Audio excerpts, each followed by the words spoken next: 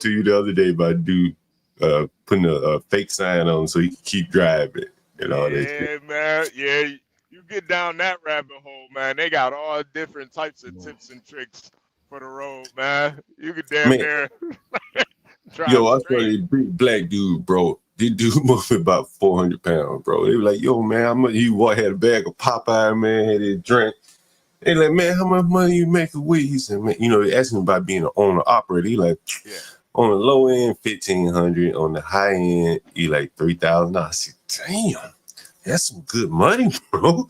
Just driving, right? Yeah, I guess there's some things you got to do, probably don't like doing, but once you're in that car driving, ain't much else you doing but driving, man. It's a good money. You know what I mean? That's on the low end, man. That guy, he's not even pushing it. 3,000 as an owner operator, he's not even pushing it, man. No, he wasn't an owner operator. He was just a driver. You know what I'm saying? They were asking him owner operator. And he was like, yo, I'm doing this with driving. He's like, it's better as a driver than an owner operator. He didn't expound into it. Yeah. Damn, 1,500 driving? Bro, that's some good money right there. Yeah. No, that's pretty much around where I'm at. Yeah, that's good money, bro. That ain't. But an owner operator, you making way more than that. But yeah. Talk like that's a tough business right now. That's what he was saying. The owner operator. Yeah, it seems like that's been the talks. Like it's a tough business right now for whatever reason. Yeah, man. I think they say it about everything, though, man. Like before you get into it. Yeah. Man, it's so hard, man. You don't want to get into this right now. No, don't do that. Don't do that. You gotta do this. Nah. Bro, I saw a dude. Oh, just what I saw. So you know how they had those cars being hauled around on those little things. You know what I'm saying? Yeah. And so they were like they putting cars in the back of I guess they call it dry hauling. You familiar with that? Well, you can put a car in the back of a trailer and haul it across. You put 3 of them in there, right? Damn. And he was like, while this car hauler is waiting to get filled up. He like, I'm gone with 3, right? And he'll be waiting that much longer because I took 3 that he could have had on his truck, on the car hauler thing. I said, yeah, that's interesting. Yeah, I'm gonna have to see that. I don't know if you could fit a car in a dry van. I don't know. You probably could though. Yeah, people were saying that they do it. That they've transported cars like that. I said, wow, that's pretty interesting. That's pretty crazy. Universal, man, how you doing, man? What's up, man? Good morning. I'm doing well. I hope everybody else is doing well also. What's up, Universal? How was the weekend, man? The weekend was good, man. It was a good weekend. It's a kids-free weekend. It had some motion. I was moving and grooving, man. Oh, kids-free weekend. Oh, shit. Yeah. So I take it you're getting checked out later today. Yeah, I gotta go get that shot. You might pick you up one like JP. Oh no! Apparently, in these internet streets, I got a baby on the way. That's what I heard over the weekend. It was kind of crazy. Well, congratulations, man! Congratulations, Mary Magdalene. Apparently, that's what the internet's saying these days. Immaculate conception there. Congratulations, man. Oh, I'm not the only one expecting, but that's a whole nother thing. We're gonna get into that today. Somebody else expect? Oh, yeah. Salute to them. They're here. Yeah. Salute to them. Yeah. Matter of fact, let me give a quick shout out to the chat real quick. Hey, Sin in the building. Salute. Yeah, let me see who else is in the building. I don't usually see Sin over here. She be over here every morning, pretty much. Oh, is that right? Yeah. Sin 7. I don't know. Her name. I think it's like a. What do they call those things? Like a metronome or something gnome, where it's like it reads the same backwards forward or something. I don't know. Oh yeah, Sin. I don't know. Virgo. Oh yeah, we got Virgo in the building, and beautiful Virgo, beautiful Kimmy Cakes. Virgo probably hot. Yeah, Lindy Lou's in the building too. Oh, Lindy Lou. I'm glad Lindy Lou is here. You guys had a very interesting weekend. Yeah.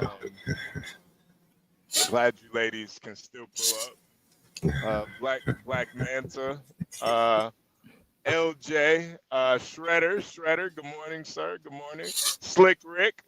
Slick Rick, I heard you want me to cut my hair, sir. Over my dead body, Slick Rick. Over my dead body, man. But yeah, man. Please hit the like button. Subscribe if you're new here. Universal, man.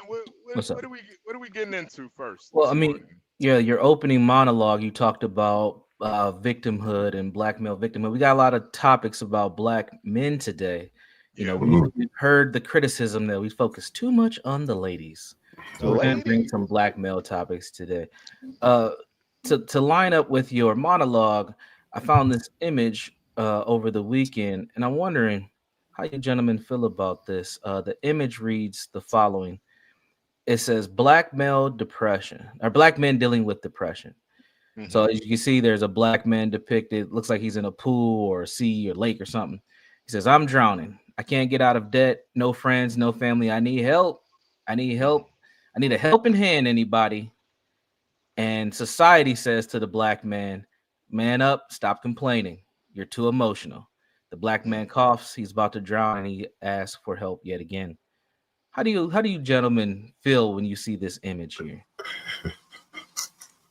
Notice that society's hand is also black, by the way. Yeah. Yeah. I think this is propaganda, man.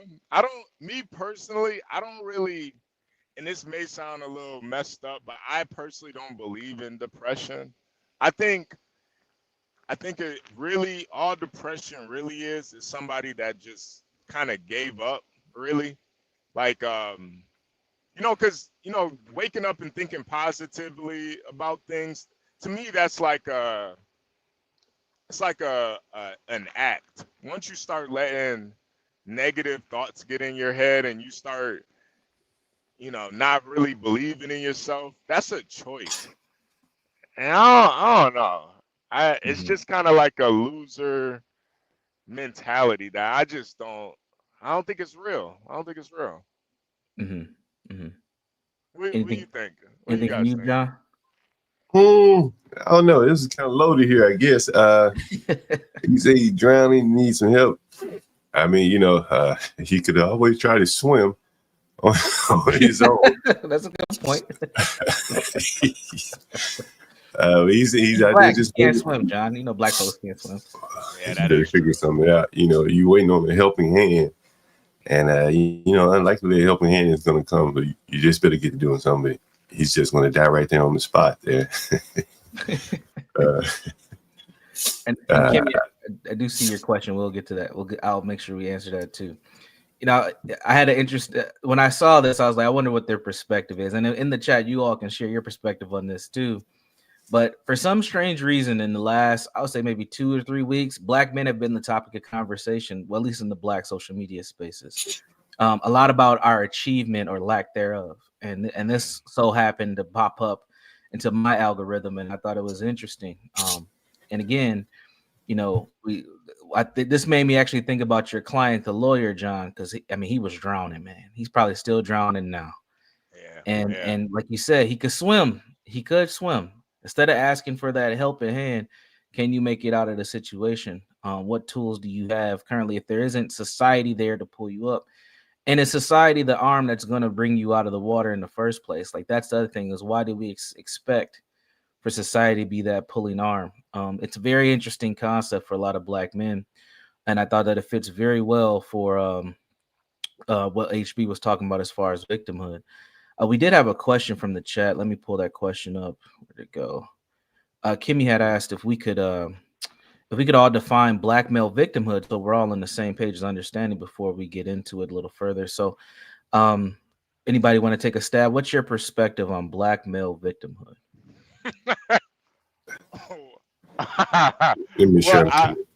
Go ahead. Yeah. I think black male victimhood is like when you blame society and blame your blackness for your shortcomings. That's like black male victimhood. Basically, when you don't take any accountability for your actions, and then you compound it with being black. That's black male victimhood. Like, you know, I knocked this girl up and she put me on child support because I'm a black man. It's like I think it's like whenever you end a sentence with because I'm a black man. No, would you be doing this to me if I was a black man? Would you be talking to me like this if I was a black man? It goes deep, man. They wouldn't have did that if he was a black man. That's all that black male victimhood. It's like really fucking weak, man. It's really let me ask you this question, HB Universal. Yeah. Do you think blacks are judged based on their skin color alone? No. Nah. Oh, okay, well, let me ask you. I should ask you this, but do you think blacks are judged on their skin color? I think to a certain extent, yeah, but I think it's more so they're judged more so on like like part of it is like cultural, like how black people are culturally, and then the other part is like the propaganda that you see in the news and Hollywood and shit. So well, let me ask you a different way. Do you think black people, and I'm not just talking about white people, I see somebody saying white people in the chat. Do you think black people are in control of their image? In other words, could they flip the switch and be, when people see black people, they think something different than they totally think now? Is that possible? That's a good question. I think so. I think so. Yeah, I think so. I don't think so. Like let me say this. If every black man pulled up his pants, start talking proper English, stop committing crime, do you think blacks would still be complaining about the complexion, the color of their skin? If their behavior just changed, they could still be poor, but if their behavior just changed, do you think they would still say, "Man, I'm getting judged poorly because of the color of my skin"? Yes. You think so? Okay. I do. Yeah. Why you think so, Universal? Because a lot of the blacks that I'm around, they're professionals and they complain about racism and they have their pants pulled up. They have a lot of degrees, as I get shit on about mine. They have good jobs making $80,000+ a year, and they have positions of authority where they can make some decisions in systems, and they still complain about how racism affects them. Well, I have this similar experience. I have a friend of mine that was progressing up in a company, and he had something similar. But do you think that those people are limited because of the bad reputation of blacks? Oh shit, my computer's about to die. No, I don't think so. What do you think, HB? No, I honestly think it's a grift. I honestly think like that's like the blacks that talk about like especially when they're in positions like high positions and they talk about race and shit all day, like white people, the man, and all this other shit. They're all grifting, Like I truly do believe that. I think deep down they just use it as like leverage to either keep their position or try to get into a higher position. Like there's no way they could believe that race. I have an example. So, I'm out here in these streets. I went on a date a couple days ago with this beautiful black woman. Oh my God, beautiful black woman, professional. She makes skyrocket into six figures. She works for GM. Now we're in Minnesota, so there's not a lot of black people. She's not from here, but she's from Memphis of all places. Amazing. I was like, oh my God.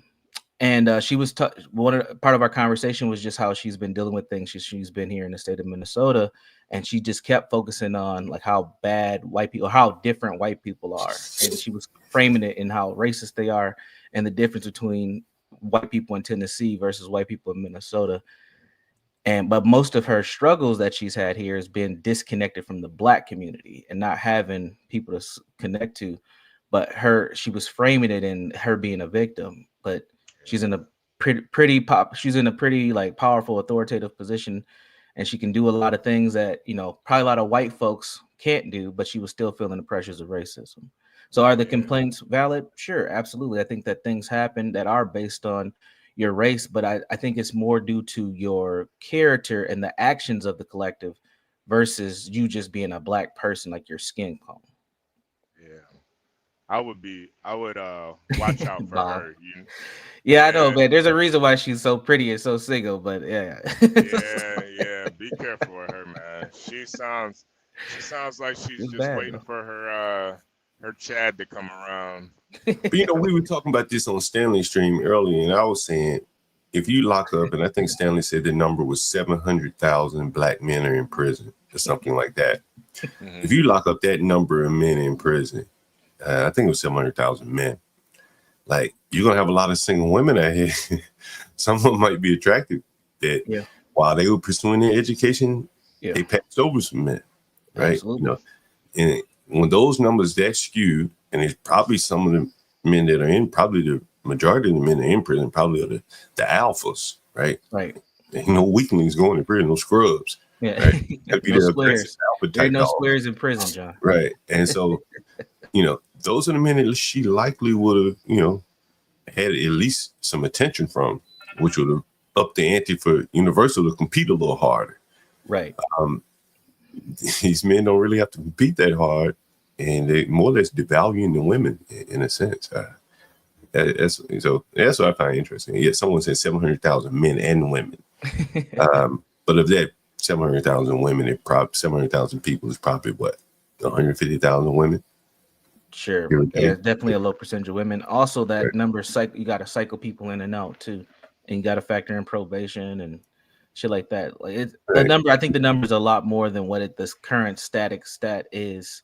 Who's in prison? Yeah, right. The impact's a lot bigger than that number. Who's entangled with the justice system, right? And they can't go take the girl on vacation because he can't leave town, right? Right. All those complexities there that definitely skew the dating market in favor of the men. Yep. But it's interesting. But also with the victimhood question, before we dive down the road of black men in prison, I think that in the society, one thing that we've developed as black people is we've kind of owned one of the core pieces of our identity around being victimized by white folks. And it's not to discredit the things that have happened, but a lot of us find the pride in the struggle of we literally used to call black culture the struggle. And that has carried on today, even though socially things have changed for us. And we can say we don't have as many black men in prison and most black people are middle class, but we still have this identity around victimhood due to our relationship with white people. And that to me, I think is something that we have to let go of if we want to be better in the society, because I think it's used as a crutch. And even as HB just said, for others, it's used as a way of grifting. Like we just use it to get access to things that we probably should get access to a different way besides being victims of racism and white supremacy. Yeah. Someone, Jahad Bell said, if you're trying to get a girl in your competition is prisons, you got the wrong taste in women. That's not what I take you back to Tavon Austin. I think it's Tavon Austin in Baltimore. He got 4 or 5 women pregnant. Free women. Women that could have gone out and got a free man. But they chose to have a baby by him. And, it's really, mating selection where they looked at the free man and they looked at him and they said, I'll take the man in prison over the man that's free, that's working. So there is some of that going on there. Yeah, that's not what you were saying, though, John. It's not that you're competing with prisoners. It's the fact that the masculine identity, the alpha, is a specific archetype of black men in the community, and that archetype usually leads to two outcomes: death or prison. And that those are the alphas within the black community because we highlight those men, and those men also have characteristics that are just naturally appealing to women. Like John, I heard you on the last stream where you said you were talking to, I think your aunt or someone back in Alabama. You guys were watching a prison show. The first thing she said was, "Damn, look at all them good-looking black men in prison." That's how a lot of women think. That's how a lot of women. Yo, I was noticing too. with this whole nigga that stabbed the white boy, and I'm seeing on social media, bro, it's nothing but baddies talking about free him, free that, free him. Well, And let me ask you this, HB. Are any men giving money to this guy? No, it's all women. All women. It's all women. And that's why even this idea of masculinity, like to women, he's masculine for stabbing that boy. But for us men, we just look at it for what it is. It's a nigga that couldn't control his emotions. That's all it is. It's a bitch made nigga in reality. Let me ask you this. Throw them hands. Let me ask you this, guys. Honestly, like they paint this guy as he's real smart, real intelligent, work 2 jobs, but the reality of his actions don't match up with what they're telling us. At all. Bro, you got all this going for you. You better go out to college in a year or so. You got scholarship offers. You got a job. You got family. You got a nice house. And you that willing to go to the knife? Just kind of weird, bro. Like, don't make no sense. It don't add up. Most time when you pull the knife out, I pulled a knife on a nigga one time. When you pull that knife out, man, most niggas backing the fuck up. Yeah. They don't want that knife, bro. They don't want to feel it. And so I would imagine that these young boy probably backed up or something. Ain't no way that he had, because the way they were describing it, he went for the knife almost immediately and said, you put your hand on me. You know what I'm saying? I'm going to do you. Which means that they probably didn't attack him after he pulled the knife out. That's fair. Which means that he had to jump on them with the knife and hit the guy one time. I just don't see somebody running up on you with a knife. Yeah. Which means he threw it all away. You know what I mean? He was willing to throw it all away in that moment. Yeah. Which really kind of makes you wonder, was he really that smart? He couldn't have been. And what even makes it even worse, soon as the nigga was in the backseat of that cop car, that nigga admitted everything. Yeah, I did it. Yes, he deserved to die, and I hope he burns in that. That's basically what he was saying in the police car. I'm sorry, John, but, man, you ain't that bright, man. I don't care what your daddy say. I don't care what your mama say. Okay, I don't care what your GPA is. You ain't that bright. You over here telling the cops, giving them a whole confession. And then I started thinking, I was asking a question the other day, HB. I was like, what does family do for a living? Yeah, you know what I'm saying? My first thought was might be a preacher. Daddy could be a minister. And he's got some money that way. But he's in a school, man, where he's in the extreme minority, Black, mostly Indians and whites. Bro, you're at the bottom of the barrel at that point, culturally, racially. You know what I'm saying? When you're in a school of Blacks and whites, okay, y'all kind of even footing here. But with 3 different races being, ahead of you, you're going to feel some kind of way every day coming to school. You understand? Someone say his father is an attorney and his mother is a physician assistant. Okay, I wonder where is the father attorney. That makes it even worse. That makes it even worse. Well, your daddy an attorney and you still talk to the police? Oh my God. We just had an attorney get put up out of here. Right. Yeah. Right. So again, a lot of these attorneys, they, was he kind of a government attorney? That's my next question. Because again, like if this guy's daddy was a partner at a law firm and he threw it away, bro, we're in some real serious trouble. Yep. Right. If he just a government monkey lawyer and his mama a physician assistant, they doing that. Okay, all right, maybe he can, but if this guy's father was a real lawyer, right? Not like one of my tenant lawyers, not some ambulance chasing lawyer. And still, he threw it away, man. And it's just like a ghetto kid, right? Yeah. I mean, that's how he went out anyway. Imagine imagine the father, man, going back to his law firm, right? All the other kids in the law firm, they ain't making the news by killing somebody. Hell, they probably go to the same school, right? And your son went in here and stab somebody? Man, he won't be long for that law firm. Yeah. Speaking of people who have it good or have made it to some level of success and keep doing stupid things, I have a video for you all as well. Now, I don't know if you have been paying attention over the last week, but Ja Morant continues to do his gun salute. Yeah. Last week, he got in. Well, he I'll play this clip here first.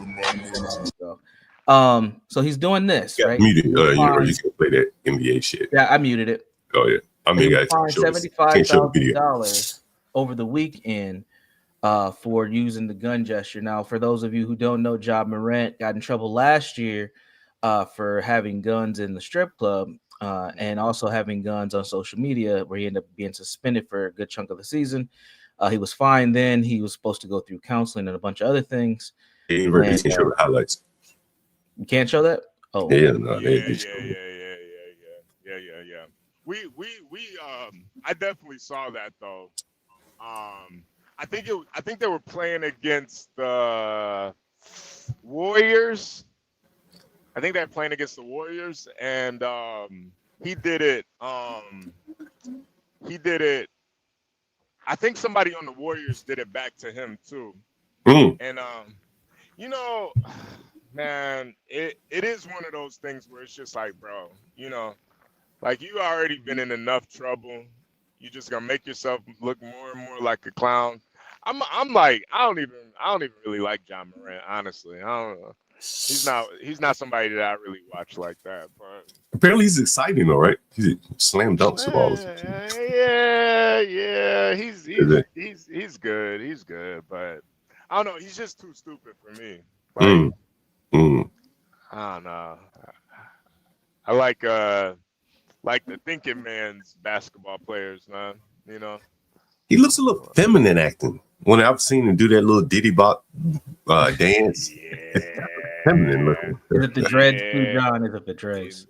Nah, I think it's just the way he moves. And he's thin. You know, you're relatively thin guy. Yeah.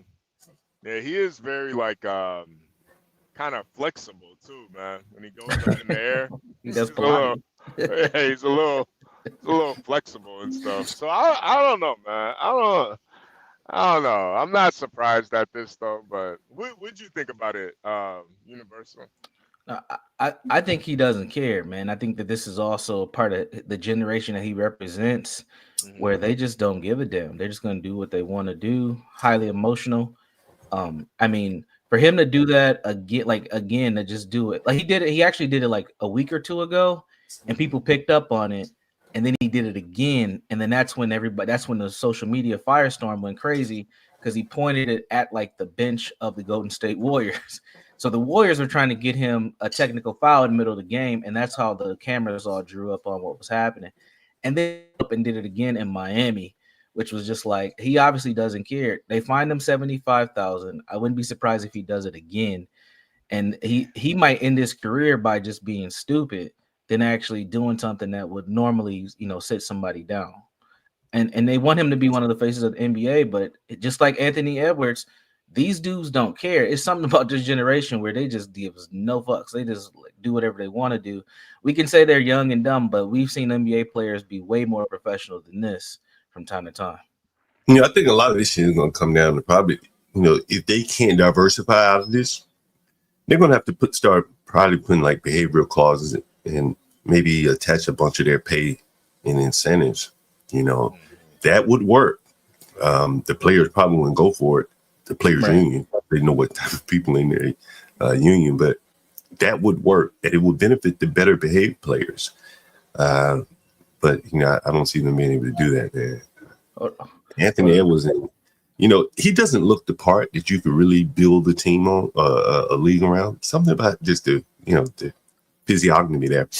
But then with all the baby mamas, you probably can't build a brand around him. He's crashing. He's crashing his brand right now. I think on his side, he sees he paid his child support up front for 18 years. You hear about this, HB? No. You talking about Anthony Edwards? Yeah. Oh, wow. He's Anthony Edwards right now, let's give you some context. He has about 4 baby mamas, all that had children within the last year or so. And two of them right now are coming out publicly, but one just got paid. She's also the baby mama of Little Baby, I believe. I think she has a baby by Little Baby as well. All these babies. Who's gonna take care of these babies? But yeah, he paid out I think it's 1.3 million to pay upfront the child support. Yeah. Wow, that's honestly I really think that's a really good move on his like from his perspective. Get it out the way now. Don't drag this shit out. Just pay that lump sum. You know, she I'm pretty sure she signed off on it. You know, what woman ain't gonna take that, you know? You know, I think financially is great for him. You know, what's $1 million to him, right? You pay it up front, you get it out of the way. The bad part is, $1 million nothing to him. He can do this shit over and over. Yeah. The other part is, it's more or less conditioned that he doesn't want to have anything to do with the child. Right. That's not marketable. Right? You can't market deadbeat dads that just want to pay their way out of it. Like, you can't build a brand around that. You know what I mean? You know, and I think John, I think though there are a ton of women that would be totally okay with this though, man.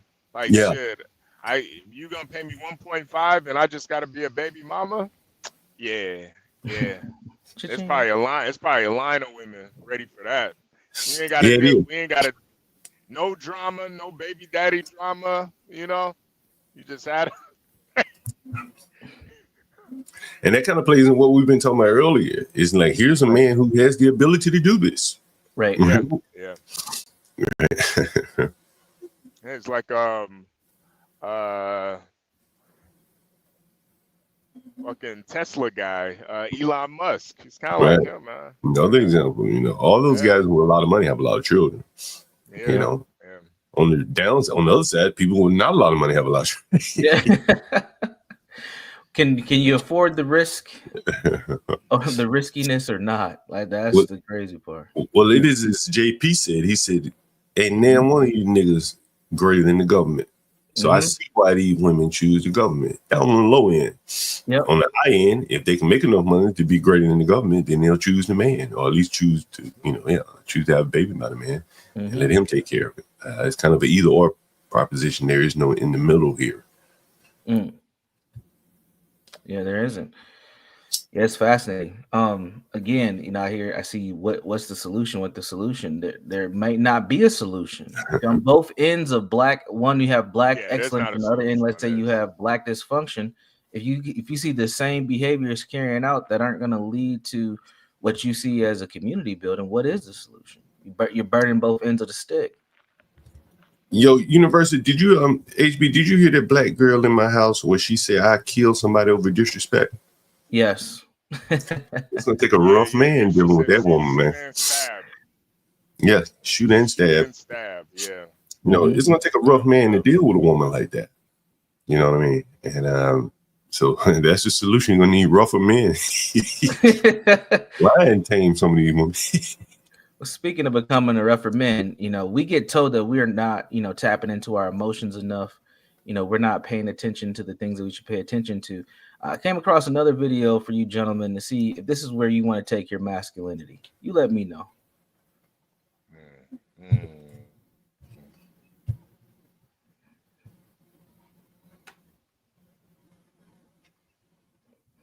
He kind of looks like what's that dude's name? Eric. Eric. Yeah. Used to be another channel. Damn. What the fuck? It gets better. Damn. What's this nigga got going on? It's like glue he put on his face. The fuck? Nigga got the James Harden, man. Men are taking it to the next level, This is where we are at. Like, call it. There we go. Ah. Damn. He got a lace front. So, as we continue to talk about manhood and masculinity, these are the depths that men are taking today to at least have beard. I don't know. I think beard used to be a sign of masculinity. In the Arab world, it is. Yes. You know what I mean? Mm-hmm. Jewish world. Mm-hmm. Damn. So here we are. But is this too much, ladies? If you got with a guy and you're running your hands through his beard, touching that good softness, and it loosens up, what do you do? What do you say? How do you act? Is this a search for like masculinity though? Like, is he doing this to try to, like, let's be honest, in the black sexual marketplace, dating marketplace, and they gotta have fake hair on his face. That's what it is, right? Definitely helps. And however he looks. Go ahead, HB. Honestly, I think this is for. I think what he's trying to do is he's trying to attract a nigga. I think that's. Yeah, he's a little feminine. I don't know, man. I don't think a woman maybe a girl that's like, maybe she might be into like girls too. Maybe she would be into this, but I don't think a woman that's like just into men is gonna really care that much. Yeah, they might have some, certain, certain particulars that they. Well, let me ask you this, HB Universal. Care that much. If he showed up on, go ahead. I'm sorry. I need you to put on a fake beard. Yeah, I don't think women want men to put on a fake beard. No, I'm saying in the initial attraction, him with the beard versus him without the beard. Like, he on Pop the Balloon, he coming there with that empty face. The women looking at him like, I like men with little hair on my face. We've heard it on Pop the Balloon. Yes, we have. He is light skinned as well. It's my thought that their beard is somewhat used in the black community. It's my thoughts. It's like an intimidation factor. Oh yeah. That's what I think it is, right? And I think the women, may not be looking at the intimidation factor, but it is kind of a sign of like, masculinity within the black community, hair on your face. Yes. He doesn't have a lot of hair on his face. His T is agreeing. And he's trying to get an edge of masculinity. This is pre-meeting the woman, right? When he shows up to the nightclub, this is a better look for him than that empty face. Correct. Yeah. We hear it all the time. Yo, you got a baby face. Yeah. Like that. But yeah, the beard makes a difference for sure. Yeah. And a lot of men can't grow beards, man. There's a lot of men out there can't even grow a full beard. It's like when you see a guy that can't grow a full beard, it's like instinctually you kind of want to slap him. Like you just want to slap him. Slap the shit out of this nigga. Like this nigga right here. You can't tell me instinctually y'all wouldn't slap the shit out of this nigga. Dark skinned niggas be wanting to get at a light skinned nigga like that. Yeah, I'm telling you, they no, want to get at a light skinned, No hair on his face. Man, I'll slap the shit out of this nigga, man. He gonna bruise. The bruise is gonna show. Yeah, right. This nigga be seeing stars, man.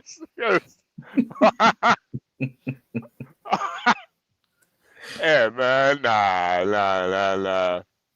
And I don't think it's just a black thing either. I think it's a white guy thing too, man. You see the white guys, the white guys with the remember your long beard, remember John, remember your the guy that came over, the guy that was helping you, one of the roofer guys. Oh yeah. Oh yeah, he had the long goatee. Yeah, he had the ZZ top beard, man. Like.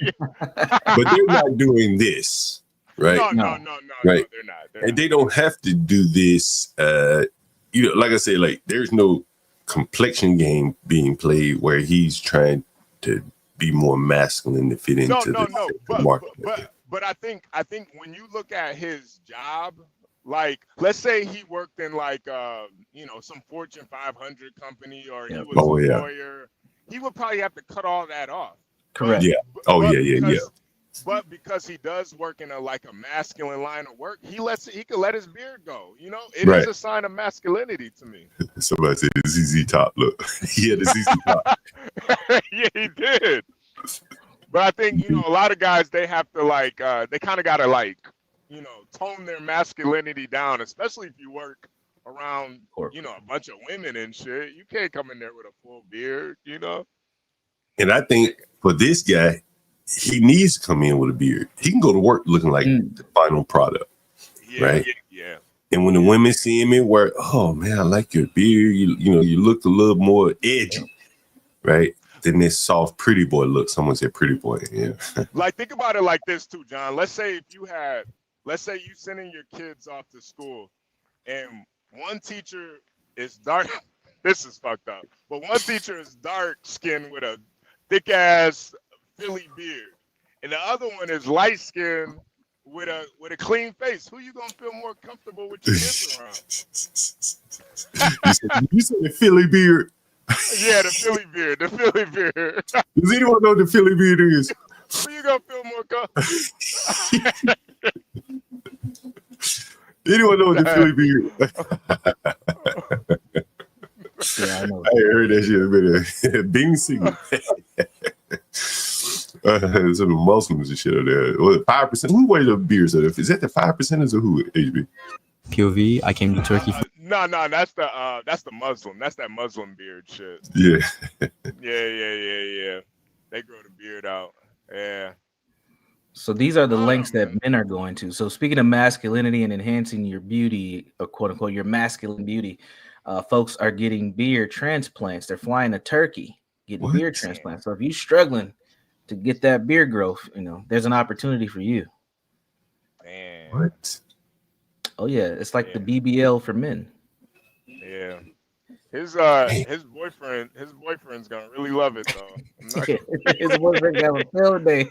That's just a little too vain for me, man. I just think that's too vain for men. You know, to me, you know what I'm saying? Yeah. I don't know. Hey, I'm not gonna lie, it does. The finished product does look nice though, but he looks like now he doesn't even look like a white man. He looks like a nigga now. Like he got some edge to him. But this is what I'm saying. Yeah, he got the edge to him now. The beard, even in a professional setting, that beard gives you a little bit more of that like street, if you're white biker type of edge to you, even in that professional setting. You just have to keep it trimmed nicely. That's the thing. And like even with his haircut decisions, all that plays a role into how his beard looks. This white guy here specifically. Yeah, I've worked with guys that look like this, you know, marketing guys, stuff like that. This is not out of the realm of acceptable. Same for the last guy. Either one to be acceptable in corporate America. Yep. So the men are enhancing themselves in order to get to this new standard of beauty. Is it for rank amongst other men? Is it for rank amongst ladies? It could be a combination of a lot of different things, but definitely something to keep your eye on. Yeah, I honestly think it's for niggas, man. I'm not gonna lie. Like I really just don't think women are this. Yeah, women do like, you know, women do like certain things, but I just don't think women are as vain as men try to give them credit for. Like a lot of guys just suck as people. That's really what the problem is. Like it just say more about that. Why do you think a lot of men suck today? Because we talk about today's generation. We talk about a lot of it in the dating marketplace, some of it in business. But what are your thoughts on just men sucking today? I think the main reason why they suck so much is because they think about women so much. Like they think about women more than thinking about getting pussy. And I think that's what makes them kind of suck. You might have to break that down for some people. well, I think when you focus more on like getting pussy instead of like a woman's nature and shit, you become, I don't know, it's just kind of lame when you just sit and discuss women all day. But when you do things to like make yourself more appealing to getting pussy, that actually makes you more interesting. You know, like I don't know. I just think you know, when guys like, you know, they want to be super successful or super like athletic, or you know, they want to do things to stand out to women. That makes them more, you know, it makes them more like attractive, I guess. But nowadays, guys would rather just talk about women all day and what women ain't and what women got to work on, and you know, it's like guys are a lot more. They're a little bit sassier nowadays, man. Yeah. Like, you know, just having conversations with women about why they relationships and shit didn't work out. Like, I don't give a fuck, man. Are we fucking or not? Like, what are we even talking about? What are we talking about? But I think it, you know, trying to get like too analytical about it makes them like more boring. So they kind of got to do all this extra shit. Right. Like, Stephen Hawking, that motherfucker.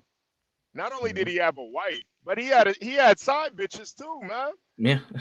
Stephen Hawking had side bitches. Nigga can't even Can't move or do nothing. talk. Can't do nothing. Nigga had side bitches. How you think he was able to do that? Like, bro, it ain't. There was something else going on, man. He wasn't talking about, oh, black women don't like me because I'm in a wheelchair. Nah, this nigga was pulling up, man. Nigga was pulling up on bitches. Shoot. Yeah, he was Literally Hot Wheels. Hot Wheels. Right. Hot Wheels. Eddie wanted all the things. He said, "Hey, this ain't gonna stop me. Let's go." Yeah, nah. I just think to a certain extent, like, women prefer a guy like Stephen Hawking than a guy that's, you know, that's gonna just complain about women all day. You know. Yeah. Hey, I gotta. Motherfucker. I'm gonna swing out real quick. I'll be right back. Okay. Yeah. Stephen Hawking over there. Yeah, no, Stephen Hawking, he's interesting. He'll tell you about black holes and all types of shit, man. Like, that shit is interesting, man. I don't know, man. These niggas nowadays, they talk about dumbass shit, like racism and fucking the white man. That shit's boring, man. Now, I don't think any woman want to be hearing a damn whine fest from a man. Hell, usually they want to whine to you. Right. And if you crying on their shoulder while they want to cry on yours, well, that doesn't really work, right? Yeah. I don't know, man. It's like, go ahead, HB. No. Go ahead. Oh man, have you ever heard of I guess we should start at this. I wanted to ask you about this. This guy, where should I start? I guess we'll go with the guy, Carmelo Anthony, for a minute. Back to him for a second. Have you ever heard of, we heard what his father had to say, right? You know, the dead guy's father, Metcalf. Yeah. And, for many people, they thought it was kind of weird. The father and the son, both like, the son held his twin brother there till he died. But then when they get in interviews, like, no emotion, right? I don't know if you noticed that. Clearly, they didn't say anything antagonistic toward the young man that killed their son. And so I was reading about the community, I think it's Community Relations Services. You ever heard of this before, HB? No. What is that? And so anyway, within the Department of Justice is this agency called the Community Relations Services. And apparently there was this guy, and I used to work in the same building where the Community Relations Services is, by the way. There was a guy, and it's pulling up here. He was killed by some Somalis back in Minnesota a few years back, apparently. And the Department of Justice reached out to his family and said, yo, these are the approved things to say. And here's the guy, I'll put it up on the screen here. Okay. Basically, his name was Donald Giusti. And he's the only verified instance of the Community Relations Service getting involved in an individual interracial crime other than the murder. This is the only one that they've been able to find instance of them getting involved. And it's a wing of the party called Community Relations Service, created in 1964. The Civil Rights Act and the CRS, the Community Relations Service, this guy, he was smashed over the head with a rock and stomped to death by a mob of Somalis in Maine 6 years ago. The CRS website includes Lewiston, that's the town, as an example of a successful intervention. According to CRS, the conflict had been on the rise between the immigrant population and the white community for several weeks before the man was killed. The city's police chief then called in the CRS to ease racial tensions and strengthen community relations. Anyway, I found that to be interesting, considering we often hear kind of strange kind of responses from these parents and victims of the murders. You think you think they're being prepped? In some cases, they may be being extorted or pressured to say certain things or not say certain things. So it's upset the apple cart in the country, the race relations and stuff like that. Anyway, very interesting case in relation to this guy here. Here's something else about the CRS. Valuetainment, PBD showed it. I'm not sure if you can see my screen. I added to the stage here. There we go. Here it is. Here, this is a PBD, and he covered it here. And I think there's a video down here. There's a video here. Is this it? No, that was another case. This may be it right here. No, that's not it. But here's one of the other cases here. Here it is. Well, I'm not going to play it. There's a little violence, but this is the CRS here, and it's been reported on by at least Patrick Bet David there. So when you hear these interesting kind of responses coming from the parents or people like that, where did that come from? And it may not come from nowhere. They may have been kind of guided to talk like that. There was you ever heard of Bill Burr, HB? Oh yeah. You like Bill Burr? What do you think?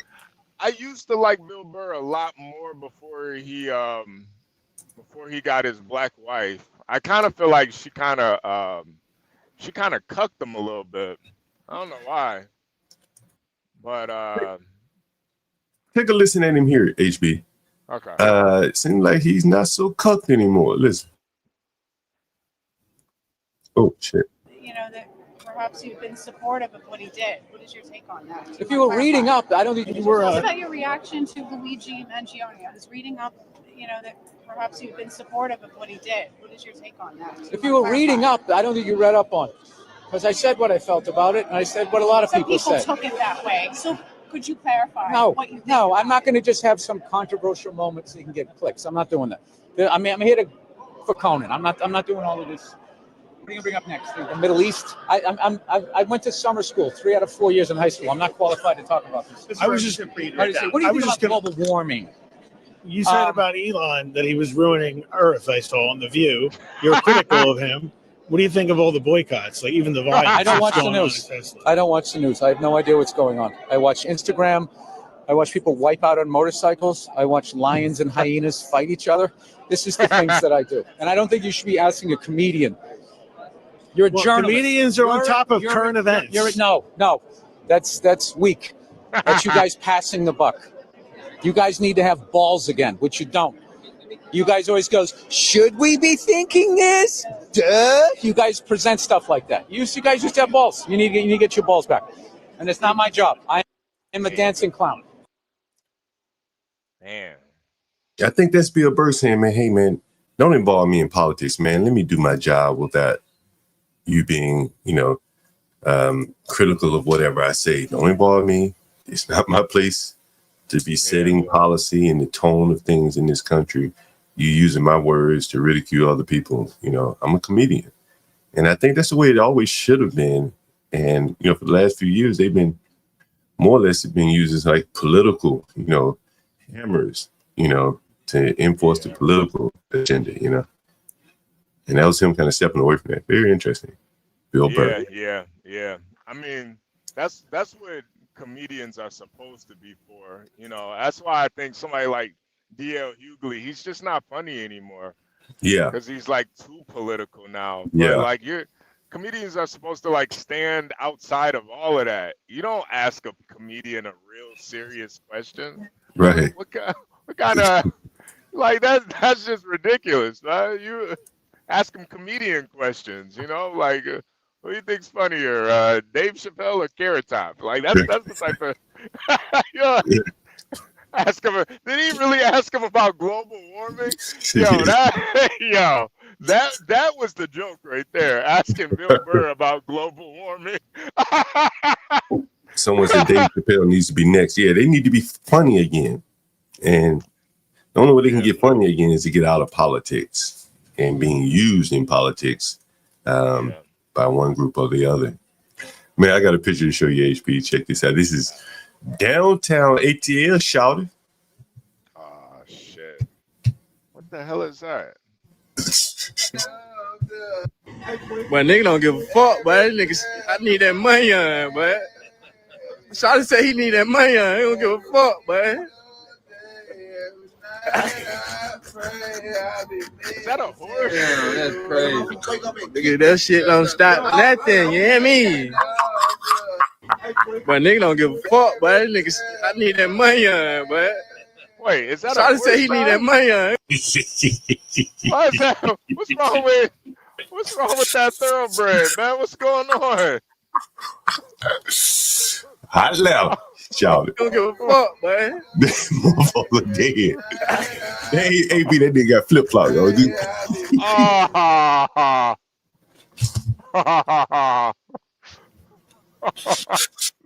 Hey, AB, they got water at the horse's mouth, AB. That shit don't stop. Water at the horse's mouth. Nothing, you hear me? Look, did you see the jug of water at the horse's mouth? Man, I think they said it took Atlanta a day to get this damn horse up. A dead horseman died in downtown Atlanta. And I'm lawyer said that. Yeah.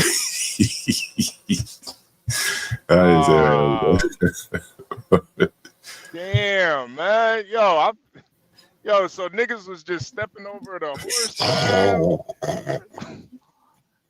What the fuck? Oh, man. I'm just thinking about now I'm just thinking about fucking Ralph Cifaretto, man. That fucking piece of shit. Killed that damn horse. Ralphie. Ralphie. She didn't do anything to anybody. What was that horse's name? I forgot. I forget. Sweetie Pie or some shit like Cutie Pie. What is man, what was that? How am I? Pie oh my. Yeah, Pie oh my. Son of a bitch. Jesus Christ, man. Niggas ain't shit, man. HB, you seen this right here? I want to get your idea on this training up the future here. I want to get your thoughts on this whole video here. Can you see it? Can you see it, HB? Not yet. You got to pull it up. Give me 1 second. Give me 1 second. I'm pulling it up here. Ma'am, I know it's some type of payment plan I can get on. You own the goddamn payment plan. Let me rewind it back. Good goddamn evening. Thanks for calling T-Mobile. Hey, how you doing this evening, ma'am? I'm doing all right. What's up? Yes, ma'am. I'm trying to see why my bill's so high. Give me your information, ma'am. Yes, my name is Brandy Barton. Ma'am, it's almost time for me to get off work. I don't got time for that shit. What shit? I'm why my bill so high. You know I'm them high. Why is that? Ma'am, phones and 4 Apple Watches are your line. Okay, y'all told me my bill was gonna be $60 a month. Ain't nobody told you no shit like that. Ain't no goddamn way. That's what I was told. And now I'm looking and my bill is $700. That's not about right.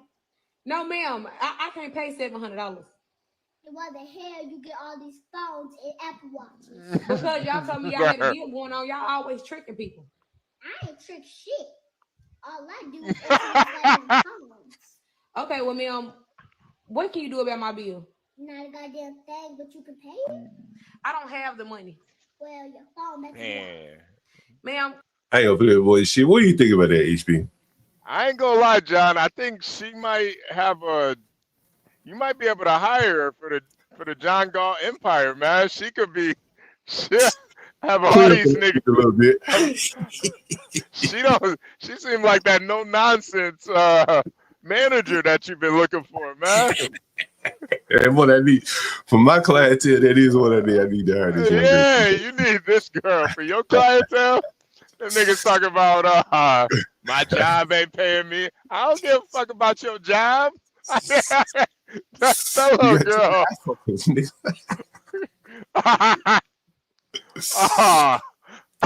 Oh man. You know, I think the spirit of it was good. You know what I'm saying? Yeah. Like she probably trying the only way she know how. You know what I'm saying? Maybe trying to make a little comedy out of it. But man, it's just, you can't teach a child by having them cursing. You know what I'm saying? And I think the white woman sitting there laughing, is kind of, she's laughing, but I doubt she would have her daughter doing that shit. Oh, hell you know no. what I mean? Hell no. You know what I'm saying? Hell no. Nah, her daughter would never. And that's the thing. This is probably a liberal white lady. Yeah. Well, let's laugh at the Negroes' dysfunction. Ha ha ha. Ha ha ha ha. It's so funny. But, in reality, like, nobody really wants their kid to be talking like this, especially a little girl, man. Yeah. Come on, man. That was a better way to teach her how to be a customer service rep, than having her cursing. HB, I want you to take a look at this, man. And we may have to show it again when Universal's here. I really want to get your opinion on this. Take a look at this, and I want you, without me leading you, I want you to just tell me what you think. You can see my screen, right? Yeah, yep. All right, listen. This is in Alabama, apparently. Hey, you're a very personable guy. I can tell, talking to you right now, you're a good dude. Thank you, bro. And you're no matter what you do, even if God forbid this doesn't work out, you're gonna be fine. You're gonna be a good dude. Thank you, bro. Yeah, that means a lot. Right, so let's say we are gonna watch one of your videos tonight. What would it be? Give me one. What you say, bro? Yeah. What's your favorite one? Right. Is that a little more to the right? See the TV at least? Nah. Yeah, this is our tailgate, so we'll go to the right so I can see the fucking TV. Oh shit! Hey bro, you don't gotta talk to him like that, bro. He didn't. I'm just saying, maybe. Hey, could you just move, please? No, hey, bro, it's okay. Just move. He doesn't mean like. It's okay, move, but I don't mean to be. But I know, but you have to talk to him like that. No. I'm saying this is my guy though, bro. Like, no, bro. You cursed at him and stuff, bro. All you had to say was, hey, bro, can you please move? It's just respect, bro. You know what I'm saying? Hey, no. He don't mean it like that. Is he drunk? Is he drunk? I don't know, but maybe. I just don't like disrespect, bro. He can talk to me like that. Don't talk to him like that. He's just doing his job. Hey, we're good. Hey, let's just respect each other, bro. For sure. I'm not trying to be. No. Yeah. You cussed at him, bro. Bro, he's in the fucking way the TV is my tailgate. I can see him. He didn't have to cuss at him though, bro. He's not a child, bro. What's the problem? He just. Hey, back up. What's the problem? No, he just cussed at my bro, and I was like, he said y'all get up. He asked you to get up. Hey, what's the problem? Is he drunk? Because if he's drunk, then it's okay. I'm not. Okay. Yeah, we're good. No, nobody was arguing with him or nothing. He just cursed at him like he was a child. And I was like, hey, bro, you don't disrespect everybody, you know? No, I'm just explaining to you. Yeah, John. Have a good day. Hold on. Yeah. But watch this, HB. Don't walk up to I'm not walking towards him. I'm walking that way. Yeah. What do you think, HB? Yeah, it's that victim mentality, man. That victim mentality. In what way? What do you mean? Well, just that whole, you talking to him like a kid. You doing this and doing that. It's just that always searching for the victim. Somebody got to be a victim. Somebody's got to be victimized. And you got to be like the arbiter of justice or something. You see, all the white people just left. They just left. They were like, all right, I ain't dealing with this. He's still sitting there arguing. That's why I don't like arguing with niggas, man. It's fucking feminine. Like, arguing for what? Well, the thing is, HB, the man said, this is my tailgate, right? Right. I'm asking your man, to get the hell up in front of the TV, right? And you clearly can see, let me see if I can put it back up on the screen again, because it took me a second to catch this. Remember I said this is Alabama, And where is it? It's here. This is Alabama again, right? And damn, that put it down. Is this them hanging out before all of this shit happened? Well, this is like a tailgate, right? And so at the tailgate, damn, what I thought I had it up. At the tailgate, basically, this guy had on an Auburn jersey. I don't know if you noticed it, right? And the other guys were Alabama fans, right? So he shows up in their tailgate. He's friendly with one of them, but his guy apparently is filming him, right? You see him filming, and the guy says, "Hey, get your buddy out from in front of the TV." We're all Alabama fans anyway, right? What the fuck are you even doing here? And let me. So if you can see my screen here, you see that he has on an Auburn jersey, right? Right. And then the guy comes up here. I don't know, but maybe. I just don't like disrespect, bro. He can talk to me like that. See, he drunk. The white guy comes up. All you had to say was, "Hey, bro, can you please move?" This is my guy, though, bro. Like, no, hey, bro, it's okay. Just move. It's okay, move, but but I know, but you had to talk to like that. No. I'm saying this is my guy, though, bro. Like, no, bro. You cursed at him and stuff, bro. Now, they're in this man's tailgate, and he has an Alabama shirt on. Understand? He said, "Dude, you're from the opposition. You're over here in my fucking tailgate, and your guy's blocking the TV to film your black ass, right? Get the fuck out of my tailgate, right? You blocking my TV and shit. Get the fuck out of here." Hey, we're good. All you had to say was, "Hey, bro, can you please move?" It's just respect, bro. You know what I'm saying? And he said, "Man, you know, you need to talk to me a certain way in my tent, in my tailgate, right? Even though the white guy paid for the tailgate, the black guy's telling him, 'Hey, man, you need to talk to me a certain way under your tent.' It don't work that way, bro. Like, that's his tent. You from the opposing team, you're coming over here in his tent. He tell you to get the fuck out. However he tell you to get the fuck out. He don't mean it like that. Is he drunk? I don't know, but maybe. I just don't like disrespect, bro. He can talk to me like that. Don't talk to him like that. He's just doing his job. Hey, we're good. No, hey, let's just respect each other, bro. So John, wait, pause it, bro. So I'm guessing the guy holding the camera also has a Auburn jersey on. It's probably one of his buddies or something. Right. It's filming for him. Maybe an Auburn jersey, I don't know. But the guy who's being filmed, who's the star of the film here, has an Auburn jersey. Is an Auburn fan. Right. In Alabama, bro, you one or the other. Ain't no. I root for both of them.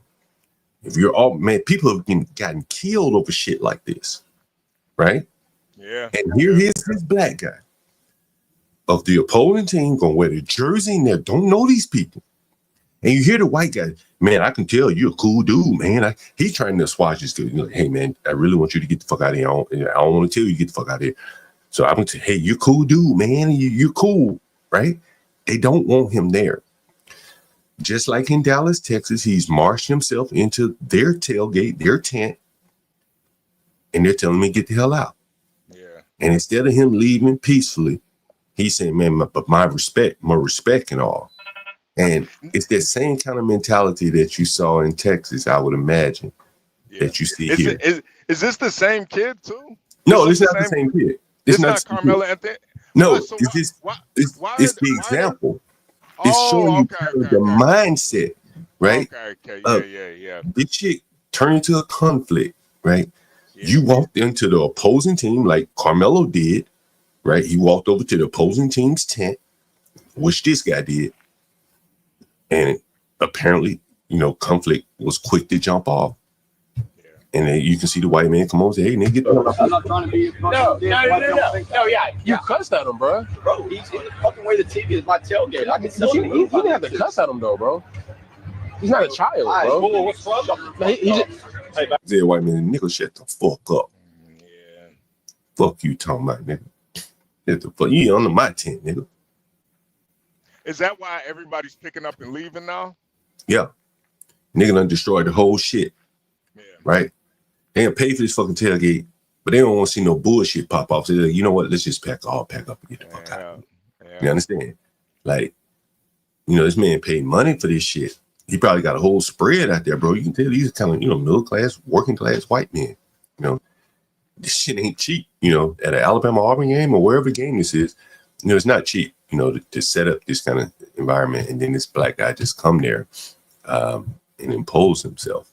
You know, with his camera team, no less. Anyway, I thought that was kind of interesting there. Yeah, no. I definitely, and that's kind of how I looked at that whole situation anyway, with the Carmelo Anthony. Like, bro, you could have avoided a lot of that. A lot of times, you avoid jail and getting murdered by just not engaging with shit. There's some shit you just don't engage with, and this is another example where, bro, you just didn't have to engage, man. You didn't have to go over there and sit on the opposing team's tailgate. Like, who does that? Nobody does that. You get the hell out of there. You should have just left. You know what I'm saying? Should have just left. You know, you had to pull the knife. That's kind of my take on it. I don't know exactly what happened, but it didn't have to end like that. HB, you mentioned some of your monologue, and you talking about the old victimhood shit, taking up for a murderer. Take a listen to this. For this young man to take somebody's life, that wasn't the first altercation. It wasn't the second altercation. It wasn't the third altercation. It wasn't the fourth altercation. I promise you that this young man has had multiple altercations with these twin boys. One of them is definitely taking steroids. Most likely what happened, in my opinion, what happened was they tried to beat him up. They got beat up. Didn't like the fact that only one person beat both of their butts, and considering one of them is taking steroids, he thought he should have been the big dominant man. Didn't like it and went back to try to do it again, and he ended up doing what he did. When kids are getting bullied, I personally feel like it's the parents' fault. And so there's this guy, he's posting, like, I guess a clubhouse or whatever, spaces or whatever. Yeah. Where all these blacks are seemingly coming to this guy's defense. Again, he murdered someone or, killed someone. And, why are they coming to his defense like that? At best, they should be neutral, right? One would think. But these people are clearly on the side of the black guy. Yeah, that's interesting. Why do you think they're all on the side of the black guy, HB? Because usually blacks do whatever the right thing to do, the blacks do the complete opposite of that shit. Instead of talking about conflict resolution, how to deal with adversity, how to just walk away from situations that, I mean, it's not like you out in the hood somewhere. You're at a fucking a track meet in a safe space. So instead of like coming to like thinking of solutions and how to avoid these types of situations, black folks are just gonna play the victim. And that's it. That's like they're programmed to just go straight to victimhood. And like, if you saw those white boys' mamas, they wasn't on no damn steroids. They mama about as big as them. That's a big ass corn-fed white woman, man. That's a big ass white woman, man. That white woman about a good 326, 5'11", 6. Them boys ain't on no damn steroids. They mama just big as hell, man. That's all it was. I think that it's very interesting. I was talking on the earlier panel, and Stanley was saying he went to school in I guess in a school very affluent or whatever, mildly affluent. I'm not sure. I don't remember. But this was a very affluent school apparently. And the rival school would have been very affluent, right? Yep. And on the outside looking in, they say his dad was a lawyer, his mother physician assistant. That ain't rich, unless he's like one of a real high-powered lawyer. That ain't rich, right? Now, those Indians at the same school are going to be business owners, right? I've worked with Indians before, and they're kind of insular culture, right? They're not about to be having this black guy over at their house, more than likely, probably not. More More than likely. They're gonna have their own. There's enough of them where they don't need to hang with him. They got their own crews. They can hang with each other. Remember, they said the majority of that school is, I think it's like 40% Asian. Right. That ain't a bunch of ching chongs. That's Indians. They're talking about Indian people. They didn't even get cracks, right? That's Indian, right? You know what I'm saying? Yeah. Right. You know what I mean? That's why I don't even like considering them Asian, because you, in your mind, you kind of think it's something that it's not. But when we saw the like the people talking about it, they were all Indian people talking about that shit. And I think it was less than 10% black. Man, he had to feel like really out of place. I would imagine he had to feel really out of place. And that kind of like feeling out of place has to hurt, man. You know what I'm saying? Like, you just don't feel like it's a place for you. Like that shit has to hurt. That's why I said he would have been better off at a black school. No, he would have been. And I think when I grew up where, white people were always the minority in all the schools I went to as a kid. There may have been one or two white people. So it was like, going off to college was like, I was mature. I was mature enough then to deal with the adversity. But I don't think I could have dealt with being around a bunch of white kids when I was younger like that. Not like that. It's just a different. It's just like a different culture. Like I don't know. I think it just depends. It really does depend. I think that sports does help and kind of bridging that gap a little bit.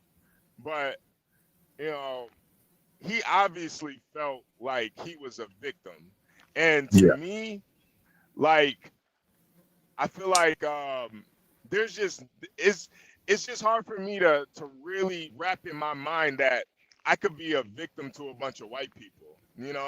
Like the way I grew up, niggas was victimizing white people. It wasn't the other way around. Like I can't even look at a white person and think of them as a victimizer. Like it just don't comprehend to me. So the fact that he even thought like that is like, damn, man, you were really drinking the Kool-Aid. You scared of these white people like that? Damn. Yeah. I think, boy, he really threw his life away. Even if he gets off, man, the trauma, sitting in jail, not knowing, bro, like that's the worst part. And it's probably an ad seg where, no one can put their hands on him. So, he's gonna be in isolation, bro. That's rough, bro. I've been in isolation, man. That shit ain't nothing nice. It does something to your mind. And I bet he's really thinking like, damn, was it really worth doing all this? Did I have to like really stab the guy? He probably could have. Pulling the knife out, as I said, will make most people back down. And I can't see them advancing on him with the knife drawn, Anyway, pretty sad story, man. You never know, though. White people are crazy, though, man. You never know. Yeah. White folks will, Usually that knife will back your ass up, though. Yeah, for niggas, I don't know about white people. That knife will usually back your ass up, HB. I tell you what. But that's interesting. White guys are a little different. White guys are a little different, man. White guys will be like, well, fucking stab me then. Yeah, put it right there in my fucking heart, man. Yeah, put it right there. White guys are different, man. Hey, here's a white guy that's definitely different, HB. Very different. Look at this. So I'm an Asian faggot. And I'm a fucking faggot. Oh, he ain't even white. I stand corrected. And I'm a fucking faggot. What are you gonna do about it? Yeah. So what? I'm a faggot. So what? So what? I'm an Asian faggot and you're a black woman. What are we gonna do about it? On the train first thing in the morning? I am the Asian faggot. What are you gonna do about it? I am. What are you gonna do about it, huh? You're mad. You're mad too, bitch. You're a mad faggot. You're mad too, bitch. Ooh, that bad bitch and you know it. That's why you're mad on them. You still going. You're mad. Yeah, I am mad. You're mad too, bitch. Okay. Oh, now you harass me because you spit on me. Because you called him a faggot, bitch. Me because you spit on Oof. me. Some white men ganging up on a black woman. See, pause it real quick. Pause it real quick. You see the victim mentality right again. Again. You want to play the victim, you want to be able to call everybody in the world faggots, but as soon as they say something back, now they're ganging up on them. Man. There's something else going on here too, HB. Listen to this. How about a straight person calling gay people faggots? Yeah, that's right. How about that? That's right. Oh, a straight person called me a slur. So what I see here, HB, again, you know, this is New York City, somewhere I don't know exactly where. I can tell what train this was. Anyone that can identify that train. But what you're seeing here, HB, let me see if I can. Can I blow it up? I can't. There aren't a lot of black people on that train. You see that? And there are even fewer black men on that train. This is not the. This is not the train up in Harlem. Yeah, this isn't a train to Brooklyn. Yeah, Harlem, Right. Harlem. Yeah, this ain't to the Bronx or something. Right. These are people going to work and going to school. Right? Right. And here's a black woman going to work, more than likely, with no other black men on that motherfucker. And here's an Asian man. He getting all up in her face. And he using his victim card too to cancel her victim card out. Bitch, you black, I'm gay. Shit, we even now. Right? Yep. You using the words faggots and shit, then the white man jump in. Yep. Normally the white man would be on the black woman's side, sister gal. But the white man jumped on the Asian gay man's side. Yeah. That is where the lines kind of are coalescing here. Sister gal out on the train by herself, headed to work. Ain't no one coming to her defense. Nope. Everyone's siding with the Asian. And all she can do is just run her mouth. The only people they can fight with now effectively are each other, like you saw in my house, where they were all fighting each other. Anybody give a fuck if she was a woman, they black, whatever, they all fighting each other. But here, she better not jump up and fight. That whole train may hold her ass down. She has no allies. A train full of people, no allies. And here's this Asian man, all on her ass. Right? It's an environment that they've never really experienced before on the train. The blacks used to get on the train, raise hell, and make everybody else cower. But now you got an Asian fucking man jumping in her ass. And she better not jump up and say shit, because he's still a man at the end of the day. And there are no black men on there that will come to her aid. It's very interesting. You see that, you understand kind of the dynamics on the trains here in New York. Yeah, John. Yeah, no, the times have changed, man. Times have definitely changed. I wouldn't be surprised if this queer was a MAGA supporter. Times have changed, man. People, that whole victimizing and being a victim, people are tired of it. Even gay guys are tired of being the victims. Yeah. Like, fuck this shit, man. You want to call me a fucking faggot? Well, do something about it then, bitch. That's what he on right now. Right. And the LGBT is above the blacks in the hierarchy. You understand? You've been saying this. Right. And when she called him a faggot, that white man said, what the fuck did you call? Did you call him the equivalent of a nigga? Yeah. Right? I think I would say at this point, John, faggot has surpassed nigger. I think it surpassed it. Yeah. You would lose your job very quick if you out here rapping about faggots. That you can probably use the word nigger all day. And, that is a good point. That is a good point. Damn. Yeah, man. Very interesting. Mm-hmm. I think we're It's very interesting, right, HB? Yeah, no, it's very interesting. I'm just glad, people are actually standing up against that, though. Like, don't just let that woman just get up on there and say whatever she wants. If the black men can't tame her, then the outside world will. Then these black women are not going to be able to take that behavior into the outer world, to external world, and get away with that shit before someone stands up to them. And I think That's what you saw right there. HB, let me show you something. I got Terrence Howard and PBD on the screen. I want you to John, look you at remember the 8-ball? You remember the 8-ball guy? Who? The 8-ball jacket guy. Oh yeah. Oh my God, that guy. I did like a little research.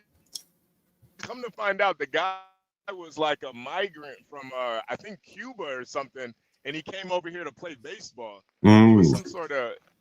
So when he swung and hit that black girl, it was Yeah. You know, that nigga was like a pitcher or something. That nigga wound up. Yeah, he loosened some teeth up, man. On the mile per hour. Yeah, right. That nigga, I think that nigga really low-key started the Redfield movement. That niggas was like, nah. He knocked her motherfucking ass out. But that didn't stop him, though. He didn't curb the baby fully. Listen to Terrence Howard, HB. Let me know if you get this. Okay. Like when you give up your manhood, I've never seen somebody recover from it. That was all the people that went to the puffy parties. That was all the people that did all those things thinking that there was never going to be a consequence for what they were doing. Got punked out and pimped out by some greater desire. You should have a greater desire than being a man. So they get fluid, and next thing you know, once to go from. So maintain. You know, one of the things you're seeing. So you see some guys struggling with that. You see Bieber struggling with that. The things that they did, no matter how they did it, you need therapy. End up everywhere. The women that trade their bodies to go and get the role, and they don't have the soul that they started. Prizes from doing all of this, but in place, what benefit is that? As men, we produce 1,500 sperm per heartbeat for a reason, because they're. Did you ever have the opportunity where you got invited and you said no to it? Hell yeah. What was the consequence when you said no? Puffy invited me for weeks, asking me to come and teach him how to, wanted me to be his acting coach for a while. Go there and he's sitting around just looking. Hey, will you help me?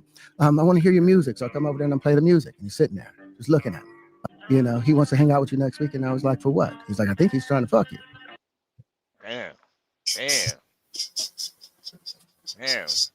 Whoop that trick. Whoop that trick. Damn. Man, these people letting it all out now. The puppies in prison. You know what I'm saying? It really makes you wonder why they weren't letting this shit out, long time ago. They were all kind of. Go ahead. It was definitely out there. I think the thing is, though, everybody was with it. See, now that Puffy went to jail, now niggas can try to demonize Puffy.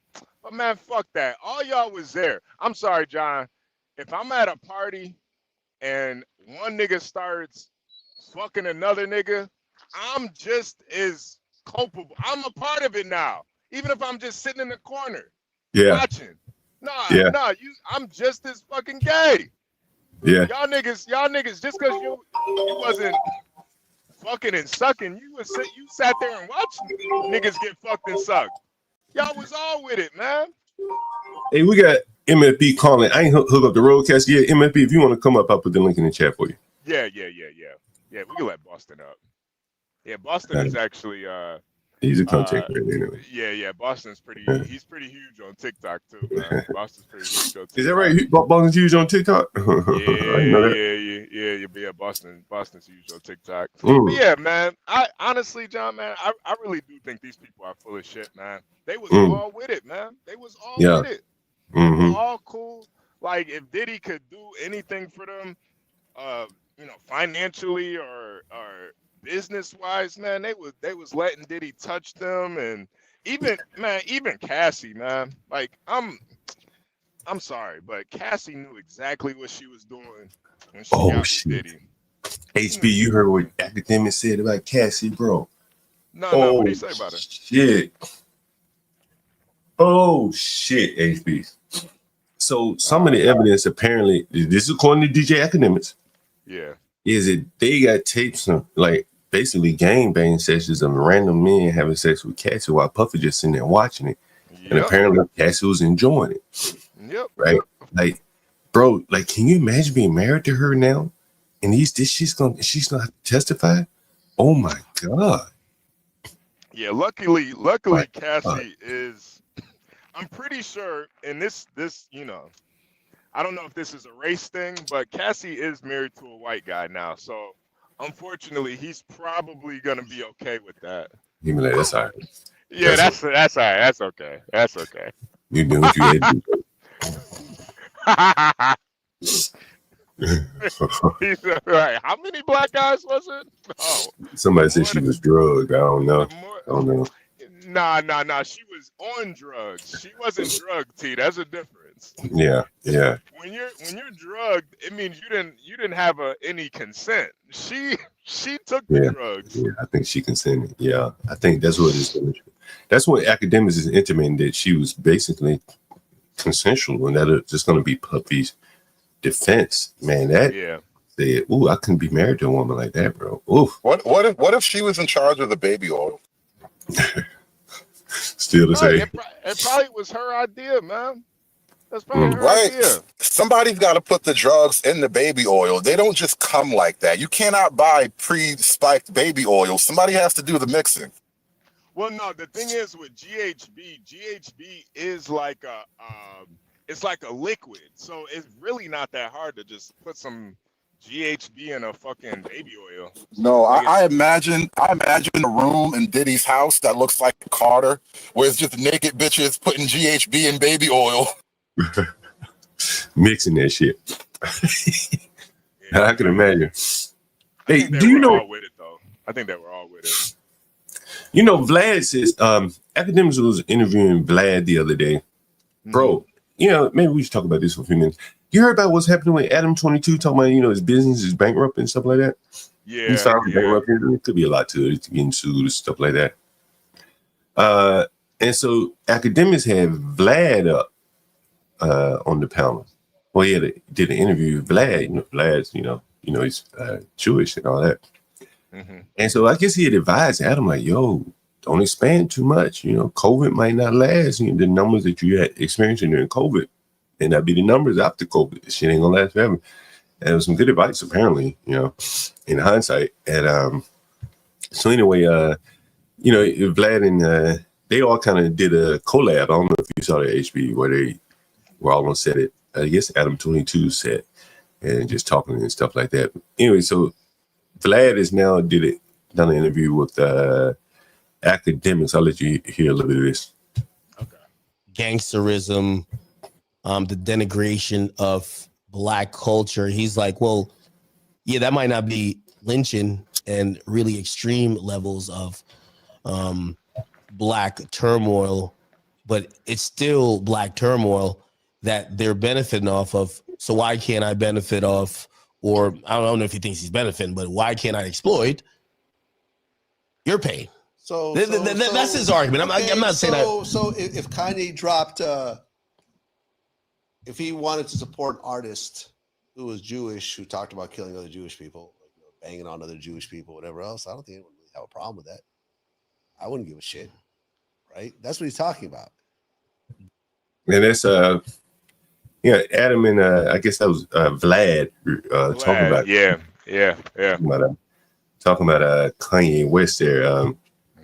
What do you think about Kanye, the whole Heil Hitler song and all that kind of stuff going on? I love it. I think I get what Kanye is doing and saying. You know, I just think, you know, you can't have free speech and let everybody make money off of you know, Black dysfunction, and everybody takes advantage, but like nobody can say, hey, you know, this is wrong. Nobody can say that.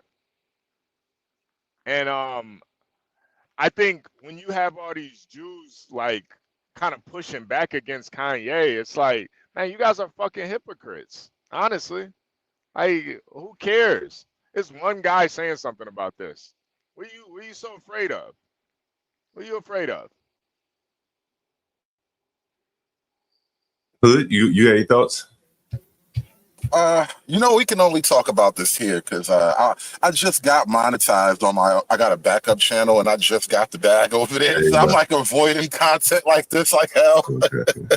But no, the thing is, I agree with a lot of his grievance about, you know, the small hats and how they dominate and manipulate and whatnot. So I don't criticize him. I'm not telling anybody he's wrong or nothing like that. But I don't know. I feel like I'm kind of over Kanye at the same time. There's just something about it. It's just, it's starting to feel like performance art now. It seems to always be centered around an album release. I'll say that, right? Yeah, big time. Yeah. And the other thing, man, I think honestly, like, you know, people were asking for solutions earlier in the chat when we were talking about something. And I mean, we talk about much bigger issues than one man can't solve. But I think Kanye and maybe a buddy of his or two buddies of his could solve some of the gripes that he has, right? You got millions of dollars, access to probably billions, and you still have these same gripes for the last 20 years. And I think that video of him and Jim Jones is really where he should direct his anger. Yeah. Because that kind of bullshit doesn't happen in many other communities in the same way that it's happening here. Are you familiar with what I'm talking about, Hood? No, what happened with Kanye and Jim Jones? HB, you know what I'm talking about, right? Yeah. Basically, they Jim Jones got a deal with some fucking crypto coin, used Kanye's name, and got $2 million from it. Kanye wanted Jim Jones to send him a PDF. Didn't even really want any money or anything. And then Jim Jones basically told Kanye, I don't know how to make a PDF file. Let me play the video for Hood. Go ahead. Let me let Hood hear it. And I know this shit sound like a Tarantino. Operate your ass. Hope he didn't get us. Let me do it like this. Did it get copyrighted last time? Yeah. Oh, okay. Wow. Imagine copyrighting a nigga in a Hitler KKK outfit. Get a percentage. You know what's ironic about that? You know who's getting that copyright money at the top of the pyramid for Kanye and his black outfit, right? That's the most ironic thing about it all. I think this is academics actually doing the copyright here. This is academics doing the copyright here. Let me just jump to the meat of the matter here. Here it is. Here it is. You gonna lie to me about a fucking PDF, you faggot ass nigga? After I sat and took the meeting for you, you took the money and I ain't even asked your broke ass for a percentage? Maybe he didn't know how to do it. Do you think one of his young niggas knew how to do it? Yeah. And see, that's what I'm saying. Like, bro, I'm gonna tell you, bro. I'm gonna tell you straight up. That right there, that last 10 seconds of that interview, where he said, look, I let you use me, nigga. I ain't asked you for a penny. And all I asked you was something intangible. You know, send me some PDF. You don't have to spend any money. You got niggas, just, you know, I got you up out of your hole. You were broke. Got you $2 million. Didn't ask for a penny. Work with me, bro. Let's build something. Just send me the PDFs. I make magic. I'm the king. Can't get the fucking PDFs. Yeah. That's why they haven't been able to do anything, and they still got the gripes. These guys can't even put their heads together to get $2 million and some PDFs. One side got the $2 million, but the other side got absolutely shit on. That is the gripe, in my opinion, that the blacks take out here into the communities. You know, I showed you the incident in my house where these blacks were arguing over recycled bottles of water. Mm-hmm. And it escalated. Go ahead, HB. No, and that's why, you know, for people outside looking in that are like, yo, Kanye, why are you complaining? Why can't you just, you know, figure it out? You got all this money. But us as black people understand he can't work with other black people. And that's the problem. That's what he's saying. And he knows that if he go to work with the Jews or he go to work with the Indians, shit, they gonna want the biggest cut. Master Kim has explained that game, right? bro, I was watching some guy, I can't remember who his name was. And he was like, they had Aiden Ross on it. He was like, yo, I own 20% of you. He said, what? You own 20% of me? Like, he said, well, how the hell that happened? I'm gonna see if I can find it. And I can't remember who the streamer was, but apparently the company that owns Blackboy Max or Playboy Max, whatever hell, like Aiden Ross bought into that company and has like 20%. And the guy sitting here on the couch next to Aiden, like, how the hell I'm streaming from my boss? You know what I mean? It blew his mind. But the people that Aiden probably cut the deal with, probably people like him. Yep. Playboy Cardi and who else? The other guy, Blackboy Max, and all those other guys. They never said, well, why don't we just do this and own this shit? And they got figured. Did I cover Slutty Vegan? We covered Slutty Vegan here. Yeah. We talked about it. Yeah. She's going bankrupt. Yeah. Didn't they close down? Man, you know what's interesting, bro? How many of you have heard of Shake Shack?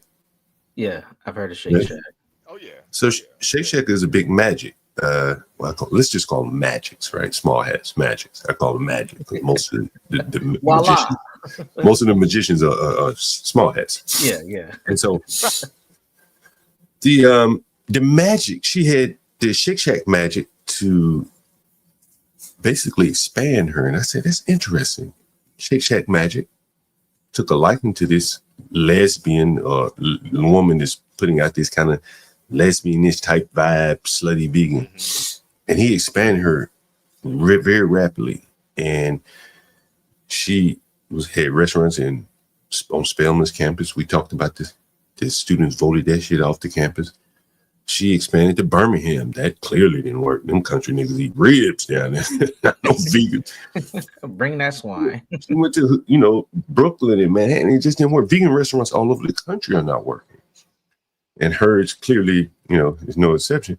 And so it's interesting. I was reading, like, she's out of business. I ain't gonna say she's out of business, but more or less bankrupt now. And I wonder how it all worked out for the small hat, because he really took a liking there. I'm sure somehow it benefited him at the end. Did someone just put an article in? Business is usually the slutty vegan. Yeah, we have to pull that up. I read that about her. Anyway, go ahead, guys. What's up, Universal? You back? Yeah, what's up, everybody? Doing all right, Universal, man? Yeah, I'm good. I had a quick little board committee meeting I had to do. Sorry about that. Okay. But real quick, I think you were talking about the Jim Jones Kanye. Yeah. We talked about that a couple weeks ago when it dropped.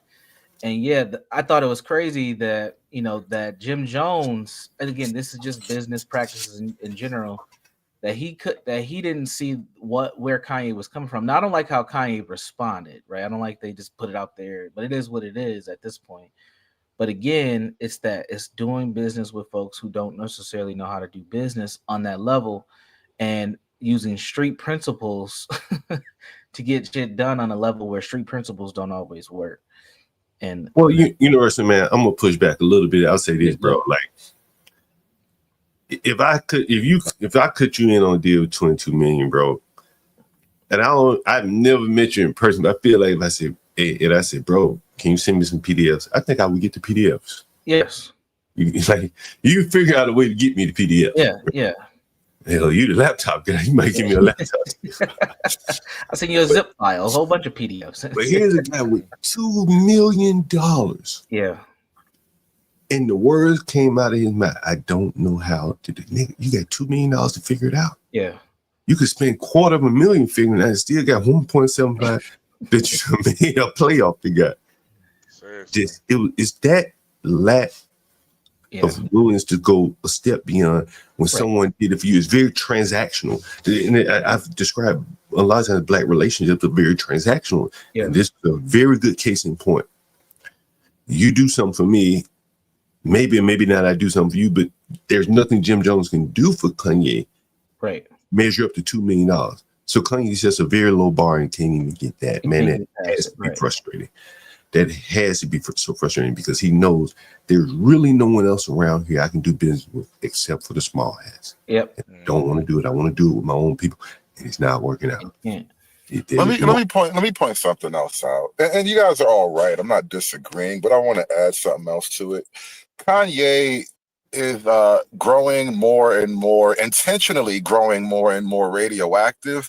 And I think Jimmy just said, I'm going to take the bag and run.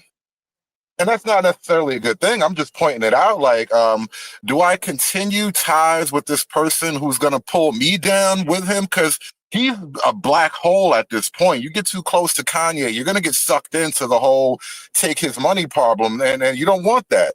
And so Jimmy was like, you know what? I'm going to take this $2 million before the hats notice that we a little too friendly.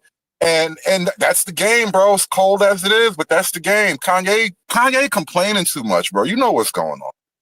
Look, I can understand, Jim Jones' point of view, but look, to say I can't do it, that's what hurt, bro. Give me the real reason. Give me a better reason than that. Kanye, I'm busy right now. I'll get around to it. Just don't do it. But I would have respected that. I would have respected that better. Yeah. Like if Jim Jones just said, "Hey man, I gotta suck Jew dick. I can't do business with you." I would have respected that more. Yeah, I respect it.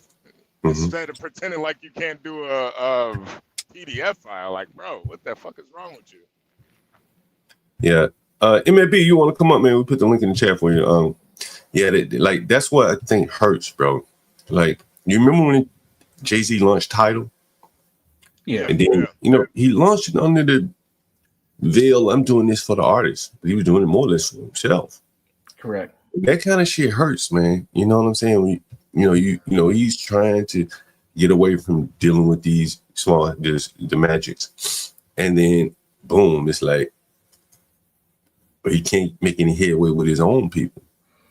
You think it would be easiest to do it with them versus some foreign people to you, and that's not working out. He's become a billionaire off of the backs of the Jewish, working with the Jewish people, and he probably needs to continue doing that. Right. Very interesting. Well, wouldn't that bring up the whole point of one ship doesn't lift all ships? Because on one end we hear, well, he should be reaching back in the community and bringing us along, but if he's attempting to do that and he's running into failure over and over and over again, it might prove why a lot of people don't do that. I think that reach back to the community thing is something that got sold to black people along the way, and it's almost a part of black culture, this whole concept. And I think it's a bunch of bull. The reach back doesn't really help. You can reach back and do things for people on an individual level, but the broad concept of a reach back and do for the community. I mean, what are you going to give out turkeys forever? It doesn't change the name of the game, right? That's not the rising tide. And I think what black people are looking for, they'll never accept, which is really a strong hand. That's the only way to actually rise the tide of black people's hopes in this country is with a strong guiding hand. Black people desperately need a king, but we can't really do that. And so we just settle for charity that is just indefinite poverty. Well, you can't be kings in corporate America. And that is the thing. You end up fitting in silos. And this is what I talk about all the time. What they need are like small mom and pop business owners. You know what I'm saying?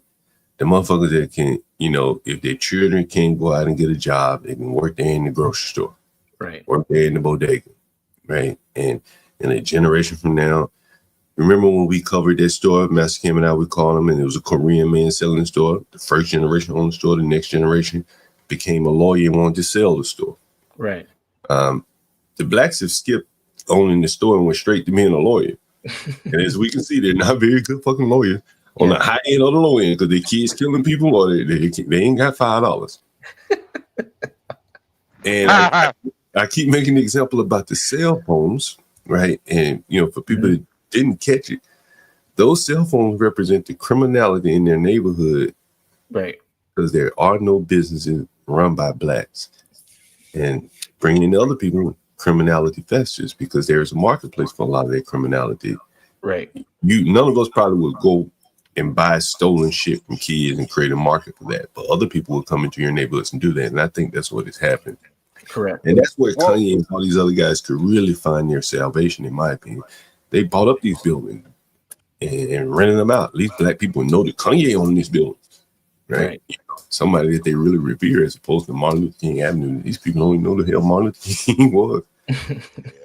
And I think too that's kind of like the hubris of Kanye, where he's always been kind of like a abstract thinker, but I don't think the majority of his contemporaries are like that, and that's kind of fueled his anger and his hatred. It's like, bro, not everybody's a fucking Kanye West, man. Not everybody can think like you. Yeah, and not many people are gonna be like Tony Yayo to 50 Cent. Right. I understand that nigga. Hey, John, there's not a lot of Tony Yayos either. Yo, bro, you know that's a great point. Yo, bro, I would take 100 Tony Yayos over one Kanye, man, every day. I think this is why I stopped listening to a lot of rap. Just in my personal time, I just don't listen to it so much. And I used to be a hip hop head. I can still rap off old school albums damn near by heart, but I just cut most of it out of my life. And I don't even listen to a lot of like quote unquote black content on YouTube, especially like the Adam 22 stuff, talking to rappers and listening to gang members talk about gang life and stuff. I just kind of cut all that out. And one of the problems I think we get as like black people as consuming this media is we really start to put the wrong kind of moral aspirations on the worst kinds of people. Why would you expect Jimmy Jones to be such a good, upstanding person? Nigga, did you find him in a Bible story? Well, I think Hood, you know, honestly, you want to do business with people in a similar industry and similar line of work with you. Right. But who does he have? Right. He got Jim Jones. Well, Jay-Z didn't work.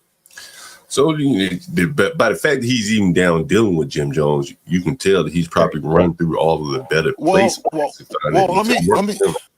Let me run it to you from another angle, right?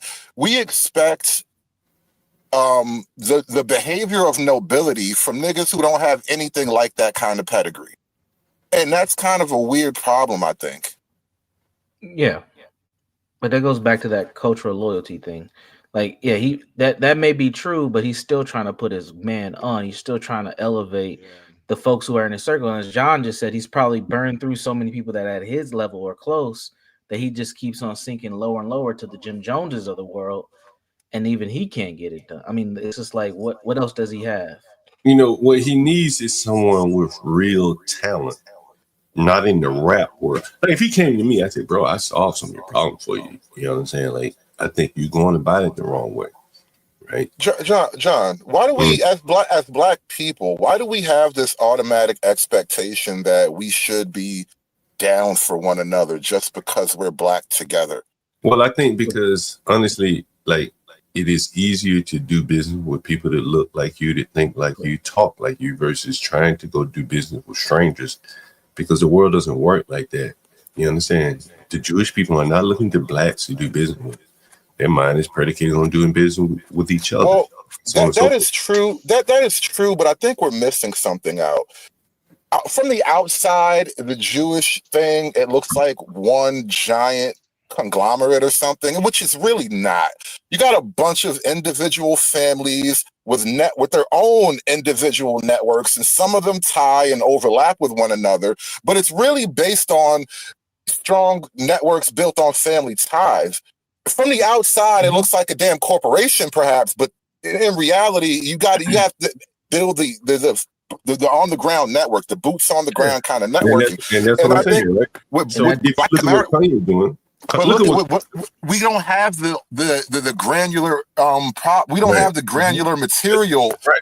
And we want the structure without having the individual parts of it. You need the networking, you need the families. So when you talk about like businesses and whatnot, you need actual families to build businesses, to build networks, to grow together into the next generation. That's how you build the trust and the expectation of loyalty, not just because we black. If you look at Kanye West, right, then you remember that we had a t-shirt woman that called in, right?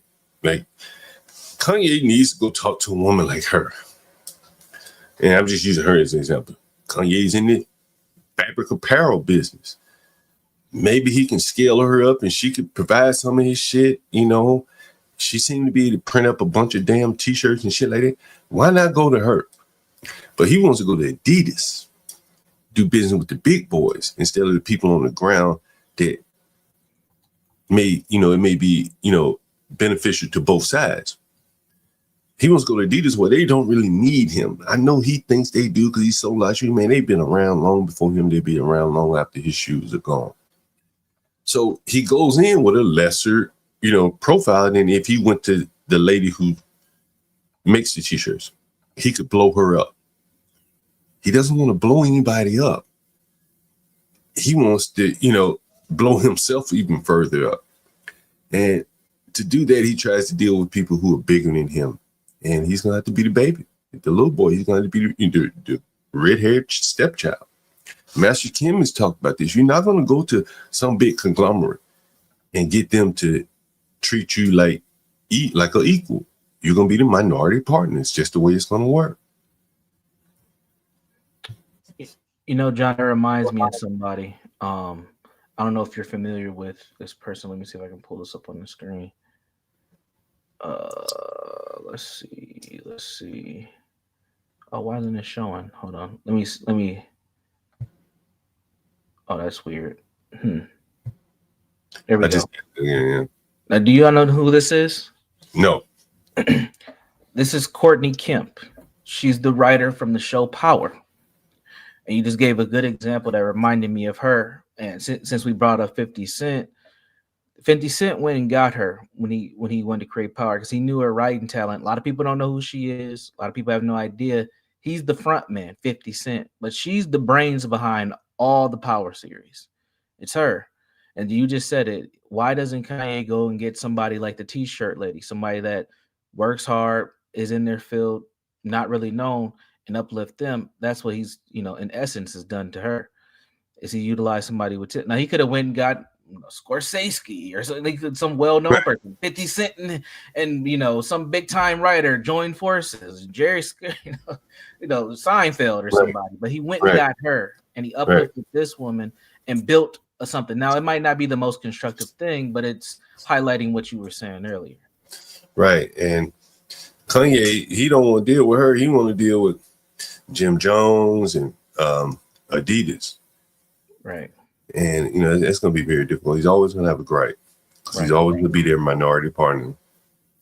And they can do without him. But in this case, for 50 Cent and this woman, they're kind of indispensable to each other. Right. He needs her and she needs him. Yep.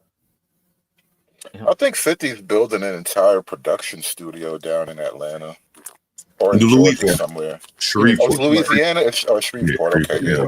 There's like an old Navy base or Air Force base or something like that. Yes, I think I think he's trying to get a play on casinos. That's my take on it. Oh, absolutely, especially in yeah.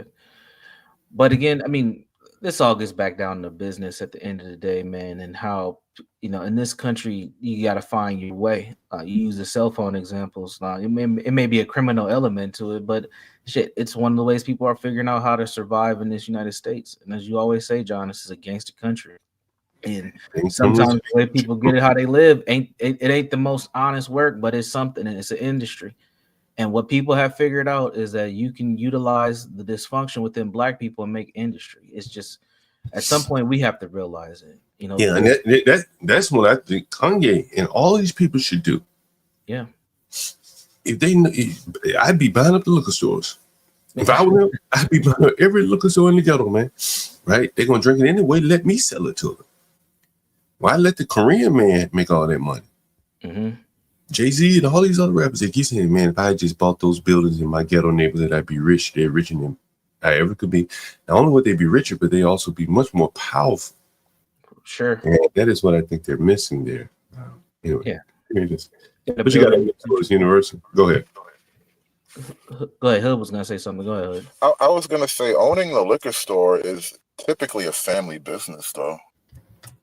And this is like the problem that can't be addressed in Black America. And I feel like it's an infinity stone. You know, it'll solve a lot of your other problems. If you actually repair the family unit, you will start to like the need for reparations will evaporate because people will be doing better collectively. I really think the family unit is the infinity stone. I mean, you know, clearly, right? But there's some other components too that, you know, you may not be able to solve the family unit, but and again, you don't have to run the liquor store to own the liquor store. You own the building, and then you set the tone of what's acceptable. Like, hey, man, don't be conducting no criminal enterprise in my business. How do you maintain that? Well, it's just like any lease prevent. Just say, hey, no criminal enterprise on my property. If I catch you buying, selling stolen shit, that's grounds for the lease revocation. It's easy to do, man. You can open a business where you just don't allow criminal element. Clubs owners do it all the time. The owners of a club building, if they catch you committing crime in their club and shit like that in their building, they get you up out of there, put somebody else, new management. And I think, that, would solve a lot of problems. A lot of these people are paying, 30-40% on top of what it should be, what it would be in another neighborhood, because you got someone coming into their neighborhood who begrudgingly are taking advantage of these people. Some of that could be changed. Even the look of the neighborhood, Kanye West could put his architectural design to making the neighborhood look a little better. The Arabs and the Indians, they don't care. They're just there to make money. So there are a lot of things that the people could do, that would be easy and wouldn't face the resistance of big corporations, in my opinion. When I ask how do you maintain it, I don't mean on a practical day-to-day. I mean indefinitely, because one man's vision lives and dies with him. And what I'm pointing out is that you kind of want your vision to live further than you, which is why back in the day, the answer to that question would be sons, right? My son will carry on and he'll maintain and grow what we've done here. But again, without attacking the family structure problem, how do you even talk about this type of thing? Well, he has children, and what are his children trying to be? They're trying to go right into the profession that he gripes about, partly because it's probably the lowest profession with the lowest barriers to entry for them, because he can provide a platform to them. But he could easily build up another platform that they don't have to go into this profession that he so complains about all the time. But he's leading them right into the same profession that he complains about without changing up or offering them a different, avenue to avoid their rights. I don't understand that part. I think that's problematic too. Yeah, it is. But on one end, yeah. So on that high end, you have the Kanye, and then on the other end of the spectrum, you have a JP who says, like, the government doesn't take care of everything. Why should I do anything more than what I'm doing? So you get burnt on both ends. I think with JP's is probably just a lack of, just a black man's lack of desire. Hood, did you hear that clip from JP? J Prince? No, I know what you're talking about. No, I ain't really hear what's going on with him. Man, that was a hell of a clip he had, boy. But John, how many men do you think, honestly, like men who are on the JP level, have accepted that kind of mindset? Not many. It might not directly come out and say it, because JP's very honest, but just in their actions. I don't think many of them know. Yeah. Right? I think it's really unique. It's a very feminine thing. Like, you expect to hear that from women, honestly, that, I know the government got me. That's the second time in my life I've heard those words come out the mouth of a black male.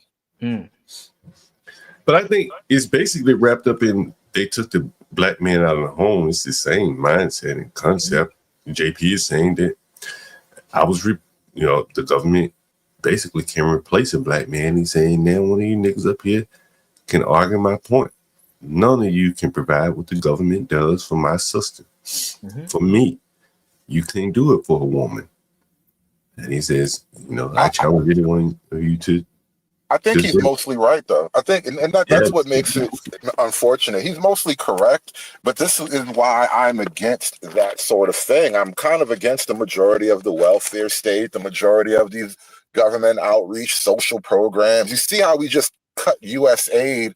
We just wiped it off the board at this point, basically. Like, that stuff was not helping. It was hurting. It was building corruption. It's ruining the actual family networks that we would have to build. It's eroding the trust that we could have in one another because we would have to rely on another. Reliance on one another, and then coming through with that reliance builds trust. That trust builds networks. Those networks are what you're talking about when you say the blacks got to have this, that, and the third, like all these other people. And we're far off the ball, I think, though. Yeah, you're on mute, John.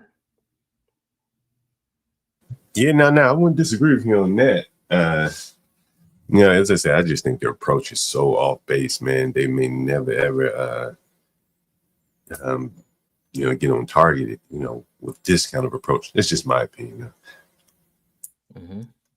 What do you think, Universal? No, I think the other piece that's missing is institution building. Like, that's one thing that we have to be able to do. And it's hard to build institutions when you don't have the trust, as Hood just said. You don't have that communal feel. And there's this suspicion. I mean, the basic institution is just male-female dynamic is messed up. Like that, since that part is messed up, how do you build anything else from there? Like I think the toothpaste is out of the tube, man. I don't think there's no turning back. We've run on this level of dysfunction for the last 50 plus years. I don't think there's any shifting back, man. And that's one of the other reasons why I think the family conversation must always be avoided at a political level, because it's too painful, therefore it's too toxic. And if you try to bring it up at the political level, it's only going to go in one direction, which will only make the problem worse. Because the women are going to say, you got to give us more. You got to support the women. It's the men's fault. Everything's bad. And then the political professionals will have to fall in line with that argument for the vote. And so it's just going to cause more divide between the men and the women. It's hard to really untangle the knot, but you got to have to cut the knot in half. It's the Gordian knot problem. You're just going to have to apply force to it, I guess. Guys, Universal and Hood, since you're here, man, I really want to get you guys to respond to some of what we had going on over the weekend. Mm-hmm. Let me see if I can find it, man. I know I got it up here, and I just want to get your guys' opinion on this. Let me see if I can find it. Oh, yeah, I know where I put it. Give me 1 second here. And I just want to get you guys' opinion on this. I'm gonna plead. You're finding. I'm gonna ask Hood. Hood, do you recycle? Just out of curiosity. I don't even believe in recycling. I think it's mostly a scam at this point. Oh, it's really a scam. Thank you for your answer. Put a 1 in the chat if you recycle. Put a 1 in the chat if you recycle. I can't wait till we develop the technology to just collect all of our trash and launch it at the sun. Oh, it's coming. Hey, Hood, I'm going to start it with the sister gal. Hood, we got some serious problems. I'm going to start with the sister gal first, if you don't mind. Yeah. Well, I love women. Bring it on. I don't do no drugs. I don't do no drugs. How did trash get that thing? You smoke a little weed? How did trash get that? This talk, I got to run. Can you tell me how to trash get? All right. First of all, I already called these women the first time when they did that shit threatening each other. Every day they do smell this heavy. Now I got more confirmation because the girl downstairs said she smelled it too, but I thought it was crazy. Yeah, she said it too. I got a breast cancer. I woke up when it was like. She just said, I got breast cancer, Hood. That's what she said. I have breast cancer. I don't know if you heard her there. Let me see if I can put the captions up here. I want y'all to be able to hear everything she's saying. Is that closed caption? Okay, yeah. Let's go. No, but I left it alone because my first whitehead, they got drunk and this loud and threatening each other. Sir, you don't hear professionalism in my voice. I'm a security officer, 10-year government child care worker for 4 counties, district charter. So she said she's a government child care worker for 4 counties, district charter. I'm in school for criminal justice right now. I'm in school for criminal justice right now. I can see you. I have no reason to lie. I got somebody on Again, I cancer, but I'm meeting 2 years. I'm about to be very flexible. But when I first got here, you know, I'm just going to take the price for whatever. Now, Hood, I asked her, how did the trash get in the hallway? She still has not answered. Place regardless, and you know, I saw it dirty, but it's like, it's whatever. But my first night here, she took a shit, left it there. In the trash, you saying her first night here, the woman who's screaming in the background took a shit and didn't even flush the toilet. That's what she said. Is it shared bathroom? Yeah, shared bathroom. She did. He had to flush it. What? Okay. And I'm like, okay, I'm like, so I guess this is normal here. So that happened. So off the jump, I'm like, okay, disgusting. I saw how disgusting the kitchen was, and I never wanted to cook, but my friend told me food, so I had no choice but to keep a salad and shit down there. That's whatever, point. But that first night, again, I'm a security officer. They have music playing, hanging out, but that night when we woke So Hood, you heard her say she's a security guard, right? It's a black woman, a sister with cancer, out here being a security guard. Threatening her for money because I don't know, they were doing something, but he was threatening her for money. He was like, I'm gonna choke you. Like said like a few times, and I'm like, then it was going for like an hour of threats to each other. As a security officer, I can't listen to that. I called the police, just said, hey, I don't know who they are, but So this is the first night she called. Well, this is the second night she called the police. Wait, hold on. Yeah. She said, as a security officer, like she's mandated by the court to intervene when you hear some petty, like, come on, like, get over yourself. You could have actually. Anyway, though, I just thought that was funny. Yeah, man, you know these blacks, man. They really want to make themselves, you know, higher than that little paltry ass peon job is. I'm a security officer. No, you're a guard. You stand in front of a building. You know something. So they handled it. Police told them to calm down, but she had animosity towards that. I deal with that too. As a security officer, some women don't appreciate when someone's helping them. Oh well. Right. I can tell you I had a small attraction to him because ever since I've been here, as you see, come on now. You heard it. She said the man had a small attraction to her, as you can see. Come on now. Come on now. Come on now. You see I feel it? like if you wasn't making money off these girls, you wouldn't even have to. You wouldn't even want to be talking to them. This is making me cringe. I'm doing this for you, but everybody that really like doing this world. Listen, hold on. There are a lot of people that will see this black woman out. She said, "Oh, I got breast cancer." You be like, "Oh, I feel so sorry." Yes, girl, I am, you know, trying to get better, and you might give her $5 to donate to the Breast Cancer Society. After today, no more Breast Cancer Society donation for me. And my mother had breast cancer. You know, it's funny. That's a good point, and it's not even just her, but dealing with, you know, people. And I had an experience with homeless a couple of times. It blew me away. Like I used to be like I had a little catering business, and matter of fact, it was for one of these government agencies too that probably just got canned. But I had this little catering thing, so I would like do food service for this after school program, and I cooked it all myself, and I would, you know, put it in trays and bring it up to the office, and I was carrying the food home one day, and I had like a shopping cart with like the food trays the leftover stuff in it.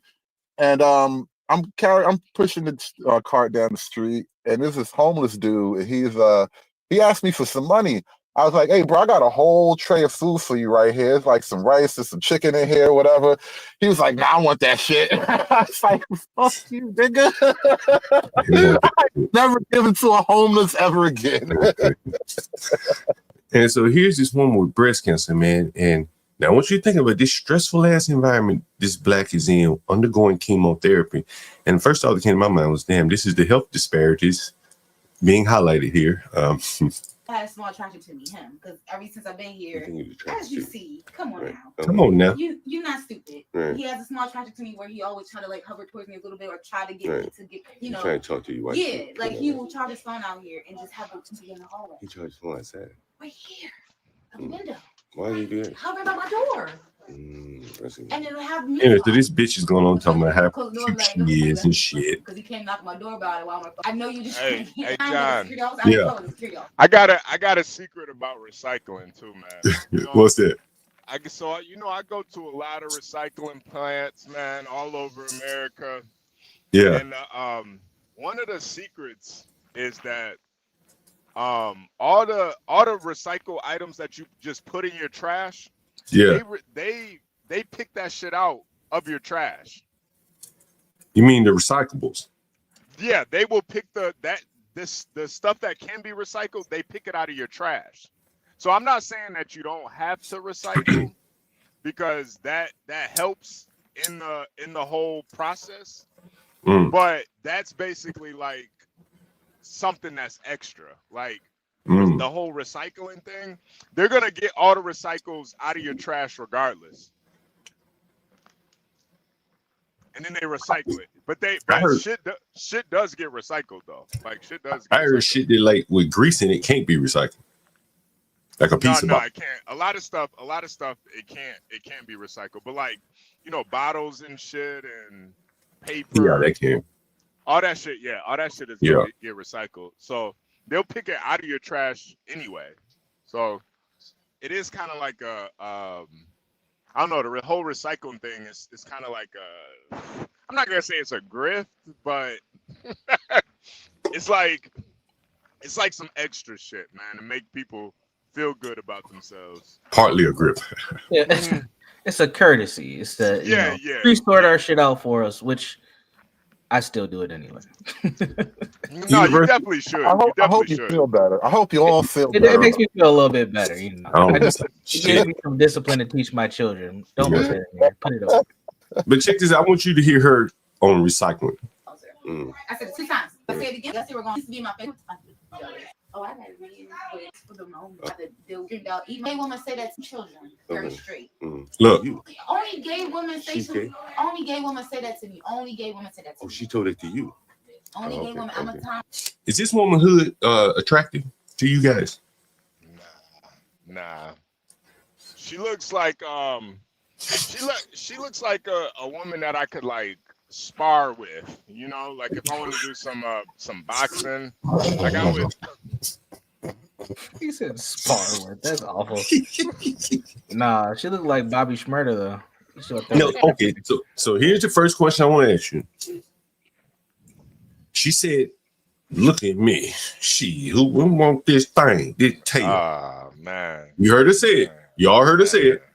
And she like, look, I got these big ass titties, the thighs. But in reality, in the real world, not in her head, she know that shit ain't true. Yeah, nah. She know it. Niggas not gonna convince me that she up here telling the truth. Does she really believe that? She done had a life. She spent her life getting her head gassed up by all these horny ass broke niggas and shit.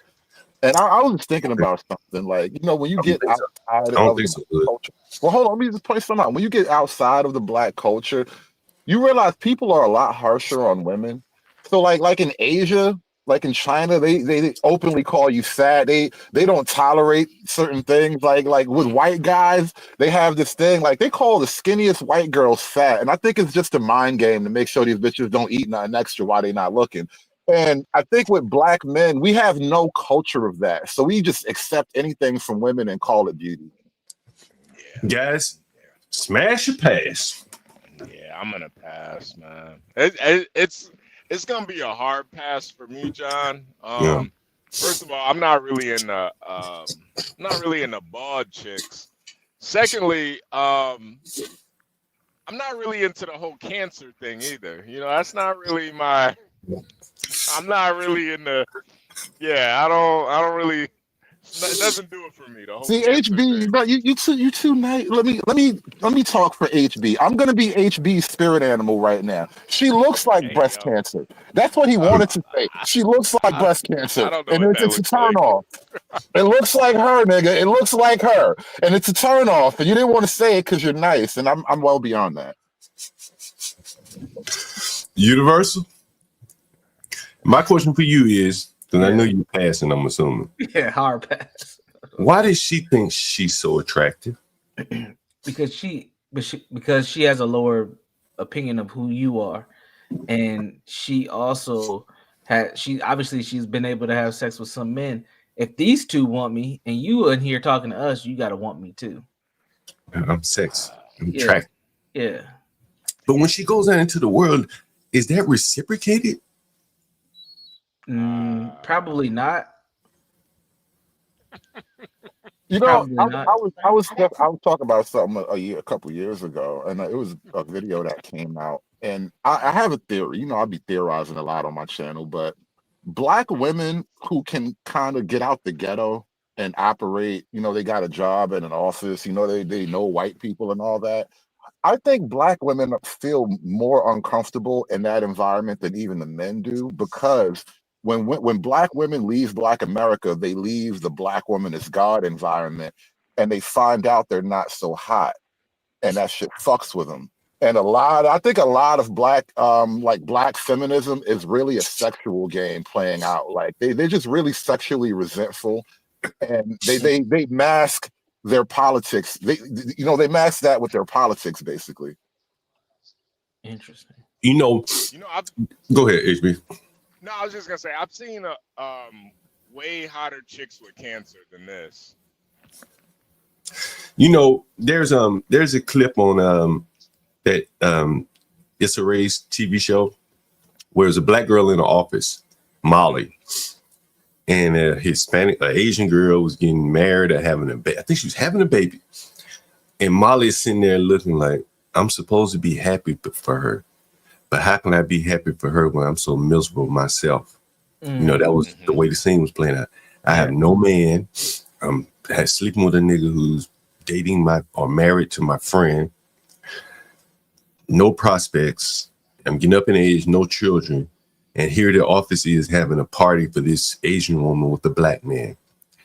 Shit hit hard, my nigga. That shit hit hard. You understand? Right? Oh, yeah. She knows that they're never going to have an event for her like that in her office. She don't even like the office anyway.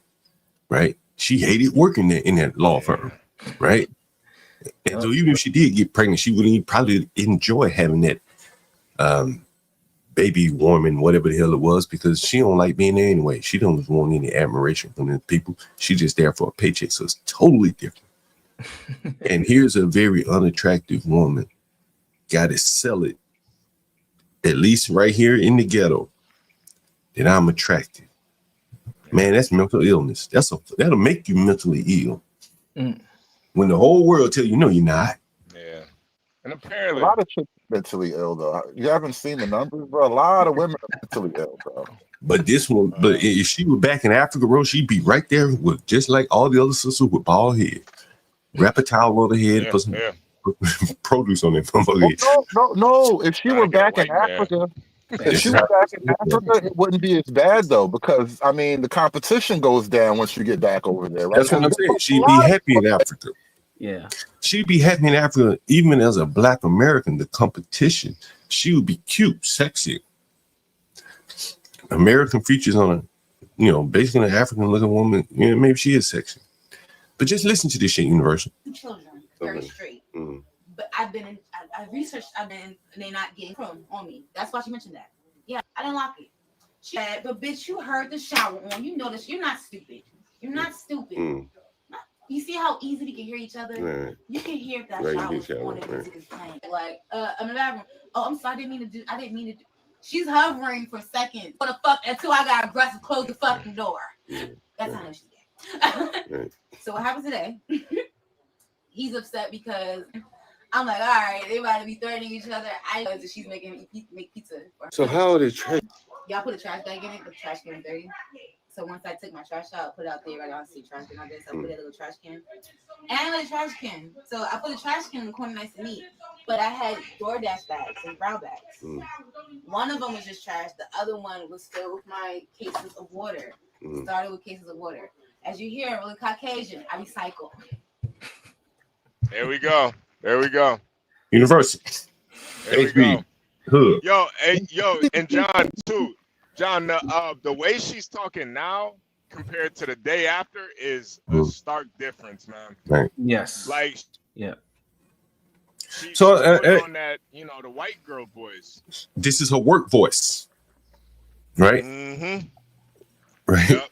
This is what This is what blacks who don't. This is what blacks see who don't have any exposure beyond the workforce with blacks. You think they're all talking act like this, the educated ones, but in reality, that's them cosplaying. Right? She said, I'm white because I recycle. What the fuck kind of nigger logic is that? Twisted. What is it? Yeah, HB, what do you think about that? Hood, you guys chime in.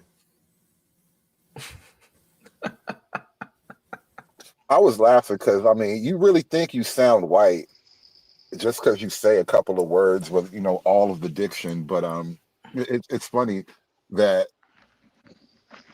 the bar is way higher than she thinks it is, I think.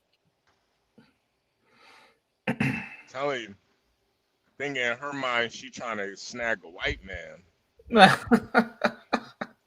HB, you know how you said these blacks really look up to white people and they, you know, they admire white people and shit like that. They worship them. They worship them. Yeah. Is she not saying the white people have a high standard? They recycle their trash. Yeah. And I do that for I'm white, right? There's a white standard that I want to aspire to. Mm-hmm. And I do it by taking out my trash like white people, not like you nigger, right? You nigger just throw your trash anywhere. I'm white.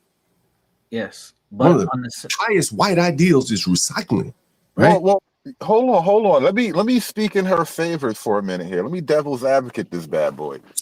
In that house, when you're not there, she's a white girl. I don't think so because she called police when I went there. Remember the curve. Karen, remember she's on the curve. I'm not saying she's actually white, but compared to the rest of the niggers in the house, she becomes like the white woman of the house. She's the white people of black people. You know, it's interesting that you said it, Hood, because if we have time, I'm going to run it back to the front and let you hear what the other niggers say about her. Because remember, she's telling us that somebody shit in the toilet and is not cleaning up. And maybe that bitch is lying. Trying to act like I don't know, right? But she's trying to act like. But this bitch is in the smallest room in the house with 2 children scattered about somewhere with breast cancer. This bitch is at the bottom. And the 2 kids, so she's just pointing at them. In this house right now, this bitch is at the bottom. Hold on. Let me. I gotta jot this down in my mind. All right, so it's not an apartment because you're all sharing a bathroom. So you're in a room with your 2 kids. No. Her kids are not with her. Okay. She has a little bitty ass room. You know, that's a giant red flag. Honestly, listen.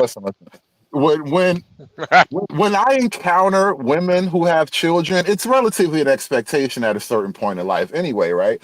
But when you're a younger woman who does not have custody of your kids, knowing how difficult it is to lose custody, most women are just she lost custody. Don't assume she lost custody. She could have just left him with the baby dad, left him with her grandma for a minute. I'm doing this by the numbers. I'm not doing this by my heart. But Hood, there are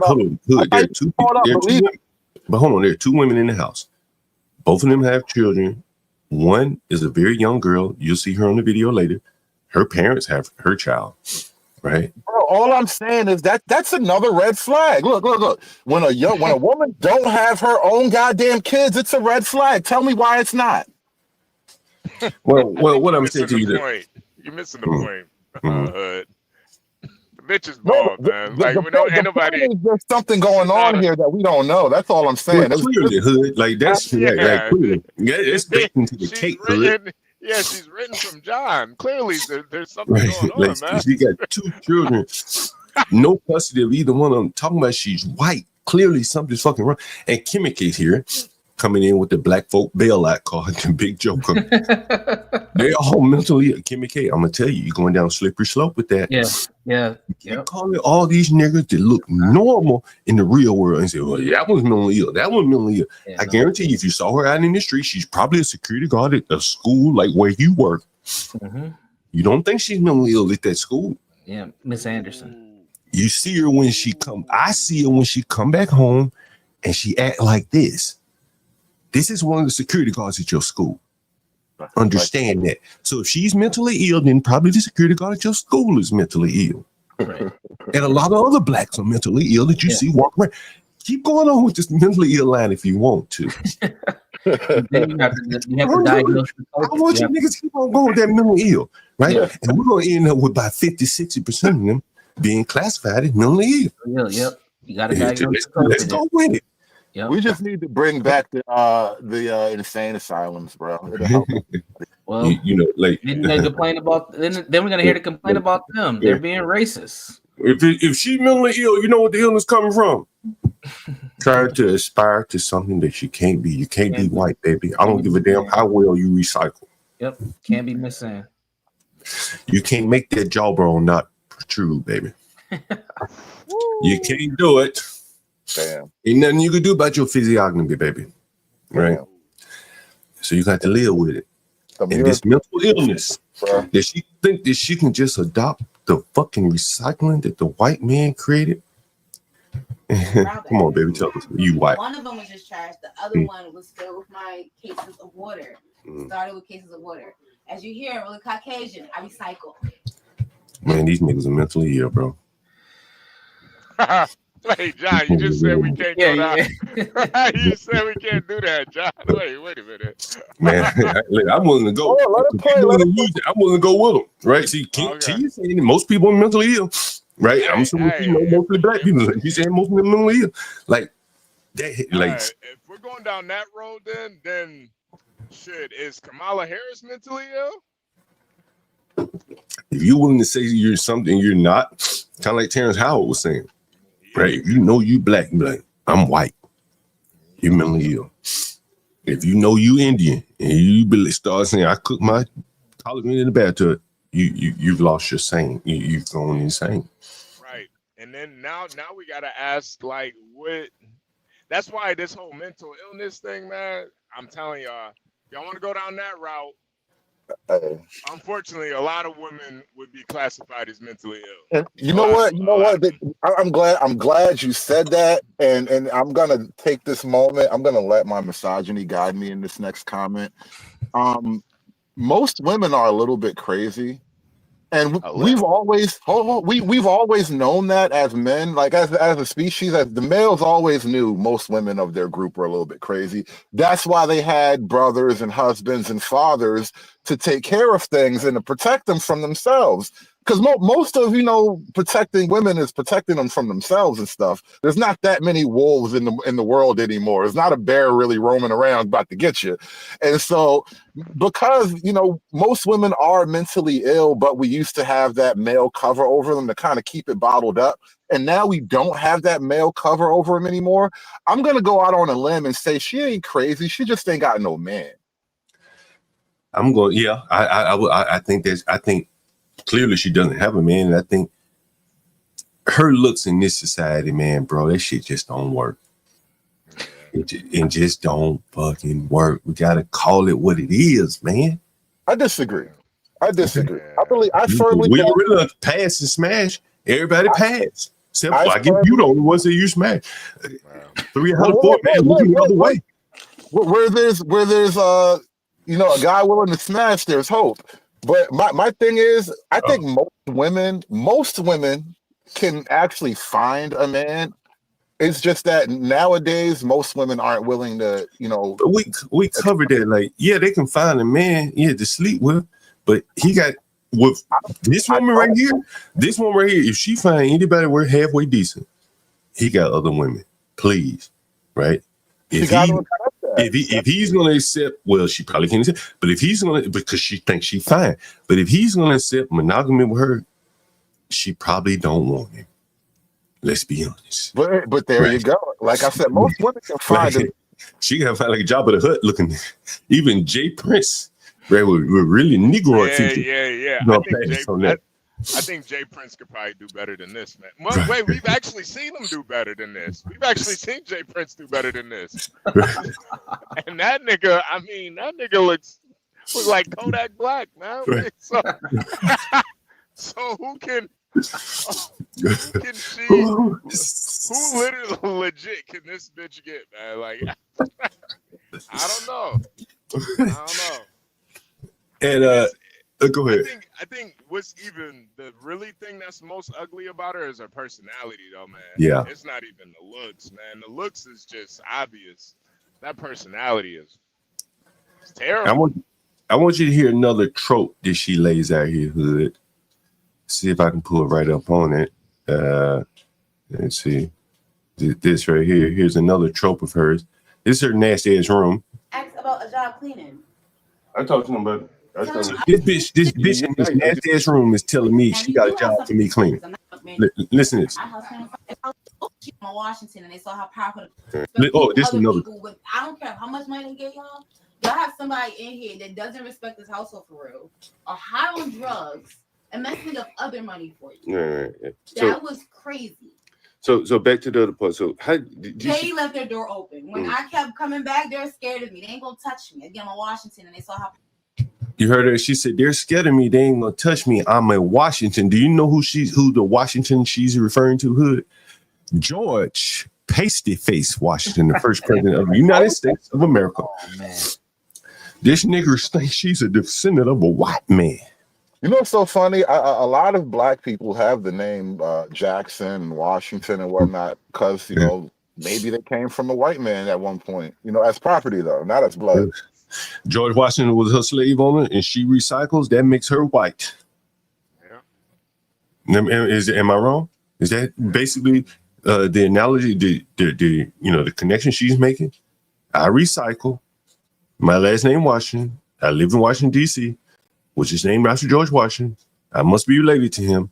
Hence, I'm white. Is that the connection she's making in that mental mind of her? Yay, nay. Yeah. She might not be aware of it, but yes. This is a fucking mental. This is a mental illness. More illness. sad though, John. Yeah. She's probably learning some of this shit in college. Say what? Or YouTube. She's learning in college. I mean, it's really simpler than that. I mean, I was being tongue in cheek about the whole Washington thing, but I think it's just simpler than that. Her family last name is Washington, and she thinks her family is a bunch of ghetto bitches that beat people up, and therefore you got to respect my block. It's that type of thing. Why not be a descendant of Booker T. Washington?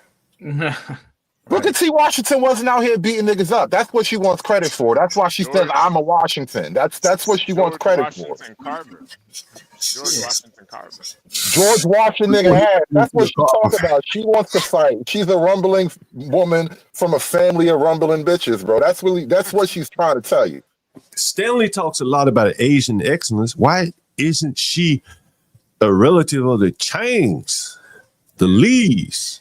George Washington, what was it? Robert E. Lee. You want to talk about recycling too? Them Asians recycle. Them motherfuckers over there in Japan and shit.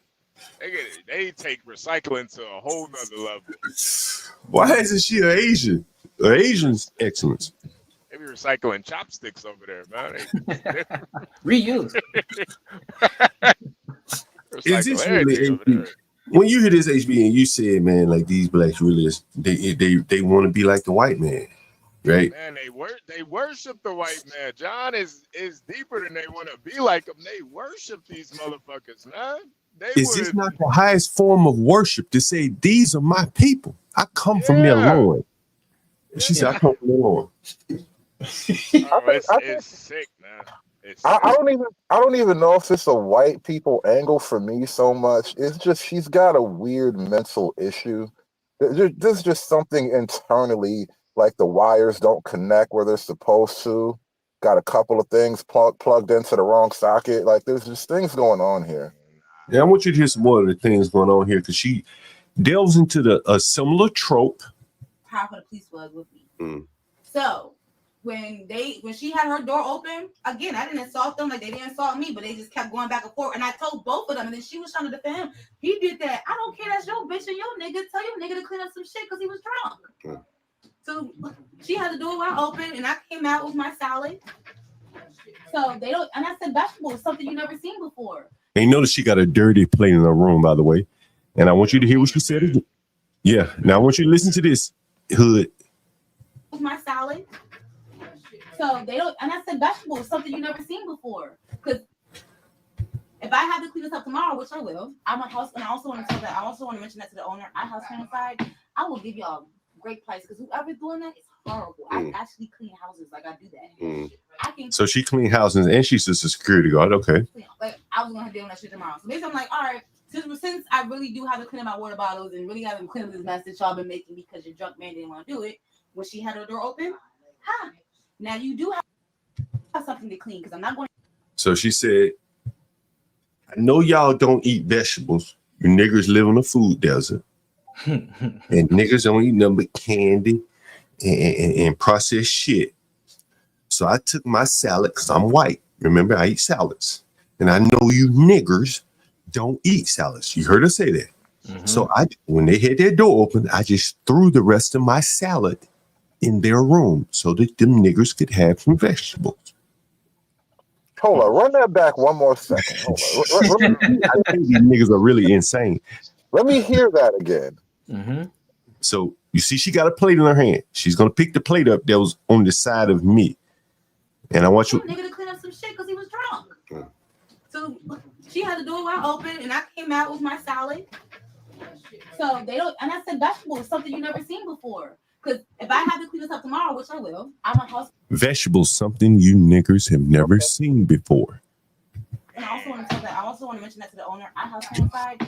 I will give y'all a great price because whoever's doing that is horrible. I actually clean houses, like I do that. I can clean. Like I was gonna deal with that shit tomorrow. So basically, I'm like, all right, since I really do have to clean up my water bottles and really have to clean up this mess that y'all been making because your drunk man didn't want to do it when she had her door open.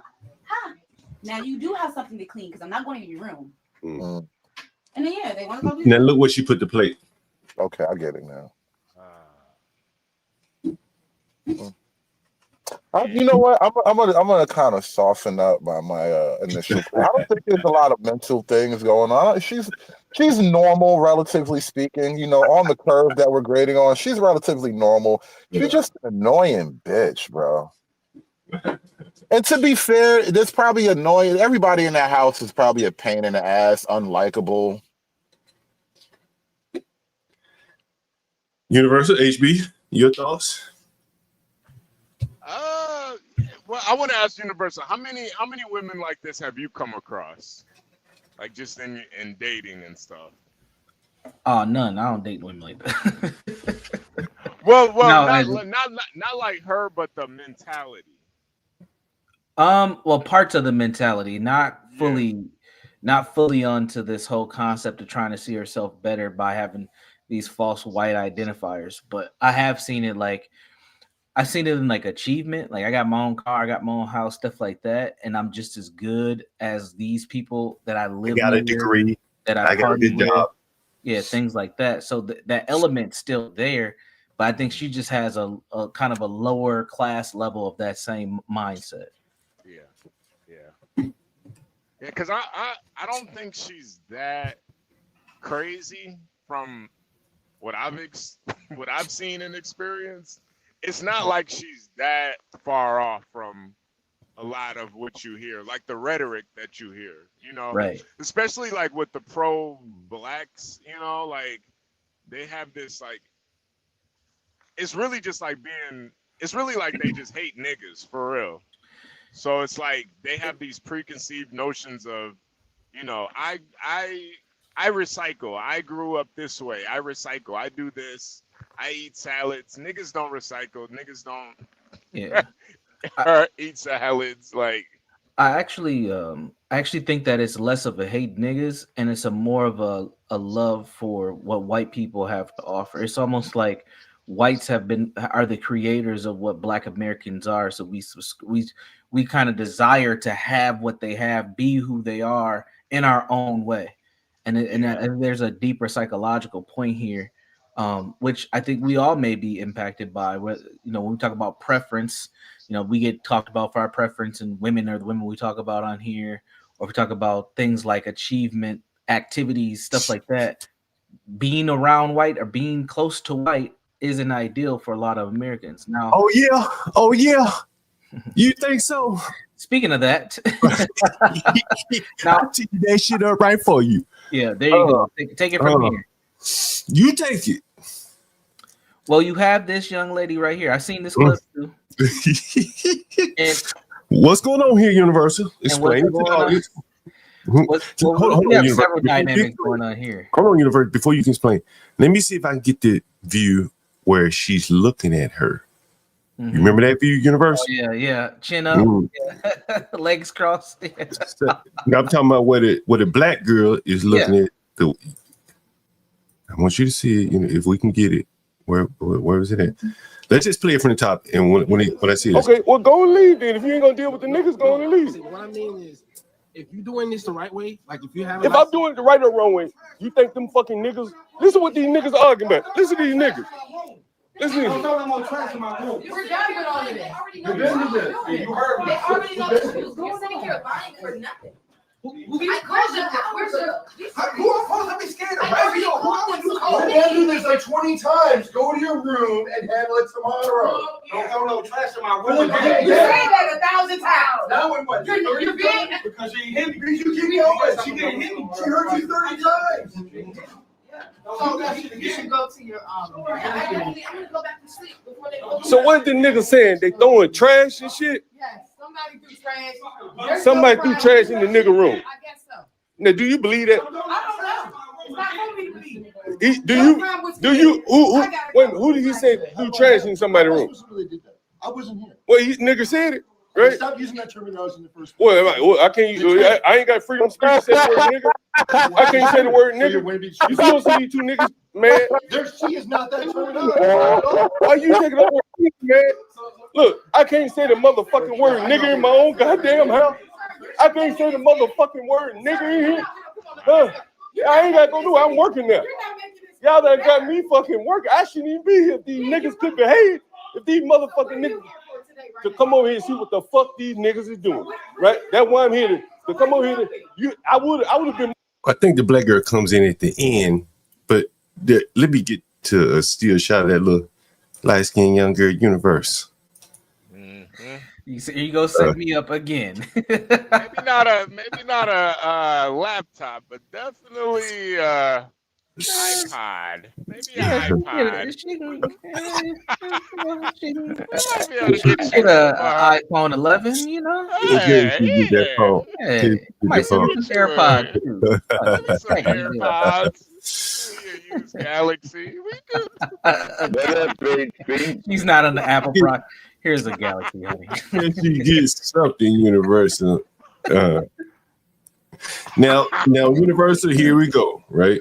Now we see the big old ugly ass man looking woman. Yeah. Gotta kill a nigga. Yeah. Over disrespect. And then we see this soft-spoken little young girl with her legs crossed and looking all feminine and shit. Now to give you some context, she lives in the best unit in the house. Light-skinned girl. Nigga got the ugliest nigga got the smallest room in the house. Right? Go ahead, Universe. I say that. Alley hoop for you, Universe. Now you can say this is preference, but I guarantee you she's probably a lot more stable than the black man is, which will afford her more resources, more money. The black woman. You mean the black woman or the black man? I thought we were talking about the dude that came down yelling. Oh, well, no, he has a woman. We'll get to him later. Oh, that's the same guy with the woman in the room? Yeah, that's an interesting dynamic. I thought that was another dude, but yeah. No, I want to get to him later. That's an interesting dynamic there, Universal. She's single in the house by herself. Yep. Go ahead. Yep. And again, a lot more stable. I know a little bit about her background because we talked about this before. You know, she came back to the DMV from Vegas. She comes from a pretty stable family dynamic. Now, whatever she did in her life to lead to this level is a whole nother piece of the puzzle. But her demeanor compared to the black girls' demeanor we just seen is very different. Very different. And they have a weird friendship as well. Go ahead. Well, they're not friends. They're not friends. Didn't this one give you some free crab legs too? Well, she offered. I didn't go get this shit, but yeah. But just the fact that she offered, that just lets you know what type of person she is. Right. And you know, her prospects in life, in men, even the way she's living, she's probably 10 years younger than this woman. Mm-hmm. Got her own bathroom, right? She's been in a better position than this dark-skinned black woman right out the gate. This dark-skinned black, it ain't been no crystal staff for her, right? She's been struggling probably all her life. And here's this young light-skinned girl, cute, got an easy job waiting. This other black-ass woman out here doing man duty, you know. You know, John, that's why I always talk about Gabrielle Sidibe, man, because we can't lie. It is harder for darker skinned women, man. It's harder for them. Yeah. It's a lot of things going. It's a lot of things working against you. Now you dark skinned and you're bald, and you have 2 kids, and you have cancer. And you got but what was the nasty attitude first? Yeah, see, that's what I'm going. Y'all, I feel like y'all being a little too sympathetic, like giving into this whole colorism thing. Like if black men wasn't fucking and marrying dark-skinned women all this goddamn time, where the fuck do all the dark-skinned people come from? That's true. Yeah, so a lot of times it's just one night stands, man. No. Listen. I firmly believe, again, most women can get a man. Most women today don't want a man. And so you're going to suffer what you suffer. Just be skeeting up in anything nowadays, man. Nigga, when you up against these kind of odds, nigga. He do that shit in my room. I'll be right back. Ain't nobody do nothing to you. You told me it was me. You lied and said it was me. Nigga, when this is the competition you up against, this versus nigga, ball game over. Shit. We can call the whole thing off. Right? You ain't even in the same playing field. You might well be a man. You got this nigga or this. You can either this or that. This or that, nigga. Nigga what? Yeah. Nigga what? Yeah. I mean, it's not even it's not even really it's pretty obvious. I think obvious. It's just like that demeanor, you know, like every time we've seen that she's standing like a nigga, you know, like she's standing like she about to do a hand-to-hand on the block, you know? Hey, I got that pandemic. She's standing like Mike from The Wire, man. Got that pandemic with me on the.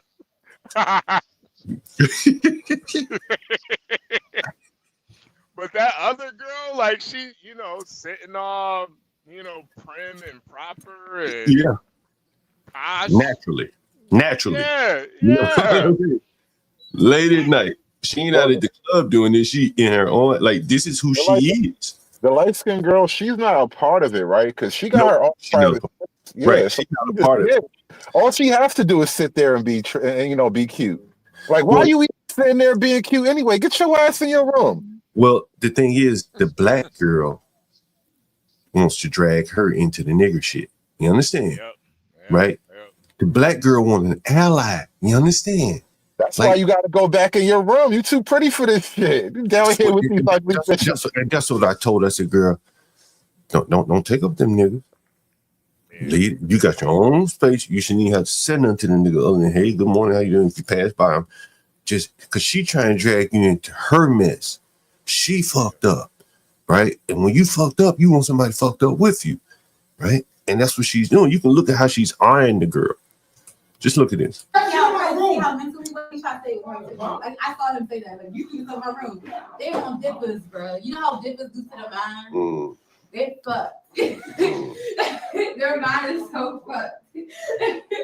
Especially when she threw that shit towards you and she was like, I didn't do that. I was like, bro, they're off of every day is alcohol. And now I'm so shaky when she confirmed it was dippers. I was like, bro, I do chemo. That's gonna be seen in my chemo shit. That's part why I'm even also go to but that's too nice to be telling that.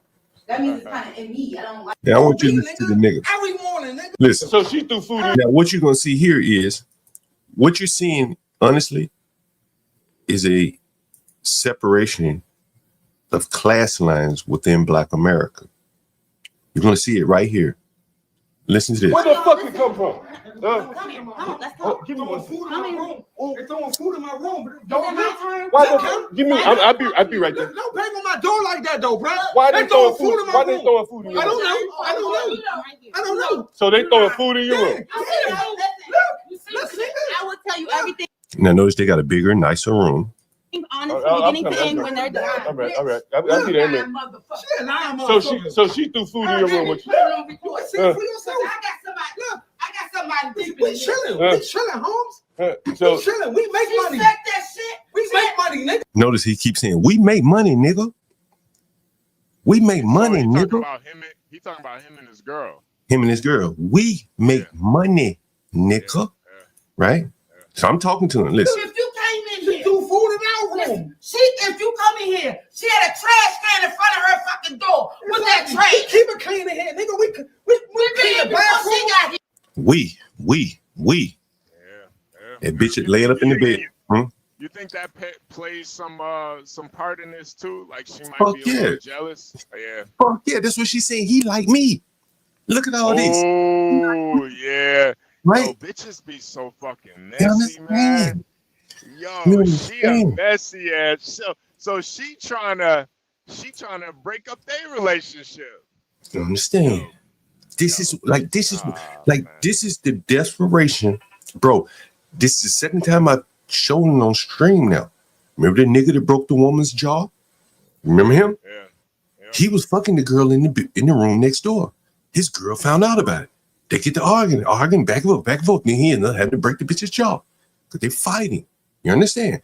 Like this black woman wants to get in between these two. She wants a man. Yeah. Listen. And the stove, nigga, and the fire. We keep it clean in here, nigga. We. She throwing shit in your room. Payments. Look, before she got here. Come on, bro. Well, man, come on, bro. We ain't on no Obama shit. We ain't on no motherfucking drugs. Nah, fuck no. We keep it clean. She told the police we on dippers. Wow. Fucking that's how cold this bitch is. Fucking no. Hell no. We don't smoke no motherfucking every day. We get up in the morning, 6 o'clock. I'm a school motherfucker every day, nigga. We work every day. They're putting some value in working and making money. You understand? These aren't just some lazy layabouts. You're a school motherfucking teacher. She is. He's a pedophile. He can't be a school teacher. You better know who you fucking with. Every 6 in the morning, every day, nigga. Listen to this. Listen to No.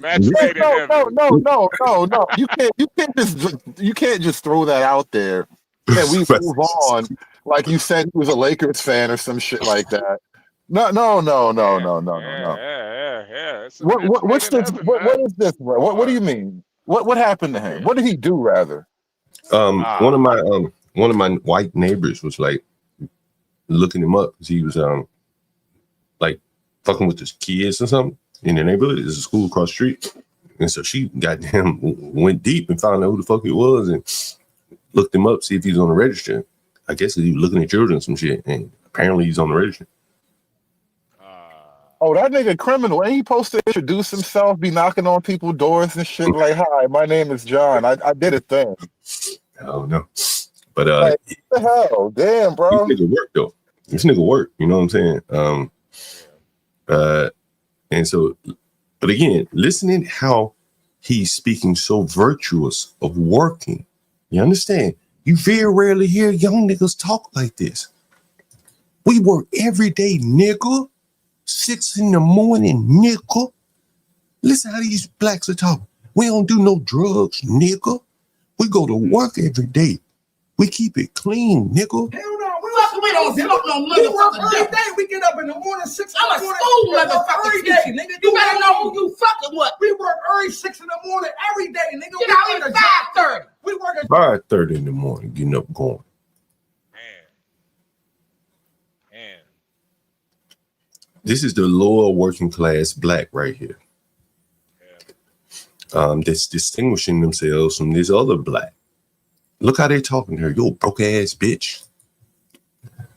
That's saying a lot too, John. He's basically saying, even as a pedophile drug addict, I still have more morals than you.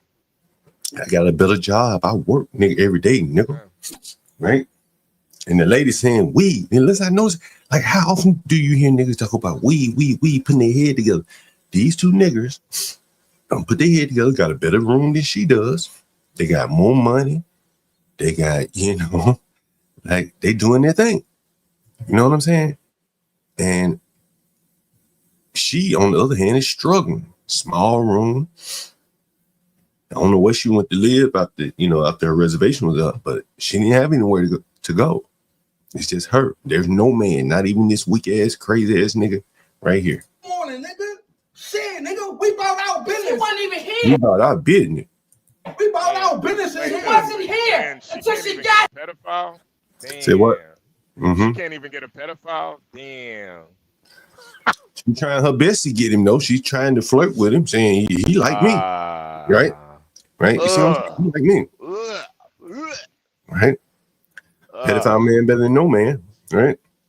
Hey, don't throw shit in our room, throwing trash in our room. The stuff was by her door. Nah. When I opened the fucking door, bruh. she just threw it in here. Nah, bro. I'm not lying about that. We make money every day. We wake up, son. I wouldn't lie to you. She threw this. Hey, 12th man, we're on the Urban Landlord too, not just the Urban Landlord clips. 12th man may be watching on Twitch. We're on Urban Landlord too, 12th man. Yeah. Trash in our room, bro. Now, was she? So you open your door, she just threw trash in here, or Exactly she slid it up on the door? She threw it in our room, bro. She threw it. She threw it in our room, There you bro. go. There you I go. wouldn't lie to you, bro. I wanted the police. I'm a stand up nigga. I make my money every motherfucking day. I mean, my money every motherfucking Hey, day. nigga, I can call my mother right now, nigga. Call my mama up right now, nigga. And we gonna make some money right now, nigga. 12th man, hold on, 12th man. I don't think it's the poverty that's the issue. It's the lack of being able to like work together in poverty. Like, listen, my first like when I was in college, I lived in the dorms. We was all poor in the dorms. We didn't have no issues. We didn't have no issues. We was all But if you poor as listen, shit. these people are not. But see, again, poverty is not the issue. These people are not. They don't feel poor. Nigga, they say they work every motherfucking day, nigga. Right? Yeah, that's not the issue. That's not the issue. The It's money the is other woman. The other woman who doesn't have any money, broke, no man, right? She's the issue. She fucked up the whole tempo in the house, right? That's the point. These people were content. Look, I settled in. All that shit ain't mine in there. All that food and shit. These people were content, but a desperate, lonely old woman come in there, flirting with this man, antagonizing his woman to the point that they all had to leave. Does that make sense? This is not about poverty, right? Although you're seeing two different levels of poverty here. I ain't got a lot. I ain't got a lot to you. Somebody want dippers. You really want us to go? Dippers? We don't smoke no motherfucking dippers. You better worry about what you doing at night. We don't smoke no motherfucking dippers in here. Nigga, we You working better worry about job. what you doing. Nigga, we working here. Man, how often do you hear blacks, low-class blacks talking like this? We work, nigga. We work. We got money. You know what I'm saying? Like, you know, that's a different class than somebody just laying about it. Yo, I can respect these niggas, even though they're a little crazy, than JP talking about welfare. They ain't talking about they ain't mentioned no welfare one time, right? They just mentioned working. And then they got that additional person willing to help them. You say, I can call my mama. So now that means they got 3 people. This black girl, she out here swimming alone by herself. You don't put no toilet paper. You don't do shit in that fucking bathroom. Who cleaning that motherfucker? Ain't nobody cleaning the motherfucker. Ain't nobody cleaning that bitch. Every motherfucker body here is We ain't trifling. smoke no motherfucking dippers. We working here, Slim. We got a JOB in I here, ain't Slim. saying that. I ain't gonna say it no more. Under a crusty motherfucker just got here. I ain't gotta prove my life to anyone, I don't motherfucking need body. it. I don't need it. What, you gonna call the police again? Cause I ain't gonna do nothing. So, Stop talking. she threw all this food on your floor right here. You can say it. It was said. How the hell she must have came in this motherfucker? This food all the way in the Open room. the door and threw it in the door, bro. When she had your key, your code We to get in. chilling. How did she get in? How she open the door? Open the door. Were you? Hold on, let me. So when you, where were you? You better walk out the door. That ass up. I'm too fucking old to fight her, but she got an good ass. Call your daughters. Fuck her ass up on the street. That's what they need to get her on the street. And this won't go beyond this. She think it's a game. She thinks it's a game. It's a motherfucking game. But watch. This bitch is lying along with it. She don't even know me, and I don't even know her name. Which question now? They gonna take it. Be quiet. Be quiet. Don't call nobody while I'm in front of you. Be quiet. Mind your She gonna business. get caught in the street. Don't call nobody while I'm in here. It's gonna be done on the street. So y'all gonna clean this food up? How? She should clean it up. She the one threw it in. The police didn't want to come up here. We'll clean it up, and I'm gonna sweep that shit right there. I'm not cleaning I'm shit gonna up. sweep that shit. Now how all this shit get out here? What y'all fighting? We ain't got none of that. Shit. Where have you came in and you seen that? Nasty bitch. The bitch is so nasty that she created a trash When we was can.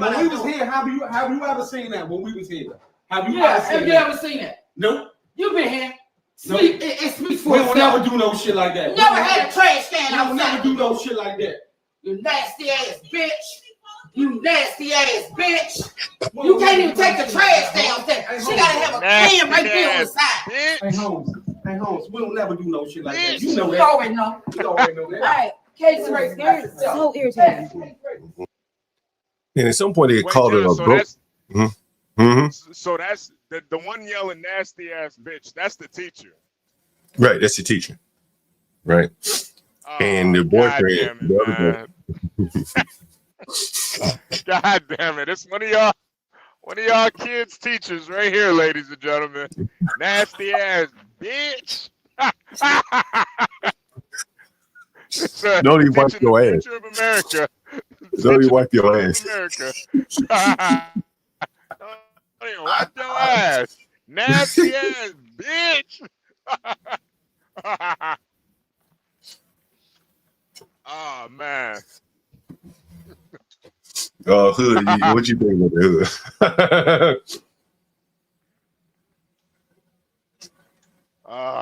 The hood disappeared. She's one of the employees on the school to prison pipeline.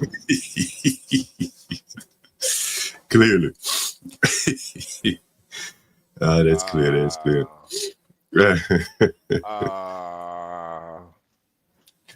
But anyway, man, go ahead, HB.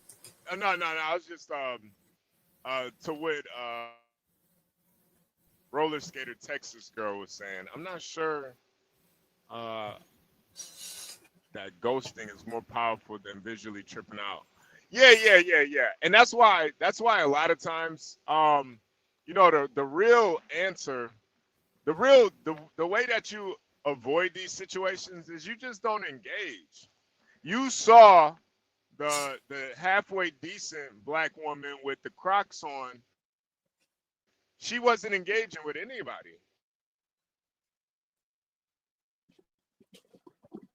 You also saw that they were trying to drag her into it. And I think that's one of the big problems. Right, but she you know what I'm saying? Really Go ahead, HB. No. Go ahead. The black girl, the broke one, wanted to drag the light-skinned girl into it to have an adversary, right? Initially, she tried to break up the couple by saying the man wanted her. But the couple are pretty tight. They've been together for a long time. They've been my tenants for a long time. So she can't break them up. So she tries to, form an adversary form an alliance with the light-skinned girl. And so you heard me talk to the light-skinned girl on the phone. Like, girl, don't link up with her. She ain't got nothing to offer you. Promise you.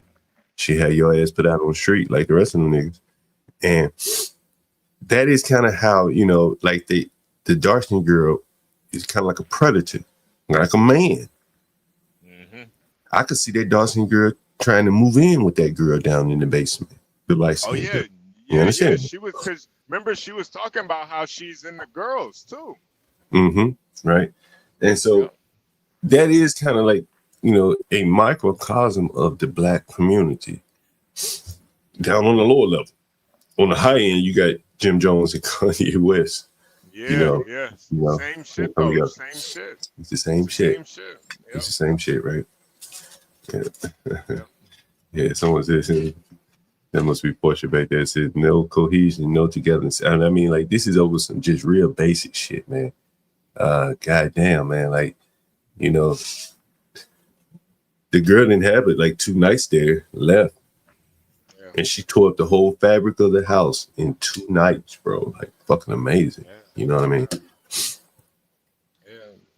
A lot of times they don't even, I don't even think that they realize how, toxic they really are sometimes, though, John. I just can't think.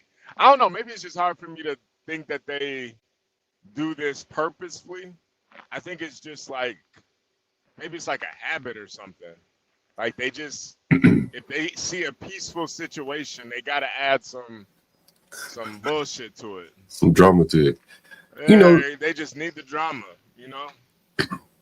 it would kind of be the same. Like, I guess if a man was there, he was kind of lonely and he thinking that the girl was taking that the woman in the relationship was taking a liking to him, that could become an uncomfortable situation. You know what I'm saying? Yeah. And in this situation, though, I think you have kind of a lonely woman that would fuck that nigga. I believe she would. Not because she wanted him, but to break up what they had. You know what I mean? Yeah. Let me ask you a question. And your experience, and just in that setup right there, renting rooms out, have you had more problems with women or men as tenants? For the most part, it's going to be with the women. Not if there is a woman. There are very few women now. We've seen on the stream that if a woman comes, she might have a man, but she's like more or less the man. Mm-hmm. I'm calling her about the rent. She's calling me if there's a problem. And so there was a video. Remember Shatterika, where the guy had them old busted ass tennis shoes, and I was sitting there talking to Shatterika, and he's sitting there down. He ain't got nothing to say, and he ain't got nothing to do with the rent. Right? He didn't book the Airbnb. He just like her carry-on luggage, you know what I mean, or a dog or something. He's an accessory, right? And we had to do a fundraiser for it, and then eventually she down and shaking her ass in New Orleans, sans the Negro, right? And that's typically what happens with, and it has to be humiliating when that sister can't pay that rent and that Negro laying up in the bed, or in his case, I think she put his ass on the sofa. When did she put him on the sofa? Nigga made a little pallet or something on the sofa in the room. Yeah, when he came in, he was laying on he was laying on the sofa on the floor. It didn't have no legs on it. So there you go, man. That's typically the women. So it's typically not many of them. You know what I mean? But like in this case, the couple that you saw there, the man had the reservation and he was paying the rent, him and his mama. Right. So he had some dominion or authority with the woman. He was the man in the relationship. You heard him kept saying, he took pride in working. Right. He kept mentioning it. Man, I tell you, this motherfucker, I see this motherfucker at midnight sometimes with his work vest on. You know what I'm talking about? The work vest. Even this woman is like a big burly broad though too. I thought she was the man. The way you talk about the woman be the man, I thought you was gonna say that about her too, because she kind of manly. Well, she was getting that action in because it was another woman, but she said, "I ain't about to fight her. I call my daughter to fight her." Right? You heard her say that. You know what I mean? And she was getting at it because she's old. She said it because she's too old to be doing that. She knows she has to fight. It don't make no sense no more. Right? Yeah. Like if she was younger, hell yeah, she'd be out there ready to fight, right? But she's smart enough to know you do see some older people out here fighting. But she said she probably got a job and she's not willing to lose fighting. You heard her keep like the fact they kept harping on their job. They didn't want to lose their job, bro. Correct. Probably hard for them to find another job similar. So that you know, is an example of working serves as a check on your behavior. Yo, Sin, you ain't never got that call? Get that call. Hey, Sid, I got this bitch over here. I need you to fight her. You ain't, come on, Sid. You got that call at least once. Yeah, Stop don't it. get into my light words.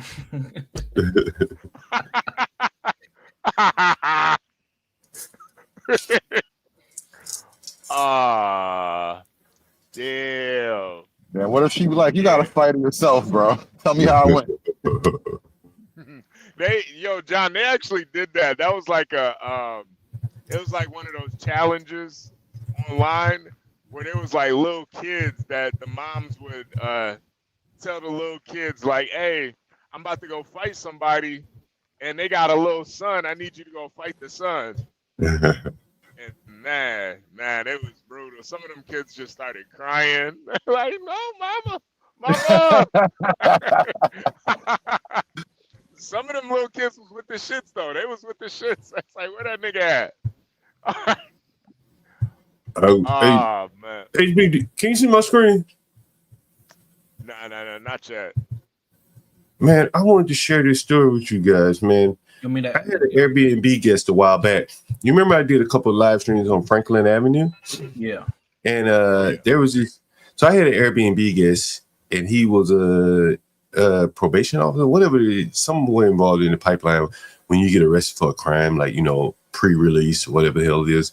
So he was the officer for this woman here. Take a look. News tonight here on News 12 Brooklyn. Thanks for being with us. I'm Amanda Bossard.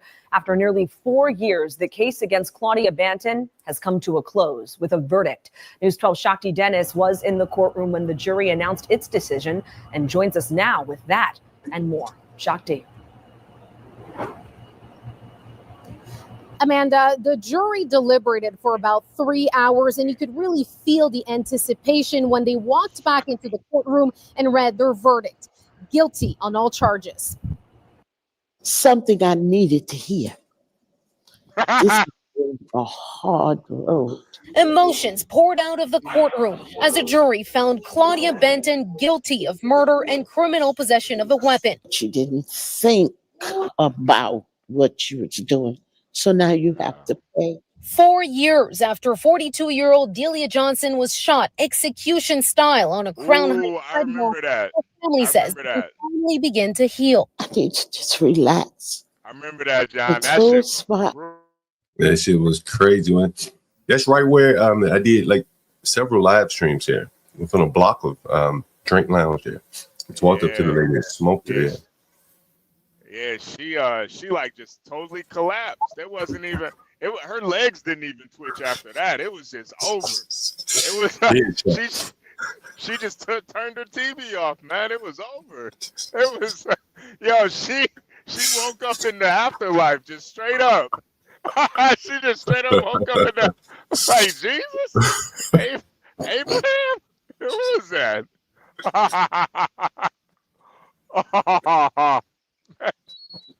That was brutal, man. Man, I walked by this spot probably 1,000 times, man. 1,000 times before and after the murder. Oh man, that's it for me. University, you got something? Let's see. What did I have? Well, John, you sent us something. I didn't know the context for it. You put something in the group text. Let's see. Let me pull this up real quick.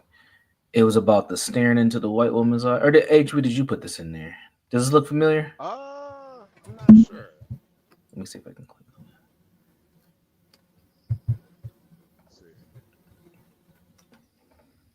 I don't know what I had this story. I had two more things too. But let's come back. Let me look at this and then we can come back to this one because I don't know the context just yet. But speaking of dialogues that have been going on, over the weekend, there has been a concerted effort to talk more about Black men and Black men achievement, to kind of circle back to our original thought process here. Oh, yeah. This lady went viral about a week ago now, where she was discussing Black male patterns. And Also, Torre, for folks who are familiar with Torre, he's also commented on this. They were both responding to the New York Times. They had an article about at Black colleges, a stubborn gender enrollment gap keeps growing. So I'm gonna play this video clip and get your feedback, and then I'll play Torre's as well. We're all watching the Netflix series Adolescence and having a conversation that misogyny is a sociological issue. This week, we are talking about the low rates of Black men that go to college. And once again, this is a sociological issue, which is going to require Black men to create any change if we're going to see it. What I mean by that is that male culture in general and Black male culture in particular prioritizes money, not college. Prioritizes the here and the now, not the future, not lifetime earnings. So, in order for this to change, Black men, Black fraternities, Black churches that have prioritized college and Black men with degrees are responsible to reach out to mentor and show Black men way to live, and that college is a viable option, John and up. you will have John. increased earnings throughout your entire lifespan. So once again, men are responsible for this crisis, and men are the solution to this crisis, and changing Black male culture to shift from fast money, crypto, forex into geometry, sociology, and getting a college degree. The only Okay. people, once again, that are going to change this is Black men. Okay. Okay, sister girl. Okay, sister girl. I've noticed something again. Why is it always the bald head chicks trying to tell Black men what they need to be doing? But besides all that, she does have a point. She does have a point. You know? Yeah. I don't know if she has the point she thinks she has, because over the years we've made a cultural, societal effort to give women more and more power over like the family unit, over their own personal affairs and whatnot. And at the same time that we reach peak single motherhood, we have the lowest levels of Black male achievement. Black boys especially are illiterate, all while we're claiming that Black women are the most educated. And I'm not going to say that it's totally like intentional, but there does seem to be a lack of desire to approach this issue as far as like women are concerned, because why is it only on the men if these are your fucking sons? That's a good point too. Yeah. I don't know. You know, I honestly, I kind of feel like it's almost like a psyop to get more Black men to go to college, like maybe try to shame them into going to college or something. But honestly, like it's too much information out there now. Black men have kind of, they see what's out there now, especially young Black men. And I think young Black men, man, they rather take a shot at live streaming for a living than fucking going to college with y'all dumbasses. They rather go outside and do prank videos than and I get it too. I get it. It is really just the pursuit of money at the end of the day for a lot of people. So it's like, I'd rather just take my chances in this area. I think too, for like younger males, the desire to get out and earn money is a lot more pressing than it is for younger females. That's a good point too, man. That is a very good point. Yeah, that's a very good point. And then too, the other thing too, it's so hard for Black men, like, because I have one of those families where my family, no matter what, they would let me stay with them, like everybody in my family. But for me as a man, I just couldn't do that. I just couldn't do it. Even though I probably should have. I probably should have just stayed home for a couple of years, stacked the money up, then made some moves. But for black men, man, we trying to get out the house at 17. Fuck 18. We trying to leave at 17. Soon as we can leave, we trying to get the fuck up out of there. Yep.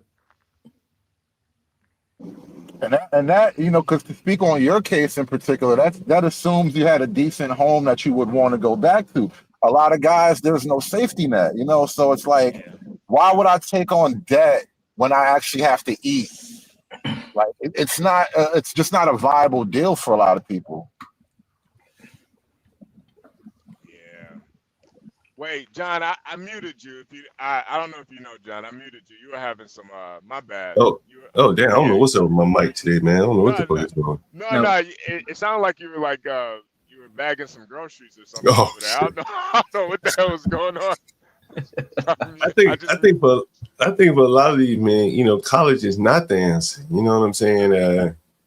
And they haven't come up with a viable alternative. You know, trade school, while that will work, I think at the point that at the age that they would enter trade school is too late. Yeah. You know what I mean? Telling an 18, 19-year-old man to go do a trade, then do an apprenticeship, and now he's 24 years old before the shit starts paying off. Like, that's just not going to work for in this day and time. You know what I mean? Yeah. But you know, my thing is like, why are these you know, why are these bald black women so concerned about it? That's my whole thing. Like, what is it? What's in it for them? What is the money? Agenda go? Yeah, Yeah, I was about to is. say. The Okay, research money. There we go. She trying to get a grant from her school. Why ain't little nigga boys going to school? That's Probably from the federal government, probably. You know what I mean? Yeah. The thing is, too, as much as it'll be a lot of the women trying to, you know, point out the issue, I didn't forget Barack Obama's My Brother's Keeper plan. When Barack Obama, your Negro, when Black Jesus tried to do something for black boys, black women capped that shit because you kept women out. Yeah. That did happen.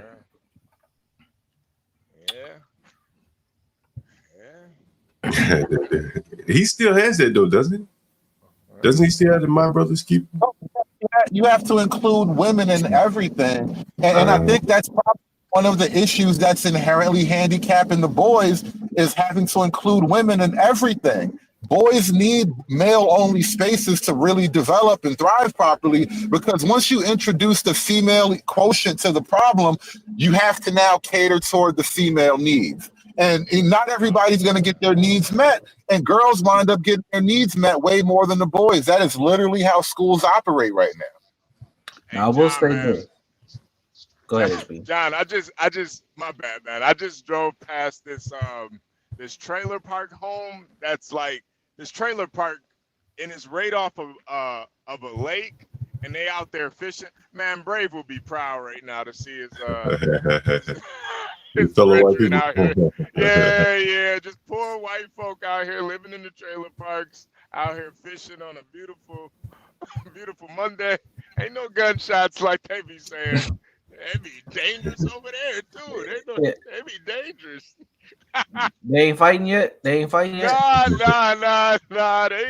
fishing out here, man. They ain't fighting. And you're in the Central Standard Time right now, right? No, I'm in Eastern. I'm in Eastern You're in right now. Eastern, all right. So it's in the afternoon, and white folks is up being productive. Amazing. Yeah. Speaking of white folks, what's up with that Brave? I think it should be more of a discussion than anything. Brave Stanley discussion. Yeah. It's should still be going down. We should still be good. You know, I think. You know what I think? Go ahead. Yeah. Saturday at noon. You know, I think it could be part of an ongoing thing, bro. It's like, as opposed to debate. Debate is kind of terminal. Say they had discussions with Stanley and Brave, like this topic of the boy killing the person down there in Texas. Yeah. Like they kind of on the same side, or you know, Stanley seemed a little non-committal, but I think it would be interesting hearing like culturally current events being discussed by two men who probably see it totally different. You know what I mean? Absolutely. And you know, I think I really do need to moderate it, but I think, man, them two moderated together, bro, they're box office, man. They're fucking box office. Like, think about this, Bray. Let's say you moderated. Say, all right, guys, we got 3 topics for today. We're going to give you 2 minutes to talk about it, and then 2 minutes for Brave to rebut it. Then we'll go back on another topic, give Brave 2 minutes to start off, Stanley to rebut. Oh, yeah. And so the first one be, say, the killing of the boy in Texas. Stanley, let him start off. Brave, he gives his point. His rebuttal. He probably say, you're probably 70%. We're not going to debate the 70%. Where the fuck Brave gets that from? Who knows? Right? And then at the end, after a couple, scenarios, they could just have a 5-minute go at it. Yeah. And then that could be time. 2 minutes to where Brave could sum up what Stanley said. 2 minutes where Stanley could sum up what Brave said. And then that would be exciting. You know what I mean? And you'd be able to kind of control it. Because they're going to talk over each other otherwise. Well, Stanley would at least talk over Brave. Yeah, but if it ain't a debate where it's like competition, hey, that fact, don't let them have their way, right? And then let Brave have his way, then Stanley have his way. And that would be I think it would be easier to do on a continuing basis, maybe once a week or so. And I agree. I think if we get the format right, we could like make this a ongoing thing, Yeah. There's a topic that comes out once a week, bro. Yeah. Bring some heavy hitters on here, man. You never know. That should really be the format for Stanley versus the World. He has an opponent every week, and a scheduled opponent with a specific topic instead of him just ranting on all night. Yeah, that would be better. Not let people talk, but just give it more of a format. Yeah, he has to find a way to spice it up, and that would be a way by getting, even if you just let people come up and challenge them in a way that they at least get their point out. Right. I think it's a more engaging format than just cutting them off and say, I know where you're about to go with that. Because oftentimes you don't. Yeah. And it's defeating to the person who's trying to talk. And it also deters other people from wanting to even come up and say anything. Yeah. And then too, most of the times he's wrong anyway. He don't know where the hell people are going. Yeah. He don't know what the hell he be talking. Motherfucker. I know what you gotta say. No, you don't. If we say roller skater girl says Texas, HB would be a fantastic moderator. This would be an interesting debate. I wish Deacon Dave was in all this. Stanley would be damned to let anyone rock reality.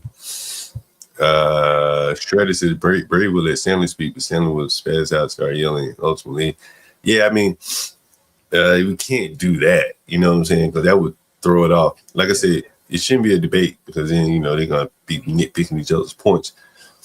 But just their thoughts on certain topics of the day would be interesting. Well, what do you think? What do you guys think? Oh yeah. No, I think Dave, come on, man. I think that'd be a lot better. We're still ironing everything out, but if this goes well, there'll definitely be more of them. You never know. We might, we might fuck around and get Stanley. Might get Thomas Shaw up here or something. Or, He's about to keep looking at some point, though. That man's you talking all that shit. We might be able to get him up here, nigga. Nah, what you gonna say? Well, here comes Deacon Dave. Deacon Dave was kind of giving it to Stanley in a very friendly way today. Will you say this fair, Deacon Dave? I'm sorry, I didn't catch that last part. What's going on with y'all, though? Not much. You kind of giving it to Stanley. You kind of giving it to Stanley in a fair-handed, level-handed way. Would you say that's right? You're doing an effective devil's advocate. I like to mirror people, so I tried to give Stanley what he gives out. See if he'll stand on it. Right, and I think that he doesn't allow a lot of that on his panel, and I think that hurts him, to be honest with you. You know what I mean? That's part reason why I watch them. I do like to see who can take it or who could tolerate it, and it shows a certain amount of temperance that a person has. But we all know Stanley is he has a particular way. Once you learn how to deal with it, it's not so bad. That's just me. I think honestly, if you were to ask me honestly, I think that like the number of people in prison. Did you notice how we talked about that? Were you there when you talked about that? Yeah, it was like 1.9% or something like that. Yeah, they wanted to focus on the percent. I wanted to focus on the raw number, right? And because they're 1.9% make you think it ain't a lot of people. But then when you factor in that it's mostly young people, young adults, and it's not like if it were, as I said on the show, if it were 1% of 70 and most of them were 70 years old, man, okay, no big deal. But if that 1% is primarily comprised of 18 to 30-year-olds, now you got trouble, right? Because that number is 700,000. That paints it in a different light than that 1%. And 1% allows you to diminish it. But that big ass number, 700,000 people the size of New York City in prison, and most of them are going to be men, families left behind, things like that. When I don't know if Stanley wasn't aware of that, but I remember when they used to be, put out a lot. Like there are a lot of men, there are 1 million men in prison or on probation or parole. You remember that number used to come out all the time? Anyone remember that? Yeah, I remember that. 1.3 million was the number that used to be right. And so, he was confronted with that in a way that he could not, explain it away or not see it. And I think a lot of times these people are living in a reality where either they don't have to see it or they choose not to see it. But when confronted with it, it's very hard to look at that and look away. You know what I mean? Keep explaining, keep making excuses of pointing to other people.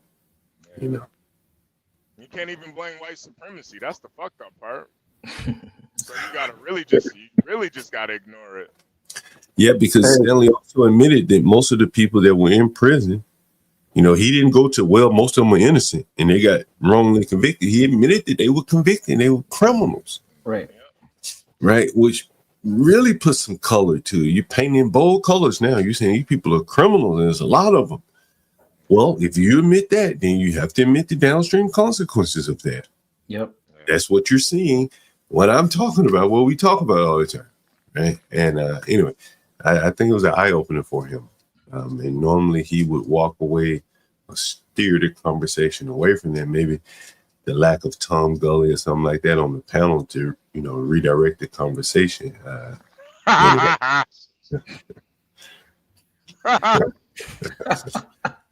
It's possible. It's definitely possible. Yeah, Tom does know how to redirect those conversations. Well, he's white. That's he knows how to steer the dialogue. Absolutely. But at the end of the day, we can't deny that the quote unquote black community has a lot of dysfunctions on multiple different levels, and it's not working. What we see is just not working. All the stats of what's supposed to be quote unquote positive and good, black people are at the bottom. All the shit that's negative, we're at the top, and we can't deny that. You can grab any number you want, and the shit just proves it. You can dissect it by state, region, fucking city to city. Don't matter. If you got more than 6% black people, we're fucked up. We're no matter where we're at in America. It's just the truth. Yo, Universal. I want you to expound on that conversation between T, Lindy Lou. Oh, you keep pulling me into the bullshit. Every time you try to get out, I'll pull you back in. Deacon Dave, did you hear the conversation? Oh yeah, I was up there. I think when it was about C4 hair. C4. Oh God. We're gonna call it lower than C4. 4C. C4 hair. Boom. Like a bomb.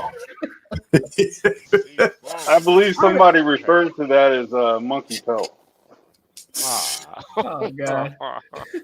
Universal, that you looking in the chat because T is in the Yeah, audience. they're already here. It don't matter. I want to get your thoughts on that whole conversation. Universe, blow it up. Universe, blow it up. I think it's bad. I think it's overall bad for everybody. I don't know all the detail. I heard bits and pieces, and I seen that it went on for quite some time. And I don't know if it spilled over to T's channel or not, but I did see them up there a few nights ago.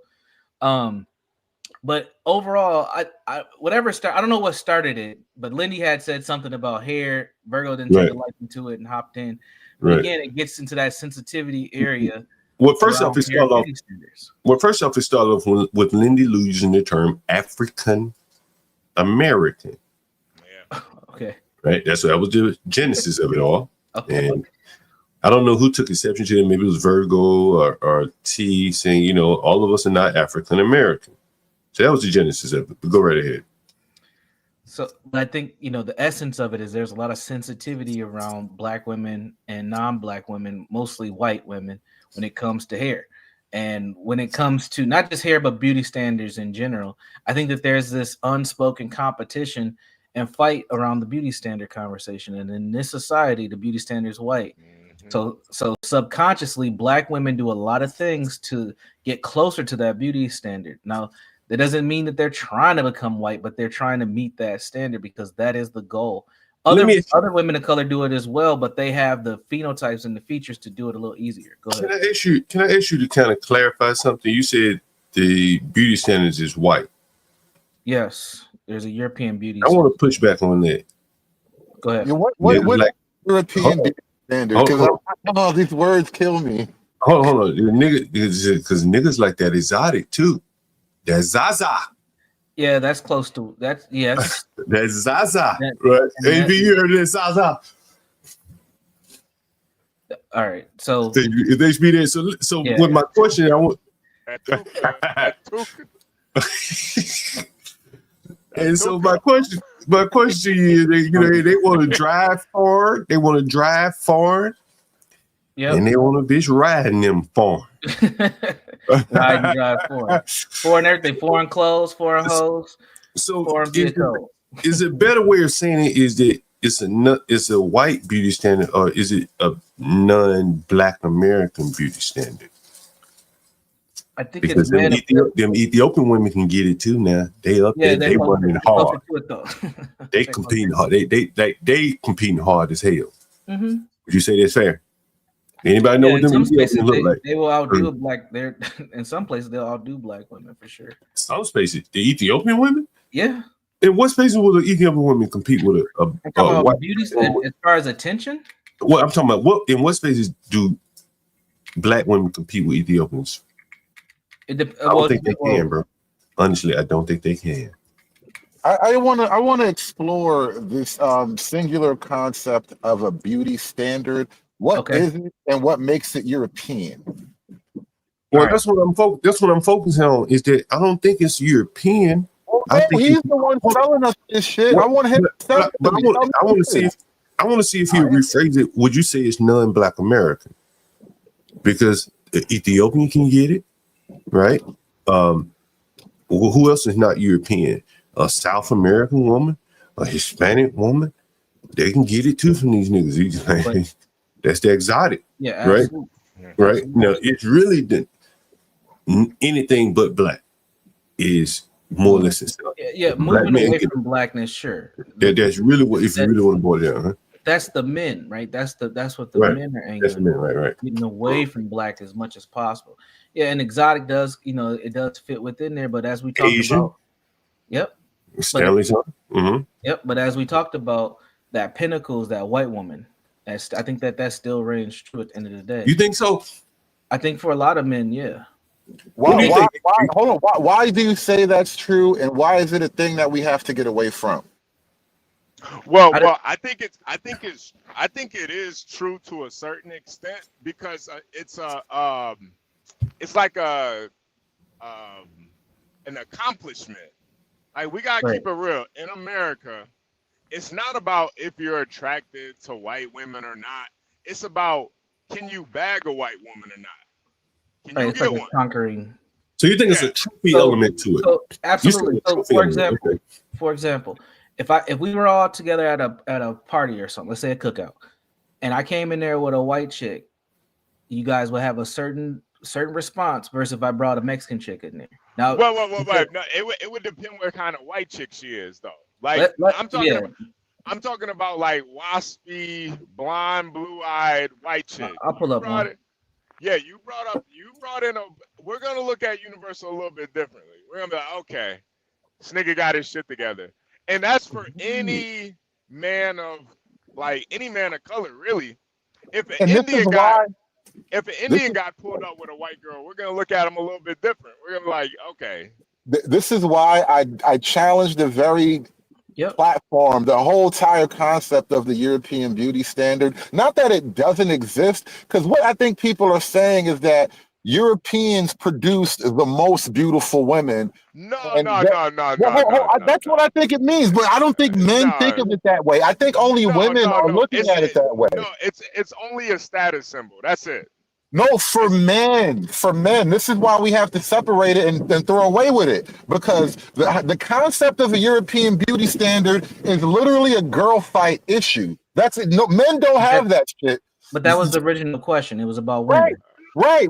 So therefore, what I'm trying to point out, though, is the untruthiness of it all. It's actually built on falsehood, because men don't necessarily judge men because you got a white woman. Even a black man, if you got an ugly woman, she's ugly, bro. What's the point of having an ugly white woman? It doesn't make sense to have an ugly woman. Well, let me ask you this question. Let me ask you this question.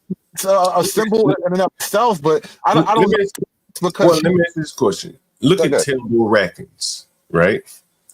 If you Tillable Rackins said himself, like, look, in his ranking of women, clearly white women were the highest.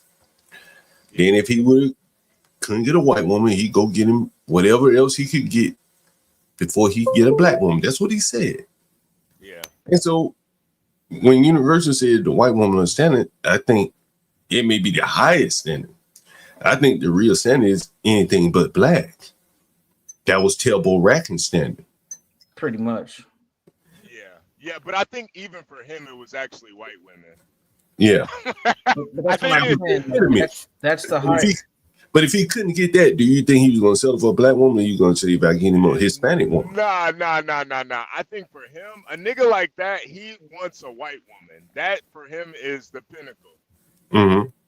Like he wants a white woman. That's why even the white woman that he had, she wasn't even that bad. Mm-hmm. Let me he gotta had a way more attractive black woman, Hispanic, Asian, but he picked a bottom shelf Becky just because she was white. That bitch didn't even look good.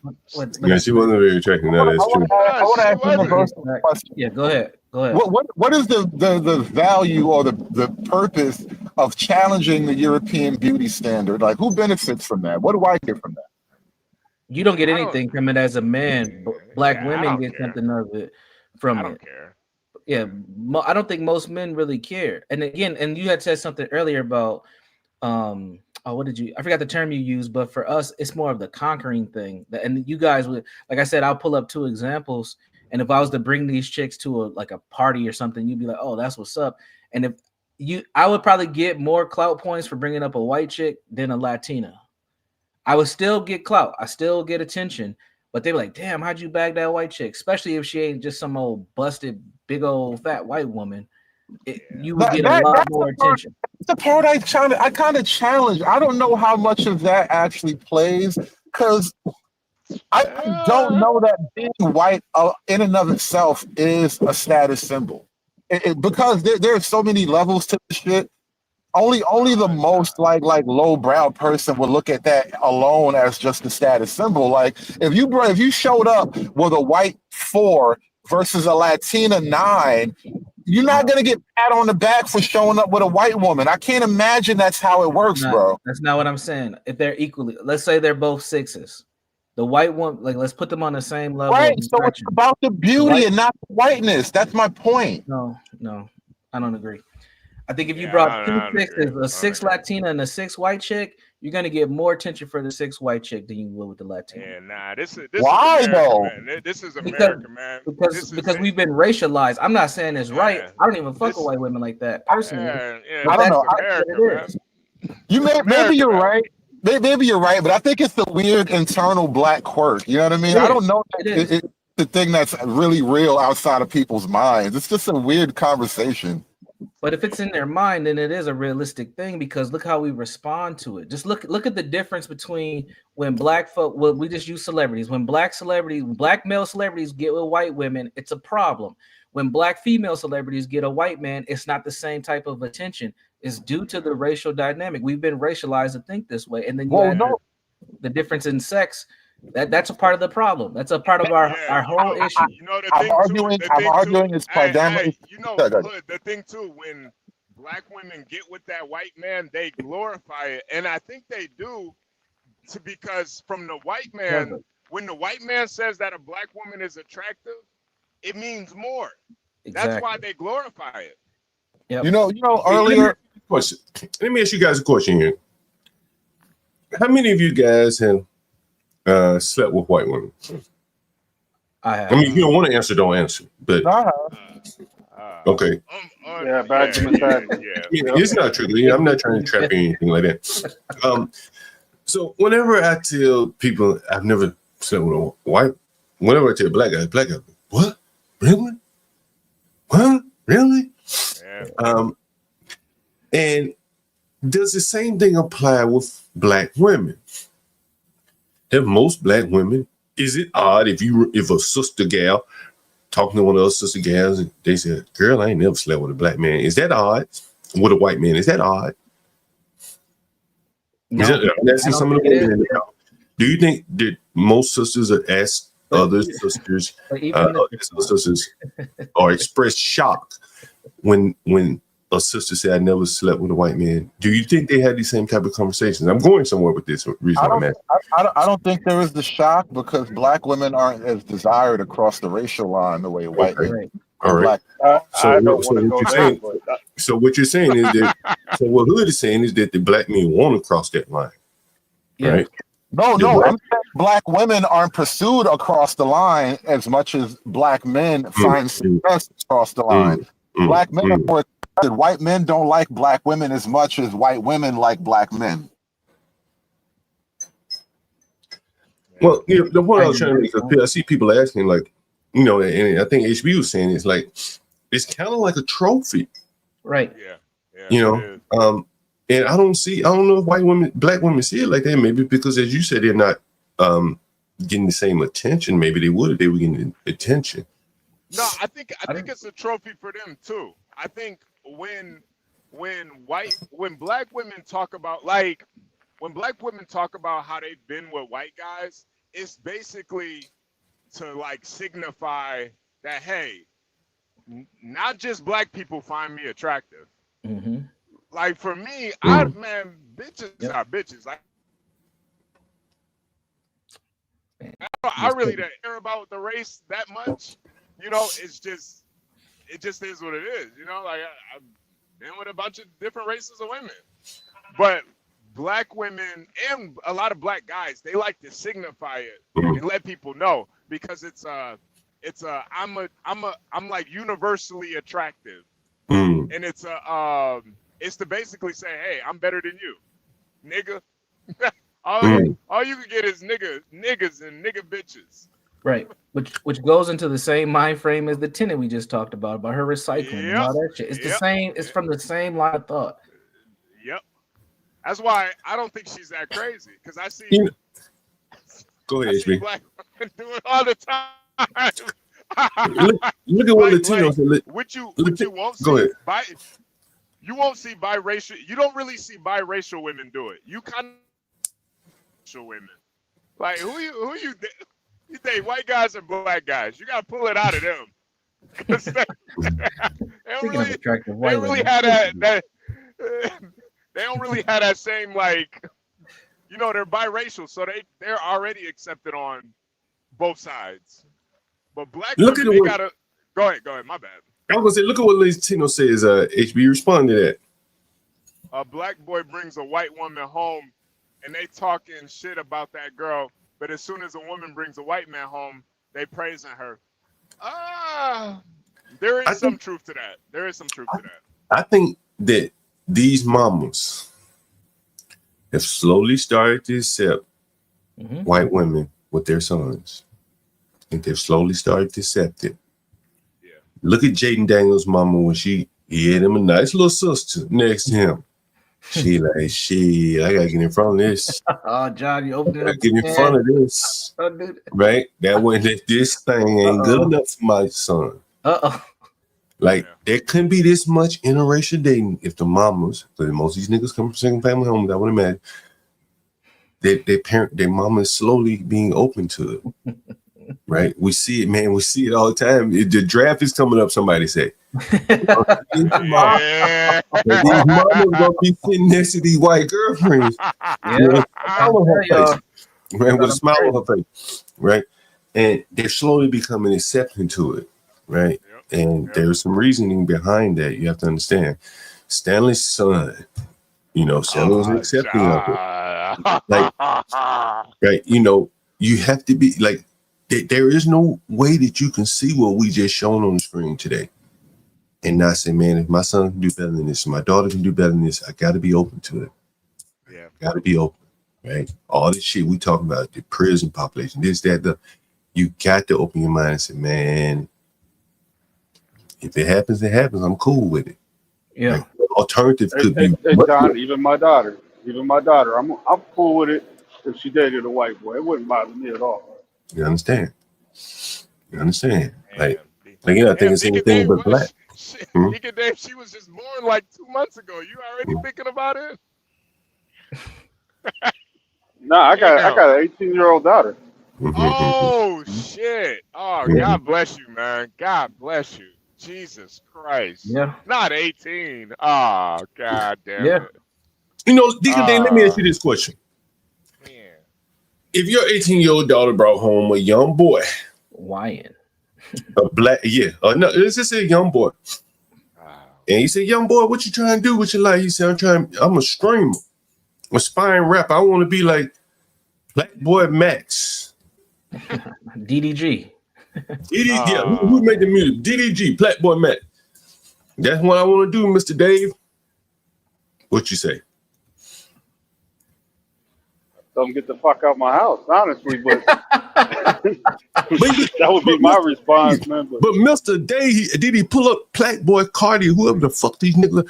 But look at this, he rich, Mr. Day. I'm gonna be Playboy Max. I don't know, my daughter's a particular type of way. She wouldn't. No, I'm talking about you. I'm talking about you. Oh, okay, me? Enough that she won't Playboy Cardi. Huh? Nah, we ain't doing it. I'm an aspiring rapper, Mr. Dave. About to get a deal with what's that nigga in Memphis? To kill Young Gotti. Yo Gotti. About to get a deal with Yo Gotti. Or Jay Prince. Yeah. About to get a deal with Jay Prince. About to say with Jay Prince and Yo Gotti. Right? He could be on the road to fame and fortune, Dave. Change your whole life around. Huh? Yeah. How about Yaya Mayweather? Oh, God. Yeah. Your son bring home Yaya. Yaya in that situation, but I'll entertain it. If she was looking for my approval, she wouldn't get it. Not from Yaya. If you had a son the same age and he brought home Yaya, you get to go to the Floyd Mayweather family reunion. I don't know who Yaya is. I told him to have fun. I think it is a double standard. I tell my son to have fun, but my daughter, she got to be a little bit Would you want your son marrying into the Yaya family? Nah. Would you take Becky from the Valley over marrying into Floyd Mayweather's family? Becky from the Valley, her family owns a business versus Floyd Mayweather, who has millions of dollars. What you take for your daughter or son? Yeah, I'd be cool with that. Yeah, you got her. in that situation, yeah. Ooh, yeah. Yeah, yeah.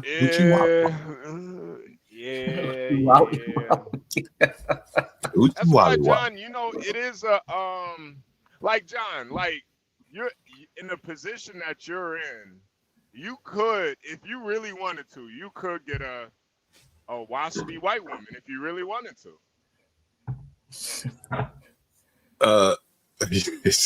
I never even thought about it, but yeah, I mean, I guess it ain't hard. Shit, a lot of people get them. Yeah, it's not hard. It's not hard. I mean, But what do you think? You Go could, ahead. in the difference is too, John, you could show a white bitch a lot of shit that these wannabe ass niggas can't even show her.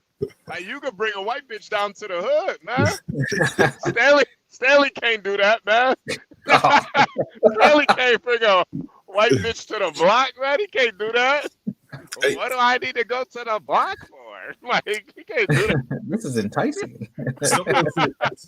Someone said they would choose Valley Girl over that Floyd Mayweather. Too risky. Your son, would you want your son to bring home Yaya or Valley Girl? Someone risky. from Orange County, right?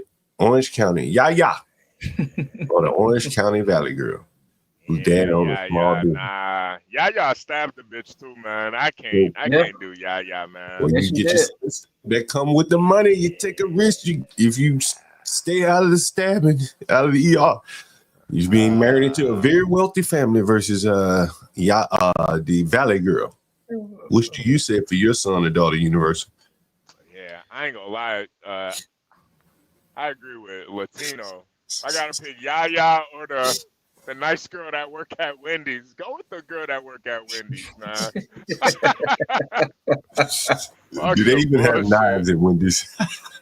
Do they have knives at Wendy's? Somebody brought one up in there if they don't. Shit. And so, again, I think that really, highlights a big problem in that a super wealthy, one of those wealthiest blacks, many of you guys want your son or daughter with his children. Yeah. Character. As wealthy as he is. Money isn't everything, John, man. Right. Money's not everything. It's really like what type of mother or father is this person gonna be, man? That's really what it really boils down to. And I just can't see Yaya being a great mom. I don't know. Maybe she is. How about King Von baby mama?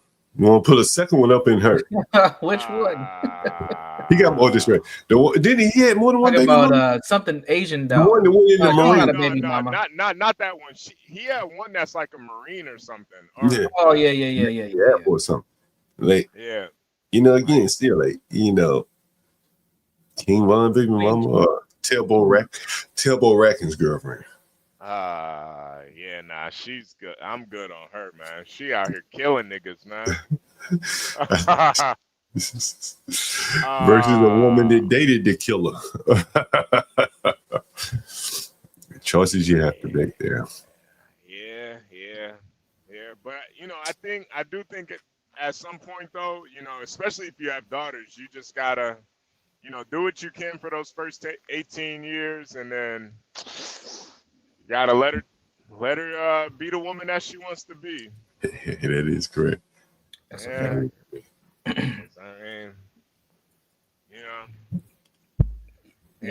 I'll be inching into Deacon Dave's area here in the next year or two as my daughter gets into the 7th grade. I wish we had some women on the panel, man. Yeah, because 18 is crazy. I couldn't even imagine having an 18-year-old daughter, man. That's got to be the most frightening point. 18 is such a crucial age too, man.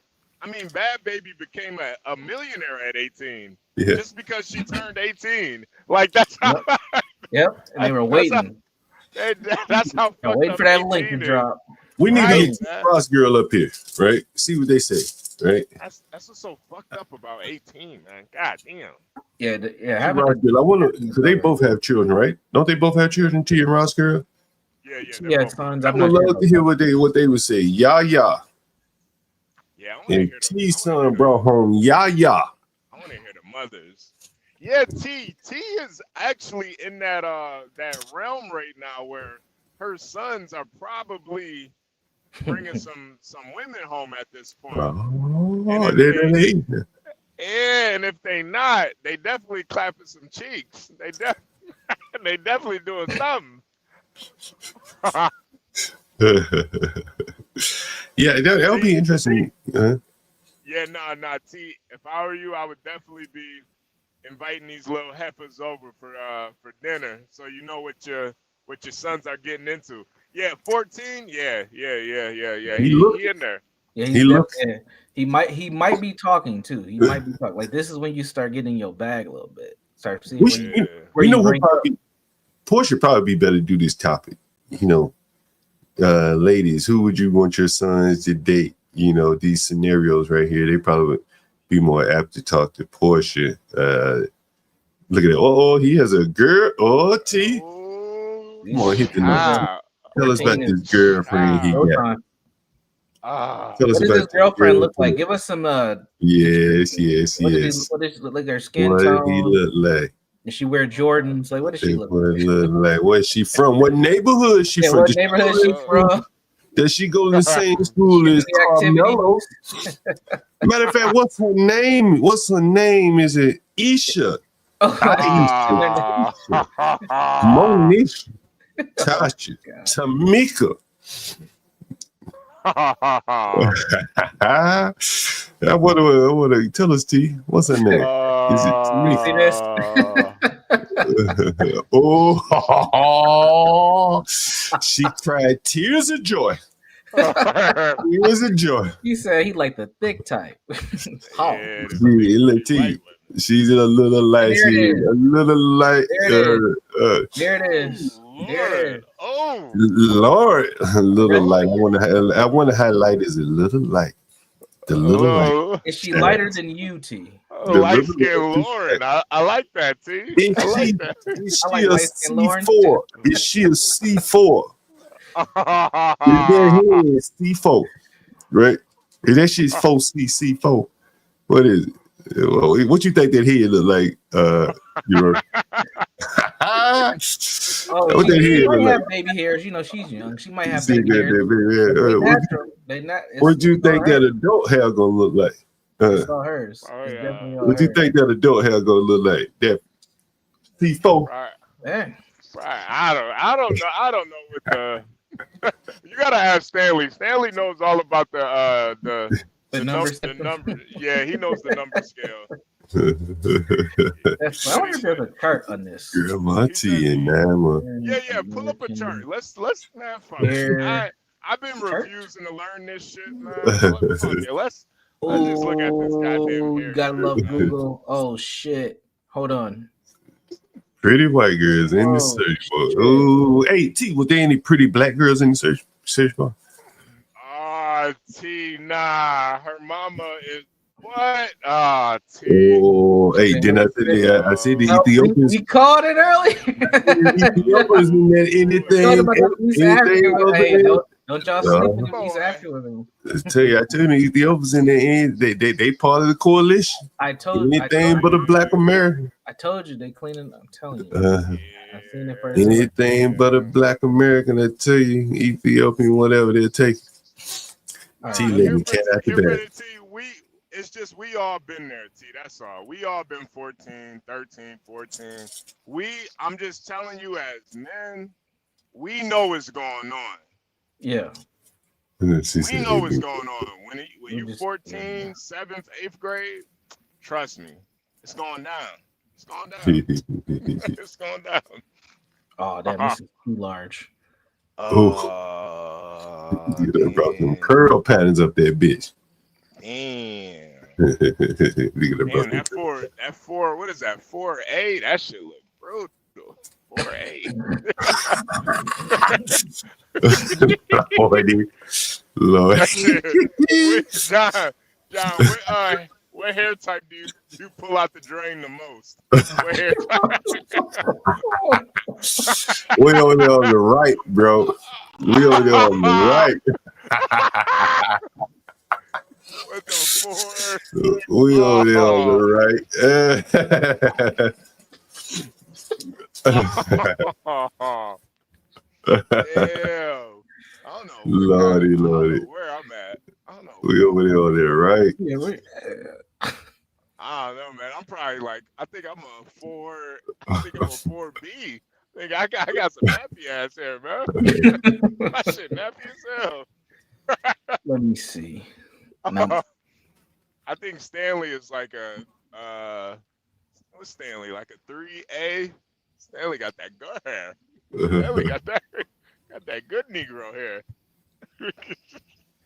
Now, I got 3 daughters, and they all have different quote unquote grades of hair. They're probably 3 B's and 3 C's though. Okay. And they all got the same mom, and their mom's dark skinned, but their hair is like that. Okay. Man. What's the 3B? BB says she got the 3B, 3C. Where how many kids you got? What are you talking about? BB's white. Hold on. I know. Wait. BB, you're white. Wait a minute. Yeah, BB's white. Wait a minute, BB. See, this is so y'all white women be coming in here infiltrating, trying to start chaos up here. BB's a pretty white girl. Wait a minute. What the fuck? Stop it. BB got a 2B. What you talking about? Y'all be coming in here trying to start shit, y'all white women. BB, for real, you talking about that 3B, that shit. You make all the sisters mad with that 3B. Ellen Haynes. Shit, that what they had to go to the store and buy. 3B. BB got 2A plus. And that 2. She gets her hair done by a black woman.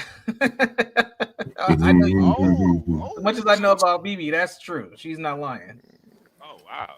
She one of them. She's one of them, but not on appearance. She'll sneak up on you, but yeah, she's one of them ones. Hey, they got that shit up there like the periodic table. Yeah, that shit brutal. I hope I never have to look at that chart again, man. Oh, I got a better one for you.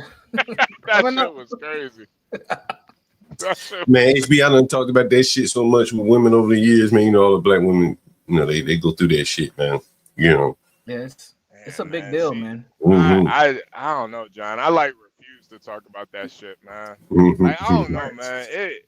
It's just too like convoluted for me, man. Like it's like, just do your hair. Like why you gotta make it so complicated? You know? Yeah, that's a good one there. It's a little grainy, but this is one of the best ones. So you can see when it's wet, flat iron, and different things and all that shit. So yeah, man. They didn't even go down the rest of they just stopped at the 4s and 3s. Yeah, this is just the black. So this is just for the black women. Right here. Ladies. Any black women in the chat, go ahead, write down your number. Yeah, in put the your code in. Yeah, nigga, I like all this shit. Honestly, man, that shit thick like that, nigga. I like all this shit. Yeah, I honestly don't like that shit when it's thin and all beating the hell with perms and shit. Yeah. That shit thick and healthy right there. Yeah, as long as this shit is done, that's all I care about. I know. And I think that's the thing too, John. Yeah. Like, man, I could not deal with no stringy ass white girl hair, man. I just couldn't do it. I don't know how niggas wake up every day with a bunch of stringy white girl hair, like all over them. I don't know, man. That shit's it's nasty, bro. They it's fucking shed. Disgusting, man. That shit What, you think it shed like a dog or something? They do. It does. Listen, I clean up after the motherfuckers. I know it does. Yeah, they do. It does. God damn. Yo, bro. Some of the white girls, they hair will literally get like inside your drawers and shit. Yeah.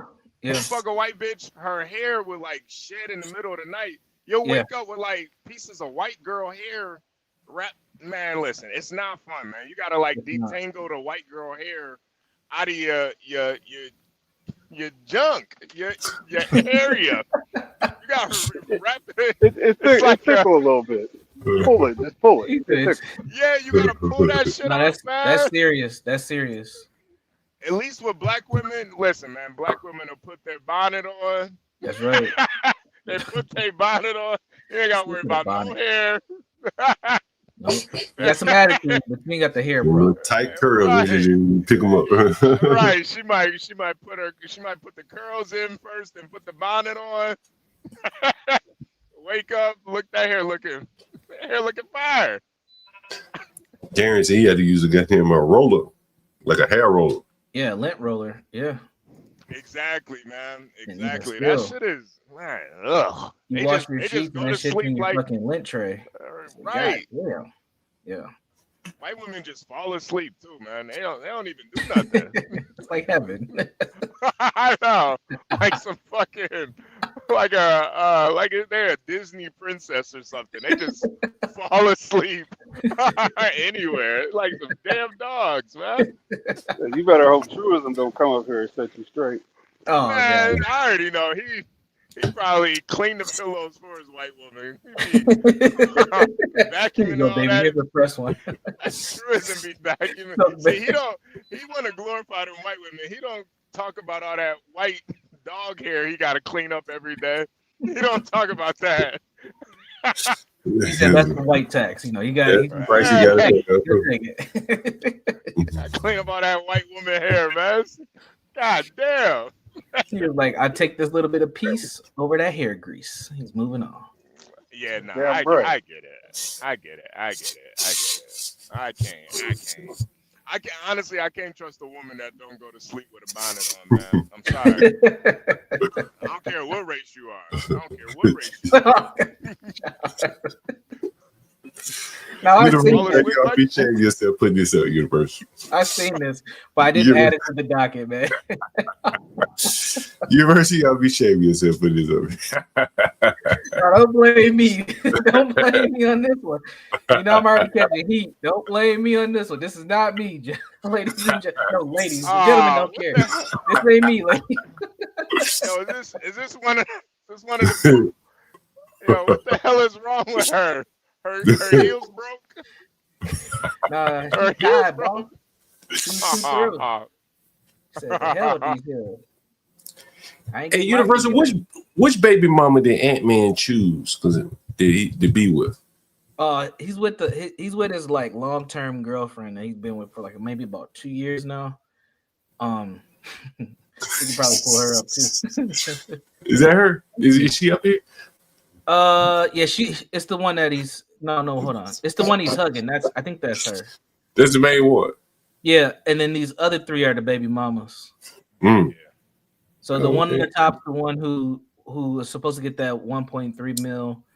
These other two, the one at the very bottom in the pink, she just came out because she was saying like he's doing this, but he ain't really taking care of my child.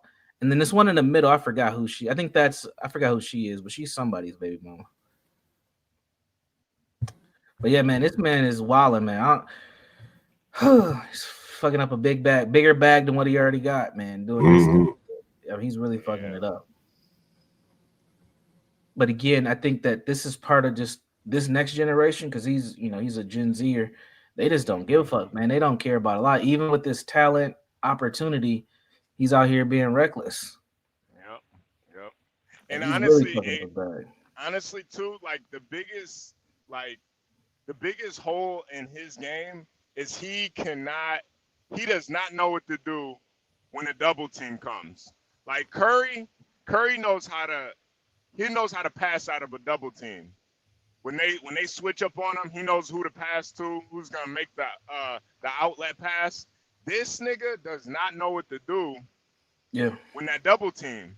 So what ends up happening, he'll make a bad pass, it'll be a turnover. He'll pass it to the wrong guy that can't make the pass. It's a turnover. And I don't know, man. I feel like being able to predict a double team when you're the star player, there might be some deeper meaning to it. I don't know why. Sometimes you got to be able to predict what type of bitch you fucking with. The double team.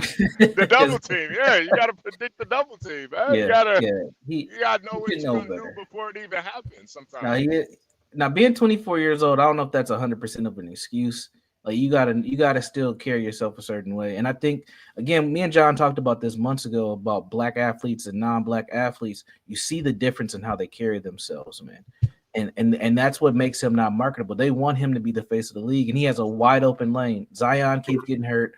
Steph, LeBron, Durant are all old. John Morant keeps getting in trouble. He has a wide open lane to be that face. For some reason, they don't want Tatum to be the face. He could be the face, but he can't get his off the field shit or off the court shit together. It's fucking up. John, I seen that story too that you just. I swear we are the same algorithm or something because I seen this shit too. I was like, oh my god. But I mean, in Atlanta though, it is this bad down there. Like it is this bad. Like for folks who don't know, like it's like bad down there. Like I mean, we talk about percentages and numbers. Shit, it might be 50-50 split between heterosexual and homosexual men in Atlanta. Read that shit for the audience, HB. Universal. It says Atlanta's so gay, I just accepted it. A nigga told me I was thick, and I was just like, you see it? And kept walking, bro. I ain't even gonna argue with a nigga no more. Yeah, at that point, it might be just time to move, man. Yo, if a nigga call you thick, yeah, bro, it's time to change those. Trying to change that zip code, man. Oh no. The worst is he said, "Hey, yeah, you see it." Bro, what? Hey, at one time, man, I walked down like Peachtree, right? I was in Atlanta. There's a nigga dressed like a woman with a beard. Yep. What the fuck is he? He motherfucker look straight like a woman, HB. He had a beard with a bald head. I said, damn. Yep. Rick Ross up top. And Ricky Lake down bottom. Yeah, man. I ain't gonna lie, John. I don't think I'll ever visit Atlanta again, man. This shit, the type of shit I be hearing, man. Nah, man. I don't ever want to go. I don't ever want to go, man. Nigga put some tinted Lamar jeans on your ass. Yeah. Some of the women boot cut, nigga.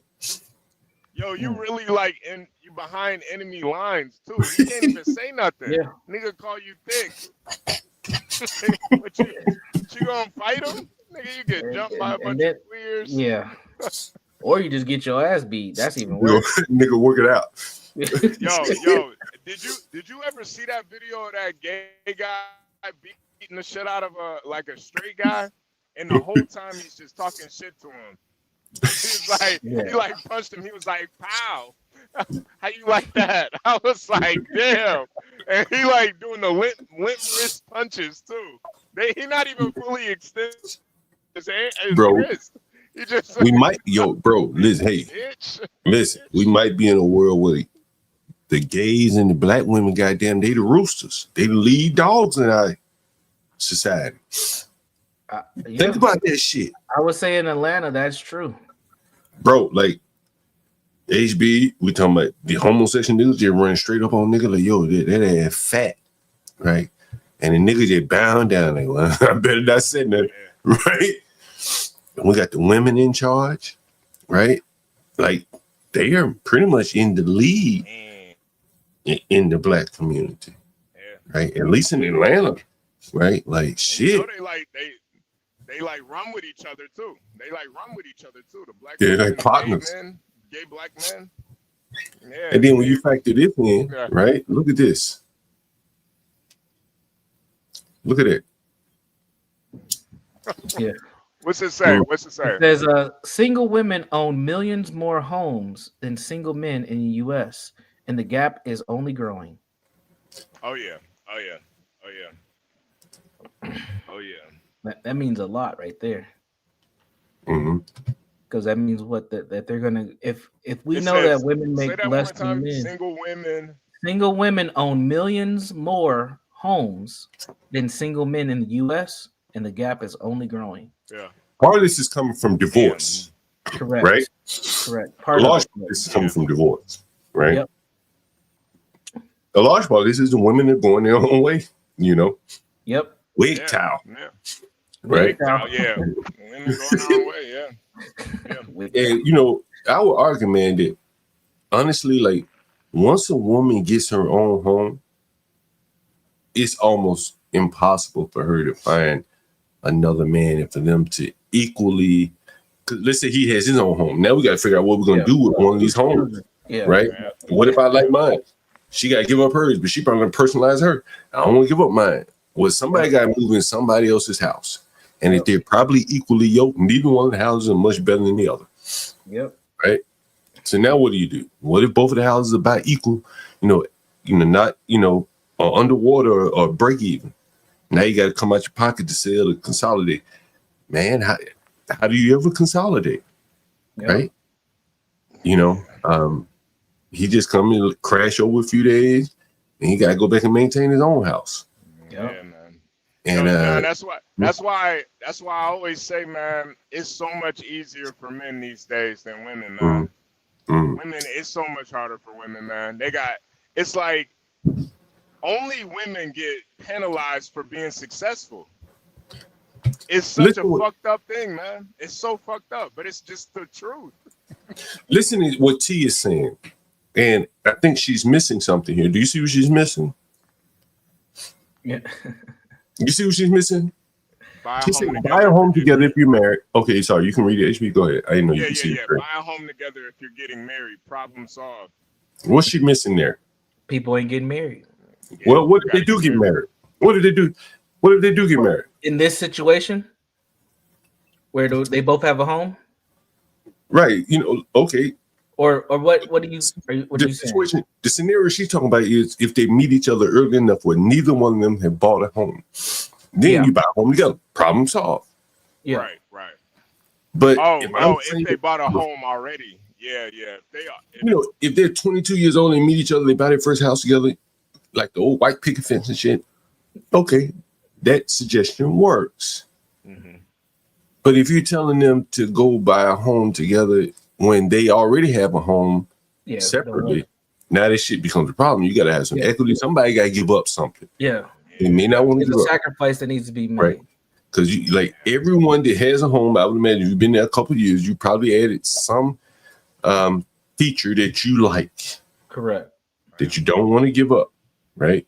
You move to that neighborhood, whatever reason, because you like living there. She may not live in your neighborhood.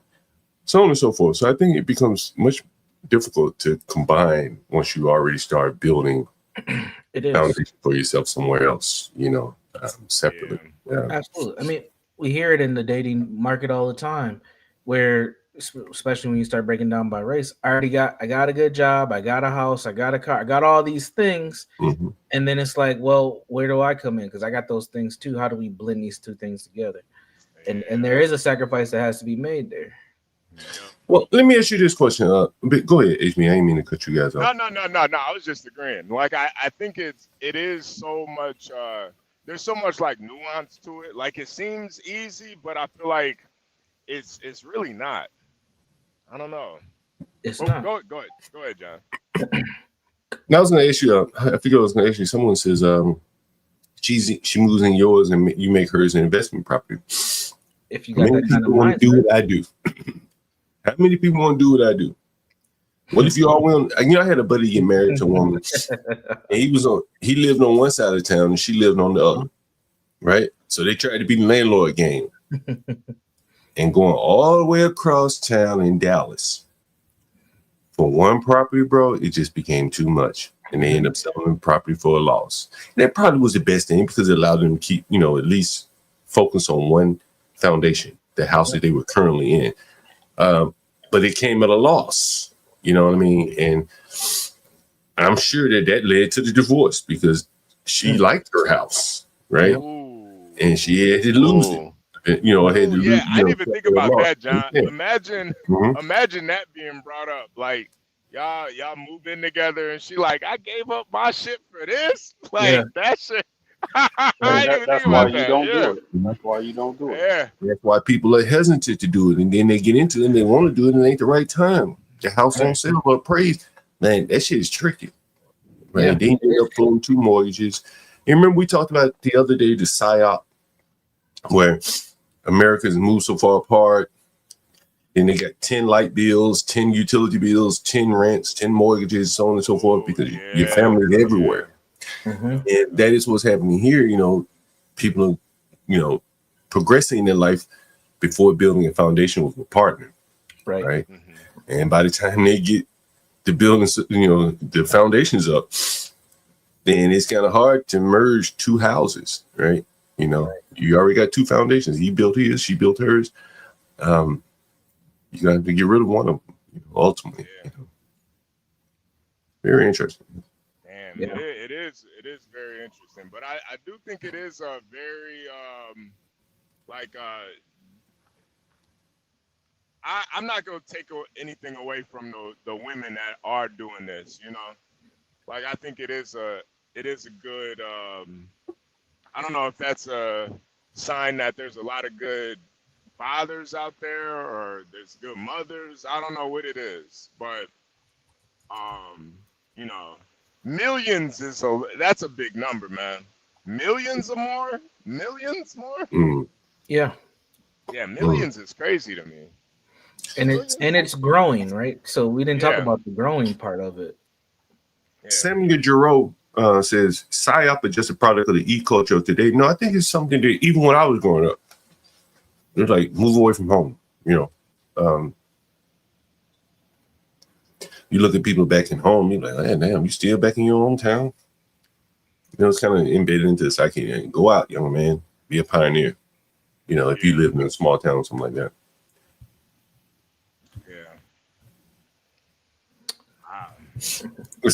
Someone says, so just stay single, don't get married, don't come together as one, just forget it. No, that's not what we're saying. That's not what we're saying at all. I don't know where saying that that's probably the smartest path at the beginning. What we're saying is you're already down the road.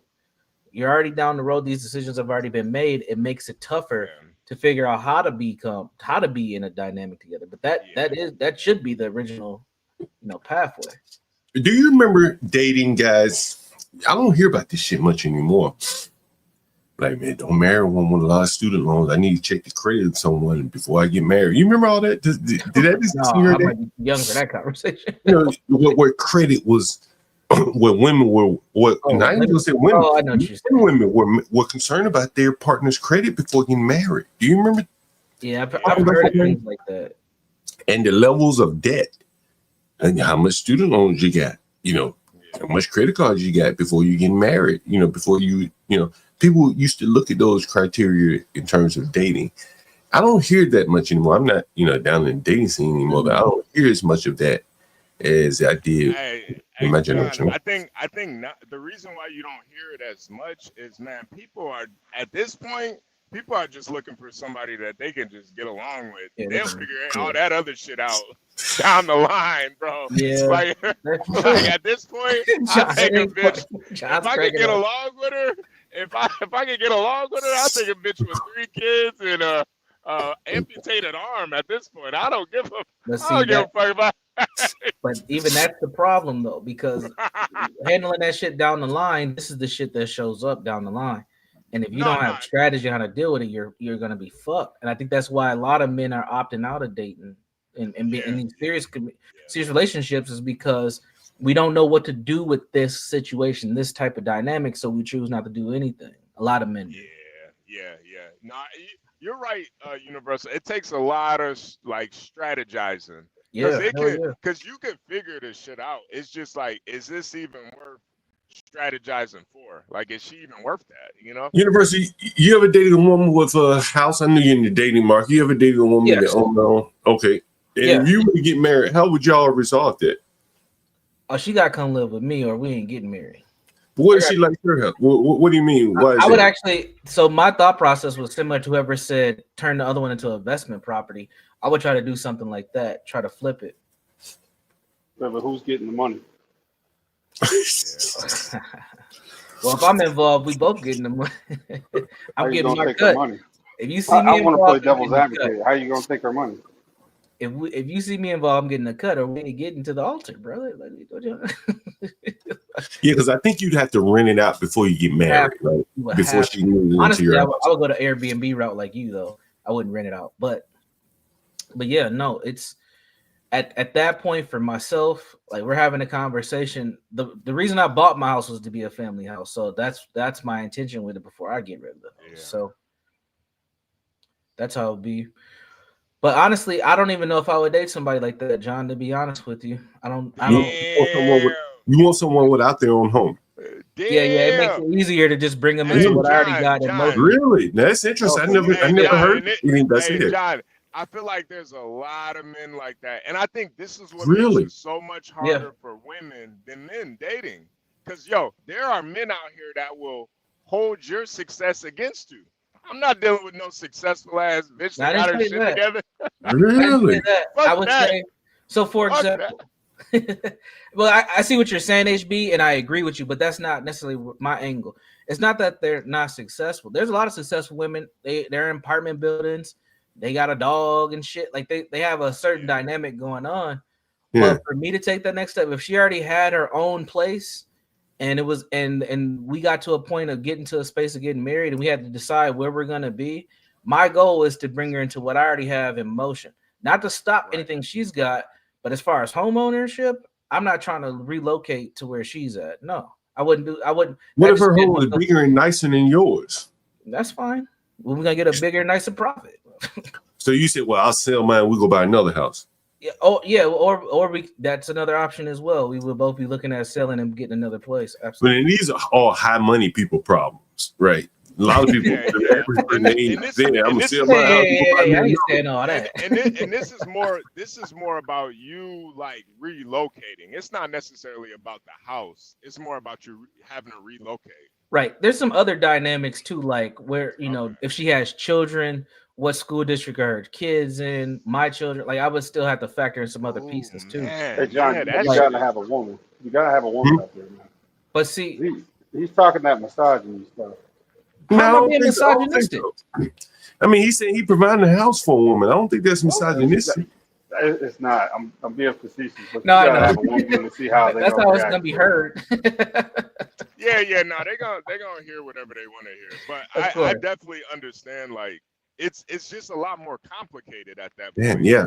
Things are complicated. Yeah. Like honestly, a good fit for me would be a woman in her late 20s, early 30s, no kids, who's on the upswing of her career. She'll be a perfect fit because I can bring her into what I have going on.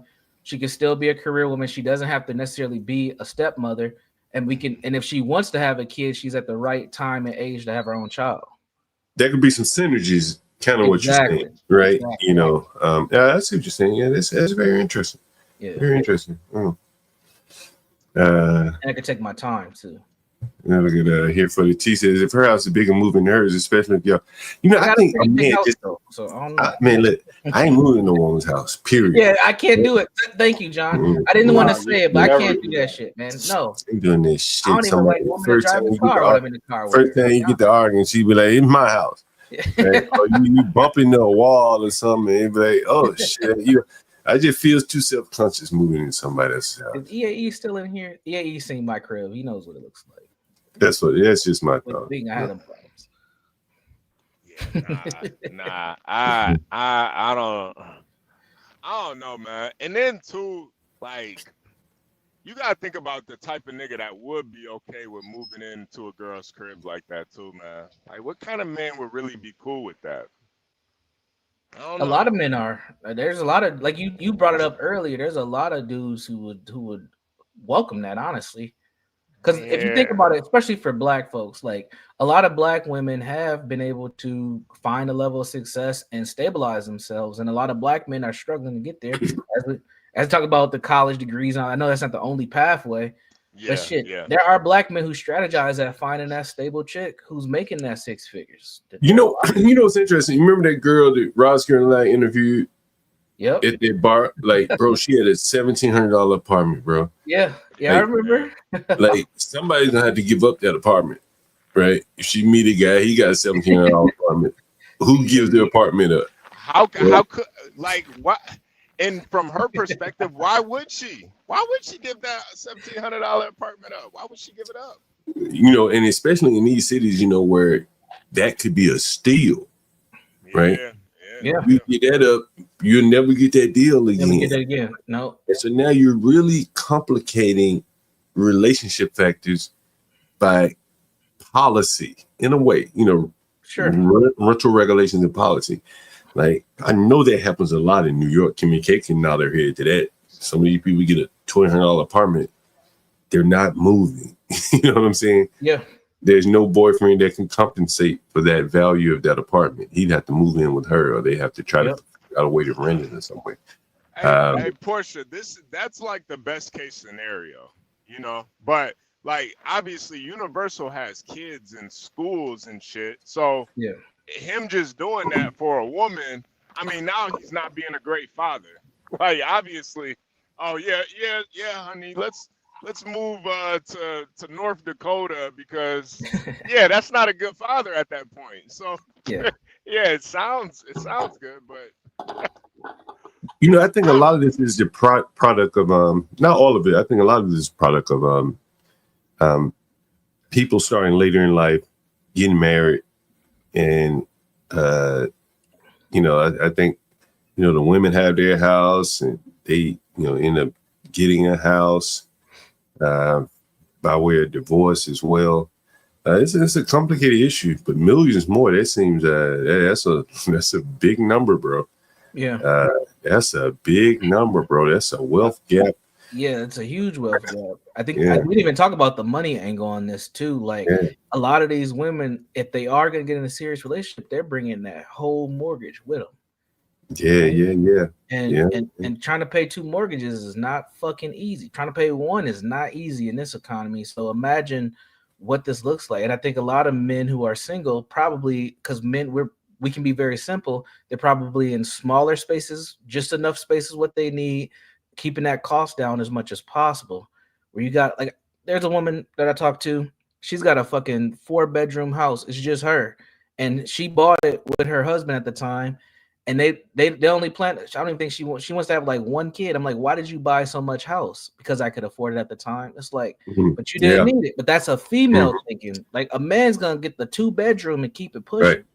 And you know what else what comes with that is utilities and maintenance that she doesn't even need a house that big. Yep. Extra electricity she's paying for, and water. As of 2023, 44%, maybe we say 45% of Black Americans own their home. That's a good number, reflecting a 0.6 percentage point increase. That's a pretty high number. That's a good number. As long as you can make it. White home ownership is 72%. I don't even worry about the disparity. I think that what's a natural number, and 45% probably is a much more natural number than trying to match what white people are doing and any other group are doing. Yeah. If you got about half of your people owning their homes, I think, I don't know what the state of these homes are, but that's probably about a natural fit.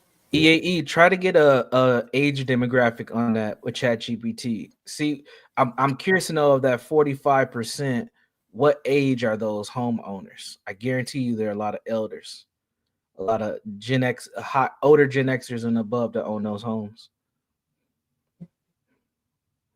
Yeah, that's it's just a lot of upheaval. You're asking people to really upheave, once you got selling, you're 33 years old, you got a house, furnish it, decorate it, and now you got to move. Like, that's a sacrifice. Apartment is one thing, you make it apartment, but a house, house is way different, man. Way different. They're trying to shame Universal in the chat. I get shamed for everything. I can't be educated. I fucking was married to a dark-skinned woman. I'm still getting shamed. I got 3 kids. I'm acting father. It don't matter what I do, man. It don't matter, man. It don't matter. What did I even say wrong? I don't even know what I said wrong. Because I'm a black man. Y'all should be happy. You're a single dad with kids. Yo, they make it seem like single dad with kids is like on the same level as single mom with kids. No, it's very. And I'm not a single dad. I'm a co-parent. Like my ex-wife, she's a great mother. She's a great mother. I'm never gonna downplay her role. But like, damn, what else could I do? Sheesh. I agree with Kimmy K. She said you don't have to waste time in your 20s portion. I think women, like college and all that, has women wasting their time when they probably be better served instead of getting connected or intertangled with all that loans and banking and housing, it probably be put them better in line with men to not acquire all these things. You know, honestly, it's the universal thing. Yeah, my prediction was true. You see what he put it? What's that? 7% of that 45% are people under the age of 35. So it's not a high number.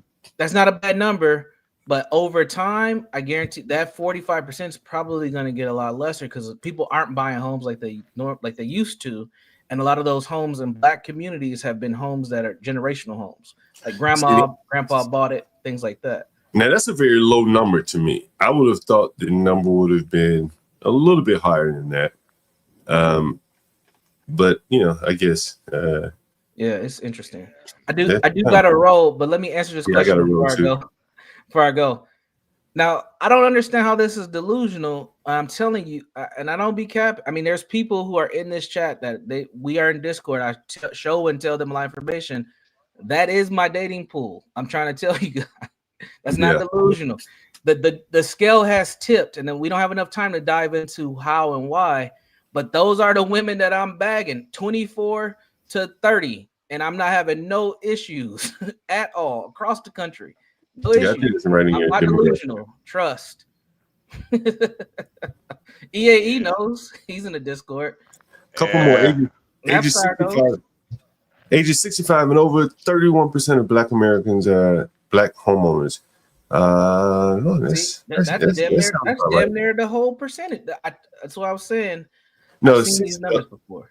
Oh, wait a minute. It's 31% of the 100% of Black homeowners are 65%. So it's about a third of all Black homeowners are 65 and older. That kind of makes sense. Yes. I would expect the 35 and under to be about 20%. You know what I mean? Yeah. So, John, what do you think is going to happen when those 60-year-olds pass away? You think they're going to pass those homes on to their children and grandchildren, or somebody going to come collect them? I think the ones that get passed to their children and grandchildren, from what I've seen, many of them, they'll end up being sold in the inner cities. At least that's what I've seen. I bought several that have been. Yeah, there's a drop off coming now. Yeah, and I think that's why that 35 and under number is so low. Some of those people would have inherited homes, and they probably end up selling. You still hate. You understand what I'm saying? Okay. I can't win, HB. Yo, the pre-made family is crazy. That's crazy. Talking about you like you a stovetop or something, man. Yeah, I'm a simp and I'm a fucking homemade, hamburger helper meal to these chicks. Apparently, what the fuck? Yo, pre-made family ass nigga. That's funny. Yeah, that's crazy. Yo. That's funny. Because any chick that gets with me ain't gonna be a stepmom. So it's funny. Man. But that's okay. Oh. Damn, I can't wait. Every episode. Damn, University, give me today, boy. I don't even be saying shit. I haven't said anything. I haven't done anything. Every action. I don't even shit on women with kids like this, man. Like I think it's not. It's women. It's women to women. Or person to person. Everybody's story is different. So instead of focusing on if they got a kid or not. Like, what type of person are they? What type of parent are they? If they are, I gotta get out of here, guys. Make sure you support the channel, guys. I gotta get out of here. It's been great. All right, so I gotta go. We're not gonna wrap it up unless you want to keep going, HB. Let me see. Maybe we can Kimmy and Portia. Maybe we could bring some ladies up here so they can shit on Universal. Portia, can you pin the link? We could do some open panels. Fuck it. I'm Portia, pin the link for me. I definitely appreciate it. We're gonna play a quick little song, and we'll get back to it. Just give me a second. This nigga high as a motherfucker, by the way. Let me go fast. I am the nigga, young dog. This high ass nigga. They don't dance no more. It's all about the lean. Back in the day, crack was jumping on the scene. Now they slumped on the sidewalk. Can't talk. Golden era baby, but we still feel the rock. They used to be kings, now they lost in the scheme. Popping them bottles, throwing money, living dreams. Now they zoned out and mumbling, fumbling. No rhythm in the city, the whole shit crumbling. They used to rock the house, they was riding through the streets. Remember there was dancing, sliding to the beat. Now it's poison in their veins, ain't no pulse on the street. Guess it's over now, they accepted defeat. Back in the day, the rock had a wild and free. Different story now, they got no energy. New drugs got them slow with the head unload. Eyes closed and they don't dance no more. Block used to be jumping, top shit they was on. Now it's lights out, guess the thrill is gone. I am a nigga. I bring it to your rough, rockin' and raw, nigga. They don't dance no more, it's all about the codeine. Back in the day, they was rocking on the scene. Even dancing in the rain, now they nodding off. Shit just don't hit the same. I am that nigga. That's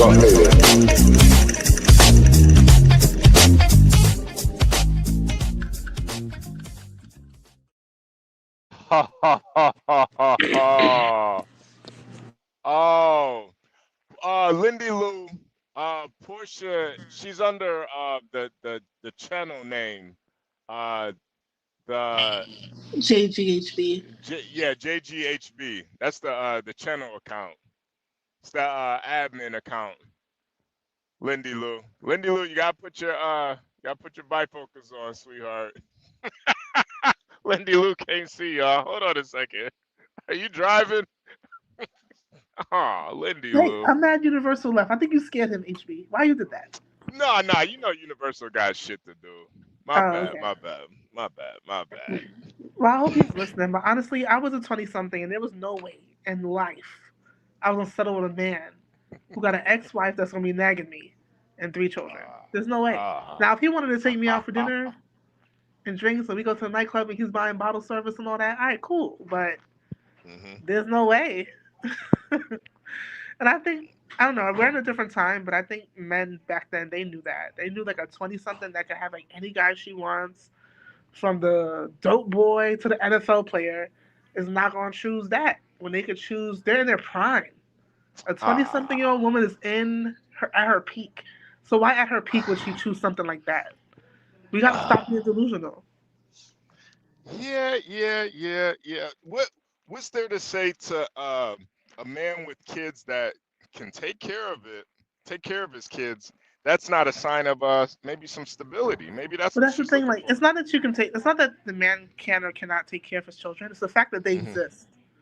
Like, you coming with so much already, and I'm just coming like with beauty, the best part of my life, freedom. Like, I'm not coming with none of that, but you coming with all of that. It's a disparity. What about love? I mean, in order for love to last, you got to have some common sense. I mean, and there's too many child-free men that look good, got it all. They're single, never been married before, to choose from. Like, why choose from someone? That don't make no sense to me. I really don't see how. And then is there really that many for women to choose from? Is there really that many? It is. There are more single child-free men than there are single child-free women. Oh yeah. That is true. Yeah, that is true. So the women that are single and child-free, they have a lot to choose from. If we go off the math. You can still come up. Universal's still listening in the back, so you can still come up.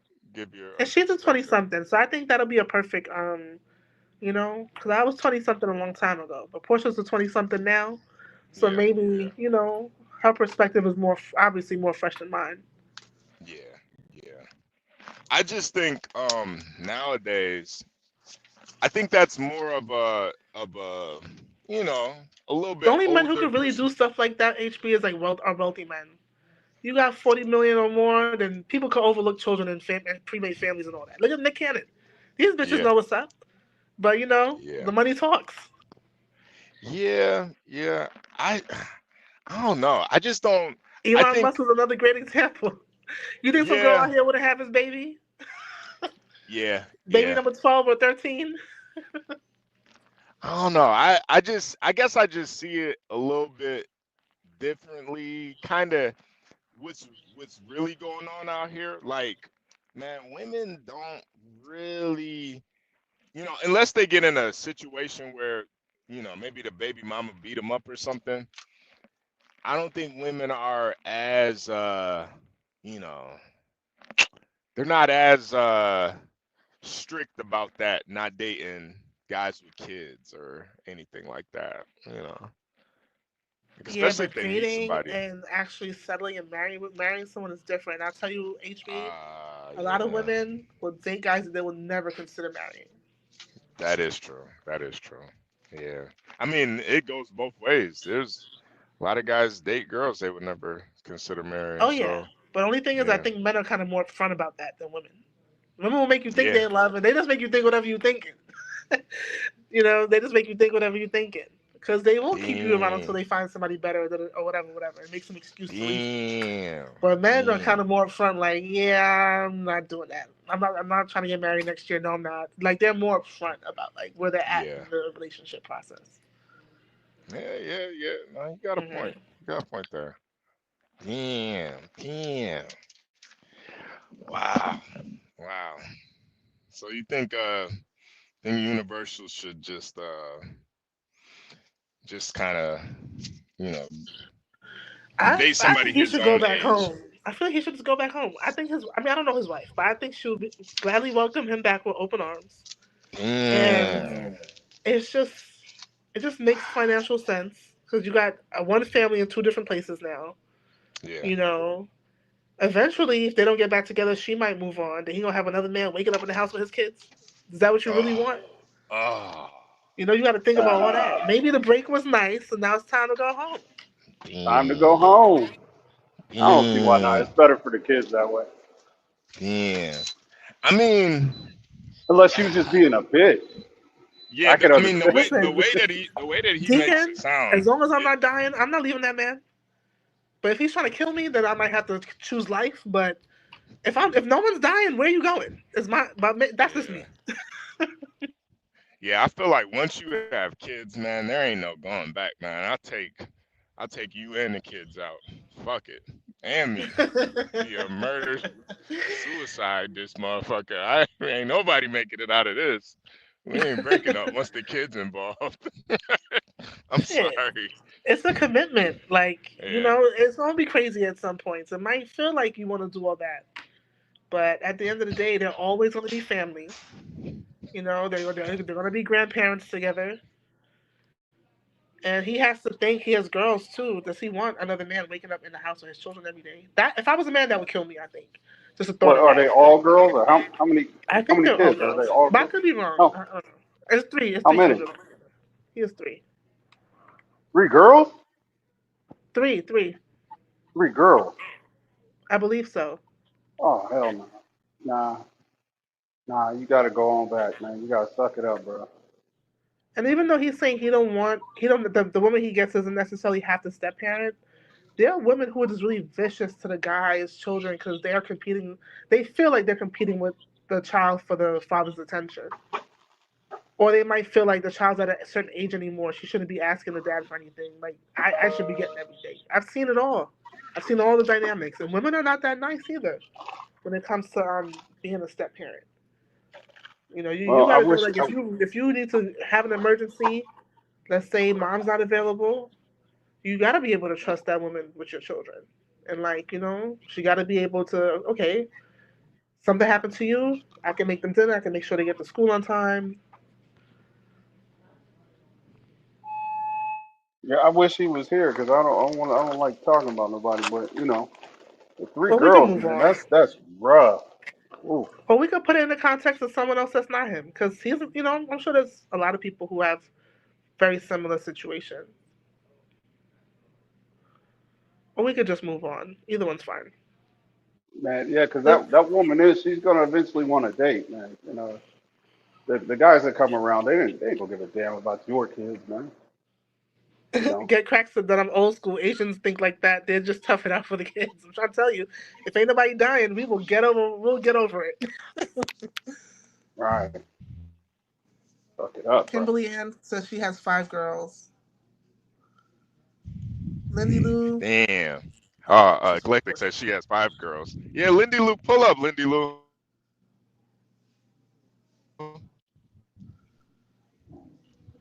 My Lindy Lou, man, they saying Lindy Lou a racist now, man. I can't believe it. Not I my don't think Lindy she Lou. is. You know what? Hell nah. While we're on Yeah, the topic, Lindy's sweet, man. Lindy is I'm sweet. gonna just put this hair thing to bed.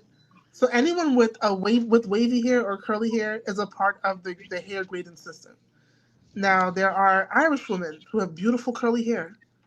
They're a part of the hair grading system.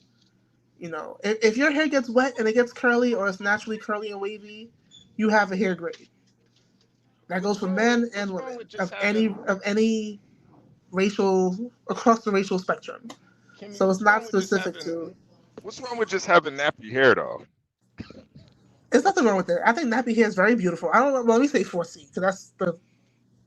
We don't want to say nappy no more, but I think 4C hair is very beautiful. And like as people get older, their hair thins. But women with 4C hair, they have a beautiful head of hair into their older age, which actually keeps them looking younger because their hair's not thinning. Yeah, but C4 hair, that's some fucked up shit. Why? Why you say that, Deacon?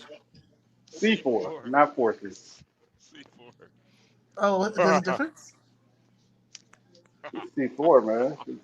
Never mind. Okay, sorry, I didn't get that. Yeah, she didn't get the joke, man. So it doesn't matter your race. It doesn't matter your. As long as your hair has a wave pattern or a curl pattern, it has a grade. Yeah. Nah, I don't know.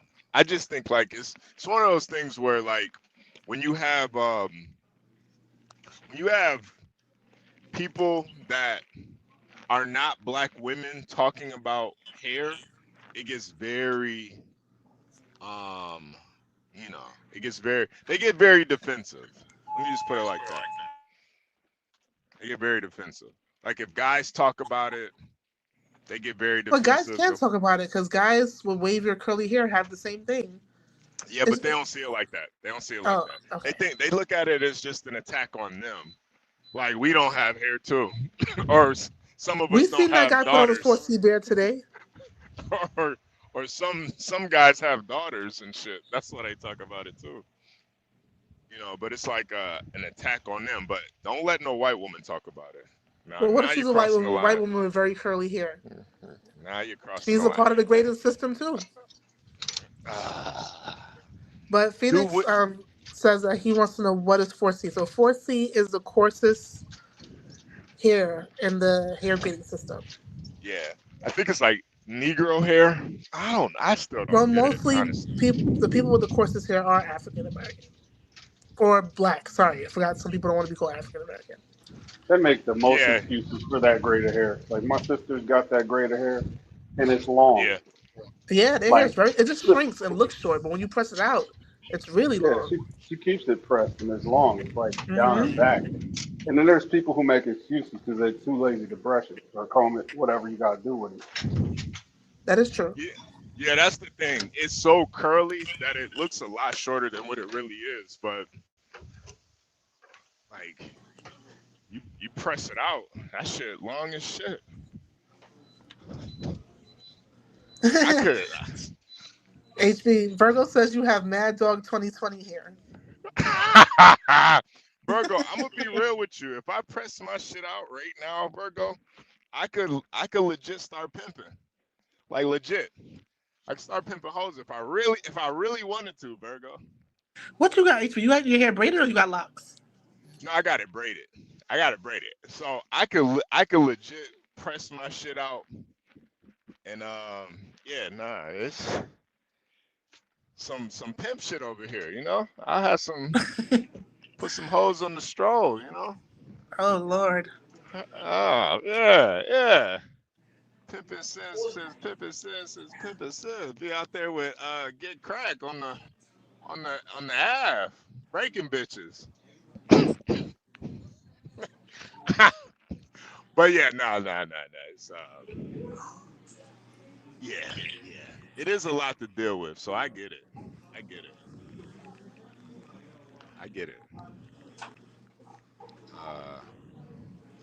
Damn, what Eclectic, which show did John get a shout out on? He said on a popular stream. Wow. I wonder which one it is. Wait, did John ever get that woman out? George Washington's I was about to descendant? ask that myself. What show was that? Who said that? Eclectic, yeah. And I had a question for you Stitch. too, John. Stitch and Adams. Who is that? Stitch and Adams. You know who that is, John? Never heard of him. Mm-mm. Oh, okay. Wait, what was the shout out? While you write that in the chat, I'll ask John. So did the descendant of George Washington leave? Did she check out? Oh yeah. Stitch and Adams. Let me see. See who he is. Stitch and Adams, YouTube. Was that on YouTube? What did they say, by the way? Yeah. Portia's here, y'all. Hey, Portia. Hey, Portia. Portia, good afternoon. How are you? Probably has some technical difficulties. Portia. I'm sorry. Hey, hello. Hi everyone. Hi Kimmy. Hi HB, John, and Deacon Dave. Hi, Portia. I didn't realize that I was up here. I'm sorry.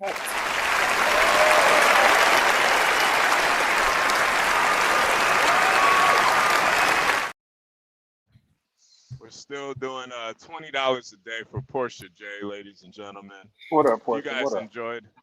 You guys enjoyed this episode. You know, show our dear Portia some love. Cash App Portia J. It is scrolling at the bottom. You guys make sure you hit the like button too. Portia, did you have any opinions? I saw you're typing a lot in the chat there. You had any opinions you wanted to bring to about what we were talking about? I was just I wanted to talk to Universal about it, but it's just like the point of him like having slugs thrown at him. I wouldn't say that's not how I would describe it. Because Universal is different. He's the exception to the rule. He has 3 children, he has 3 daughters, but Universal is also very successful within his own right. So whenever he's talking about bringing women into his space, it makes more sense. And so what I was saying is, whenever you're having conversations like this, instead of making it so broad and general, it's easy to, understand whenever you give why Universal is saying what he's saying. It's better for me to be like, oh, okay. Or even not just me, people, period. It's just like, oh, okay, because he has 3 children. That's why he prefers this wherever he's living. His house is in this area for a reason. The school district is close to their mother so that they can co-parent, all of these different things. So not to say that it's a bad thing, and not to say that he can't get the women that he says he seeks. I believe he said 25 through 30, single, no children. I do believe that women would, still go for that with Universal. Again, he's a father of 3 daughters. There's also the factor in how he would treat a woman, how he would treat her, his relationship with his ex-wife, so many different things that I believe that a woman would be, fond of. But that's it. What would you be fond of, Portia? You're a young 20-something. Would you, with all the great things you mentioned, would you want to date a man? Let's say HB's not here today, with 3 children and an ex-wife? Me personally, no, I wouldn't. But that, of course, that's just me. I wouldn't want to speak for other women that would, but for me, no, I wouldn't. And that's only because maybe if I didn't have the experience before, and I didn't have anything to compare it to, but there was once upon a time where I did date a guy that did have children, and that was just too much for me. And he only had 1, so 3, I just couldn't do it. But everybody's different. What if he? Think about this though. What if he got you a laptop? Y'all gonna get Virgo started. Yeah, Portia, you haven't thought about that yet though. What if he got you a laptop? Does it change got anything? grease the palms with a laptop. Yeah. No. Okay, all right. She's not playing along, guys. All right. We know. Well, she said what she said. That's it. Oh, John left. Dang, I wanted to know if George Washington's descendant checked out of his apartment. Oh yeah, she left. Oh, okay. Yeah. After running everybody else out, the other guy. Damn. So everybody else left too? Now, just the couple she was arguing with. You know what's crazy? The Dipper couple. She chasing him off with a broom. Oh wow. He ran their ass about her. Nigga left his shit and everything. Damn. They were talking all this shit, but he didn't want it from her. I wouldn't be surprised if she comes back, John. No, we he can't. is on the sex offenders list. Right. You don't want no problem. Yeah, he don't want no problems. They probably registered. Ain't told him where he live. You don't want that problem, bro. Hell no. He got ran up out of there. Physically, literally. And she too stupid to even look up the motherfuckers she's living with. Like, the nigga pull her, he right on the list. He's right there. Black suit of 5'9". She had a bike, man. She left on a fucking What's bike. up, guys? What's going on, man? We've been talking about your neighborhood. We've been talking about your neighborhood all week, man. Oh yeah. What neighborhood? What, a Negro stabbed that boy? Blacks, Centennial High School with Oh yeah. Carmelo and Austin. You live in the Carmelo Anthony. Wait a minute. Isn't that crazy, Blacks? Hold on. Let me ask you this. Hold on. I now question it. I just thought about this. I now question the intelligence of the parents and name that motherfucker Carmelo Anthony. What's a K on there? It's Carmelo with a K. Something going on there. Like, yeah. That nigga probably one of them fucking $5 lawyers. But Tom Gully made a good point on Saturday. I think it was Saturday night. Tom Gully, because I wrote in the chat, like, why did he bring a knife to the track meet? Like, our students here in New York, they travel with weapons, but they're not trying to stab each other in school. They have to travel through craziness to get to school. And then Tom made a good point in that the area in which this happened is a very wealthy neighborhood and a very wealthy school district. So yes, it is. Even I live in it. In New York City, they bring knives to school because they travel with them, not because they're stabbing other students. That wouldn't be the case where this happened. Let me ask you No, this. not at all. Let me ask you this question, guys. What do you think there was levels to wealth in this shit? Like, this boy, family, got enough money to live out there, but they ain't got that kind of money that he probably was encountering with these rich people, these Indians. He's an outsider. I think he's less than 10%. That's a tough He's from environment. Louisville. Well, what's that mean? I don't know what that means. Louisville is in Denton County. Louisville is a suburb of Dallas. However, it's a lesser suburb of Dallas because of all the riffraff that has moved in. Now, a lot of Asians live in Louisville, etc. It's still a nice place. Don't get me wrong. However, it's not Frisco nice anymore. So he doesn't live in the most affluent area of that. No, he definitely doesn't live in the most affluent area of Louisville. Now we can. Let me ask you this question. So when he shows up at school, Stanley showed the parking lot, and he was even amazed. Yeah, imagine some nice cars pulling up in that parking lot. We said this right. And this boy, they trying to laud him and say he works 2 jobs. I'd imagine you rich kids probably aren't working 2 jobs. If they are, they're working for their own family. Yet, he doesn't have a family he can go work for. His mom works a doctor, a physician assistant. His dad is a lawyer, probably doesn't own his own law firm. Right. He ain't got the, he doesn't have the money, the influence, and every day he got to show up to school, all these rich ass kids, and he realized I ain't this rich. That's what I think happened, bro. And listen, he's an entitled black young man who grew up with a silver spoon in his mouth, who wanted to be a wannabe thug. He woke up that morning choosing to have an attitude, and he decided that day that if somebody messed with him, he would stab them. Now, look, you could have argued self-defense had he kept his mouth shut, but he didn't keep his mouth shut. The police even tried to tell him to keep his mouth shut, and he wouldn't. The reason why I don't think you can, blacks. No, I'm saying you can't anymore. Well, But the I reason don't. why I said you could've. could have, the reason why I say you could have tried the argument. I mean, they still can. They still are probably gonna try. But the reason why I say you could have tried was because A, they touched his bag, he warned them, and then B, they put their hands on him first. And with self-defense and escalation of force, you don't have to. You don't have to meet force with equal force. If they put their hands on you, then it could be argued. However, then he stabbed him and ran. That he didn't know what he had done, stabbed him in the heart. Then, when the police, he stayed there in the vicinity because he knew the police were coming. When the police came, he started mouthing off. He said, well, the police said, hey, look, it was alleged that you stabbed this boy. He said, it wasn't no alleged about it. I did stab him. I told him to leave me alone, etc. Then, and now all, he threw the baby out with the bathwater. Now it can be construed as murder one. And a confession. Yeah, I'm just saying now it's upgraded from self-defense from manslaughter to murder one. Oh yeah, 100%.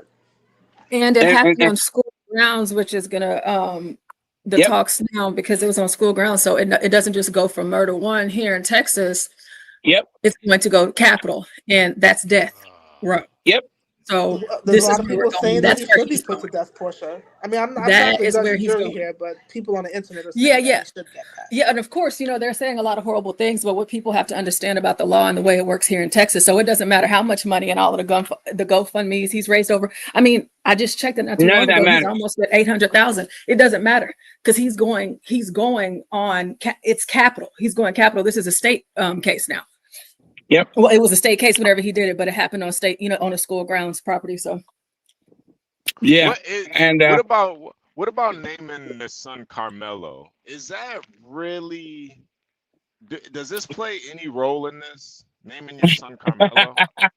Well, I'll tell you this. That makes them super Negroes. I'll tell you that right now. But wait, Virgo in the comments said that she knows Haitian men her age with the name Carmelo. So it could be like Carmelo Anthony, most likely not, but yeah, but well, they've ghettofied it, man. Just like yeah, but okay, I mean, that's all I'm saying. If you say that, Virgo, look at Haiti though. Look at Haiti. That's a great example. Look at Haiti. I don't know. Like for instance, the name Jarius, right? What do you think when I say, "Hey, my name is Jarius"? Yeah, what would you think? It sounds a little Poindexter-like. It's a little nerdy to me. No, I think that nigga probably robbed No. Okay, yeah. I'm saying if I say my name is Jarius, what would you think that my mother was on? What would you think my father was on? Mom probably smoked crack. Daddy probably was a pimp.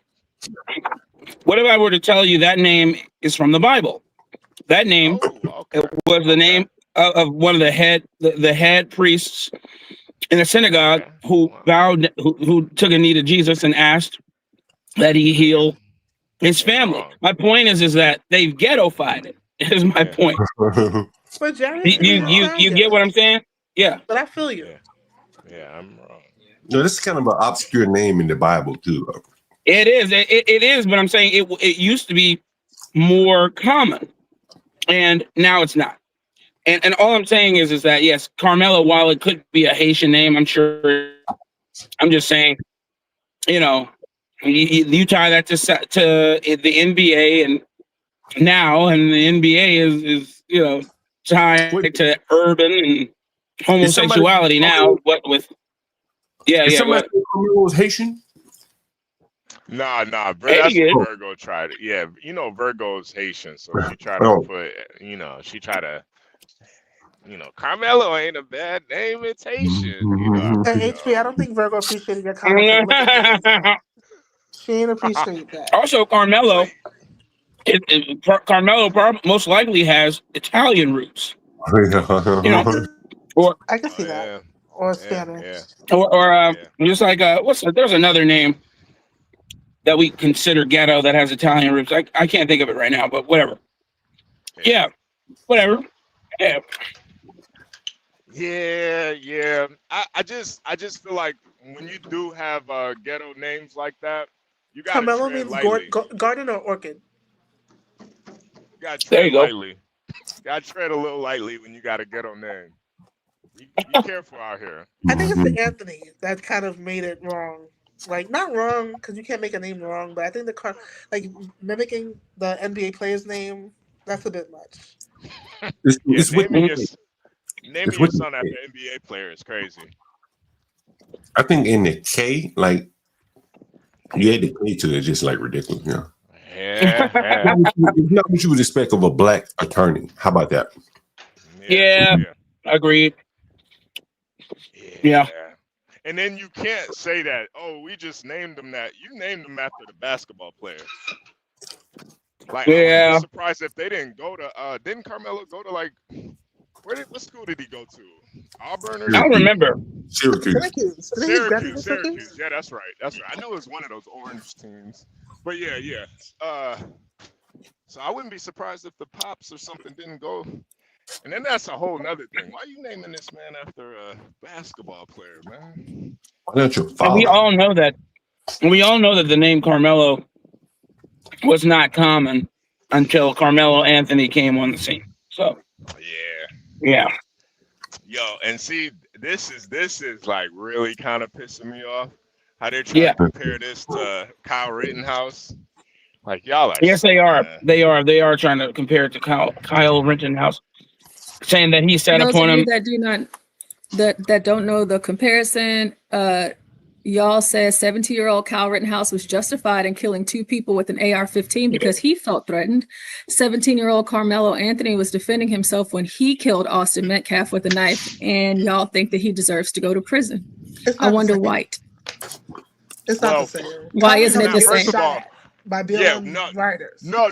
It wasn't that he was getting shot at. They were trying to steal his gun. I watched that shit live. But they weren't just trying to steal his gun. They were trying to shoot. They tried to shoot him. They were trying to kill him.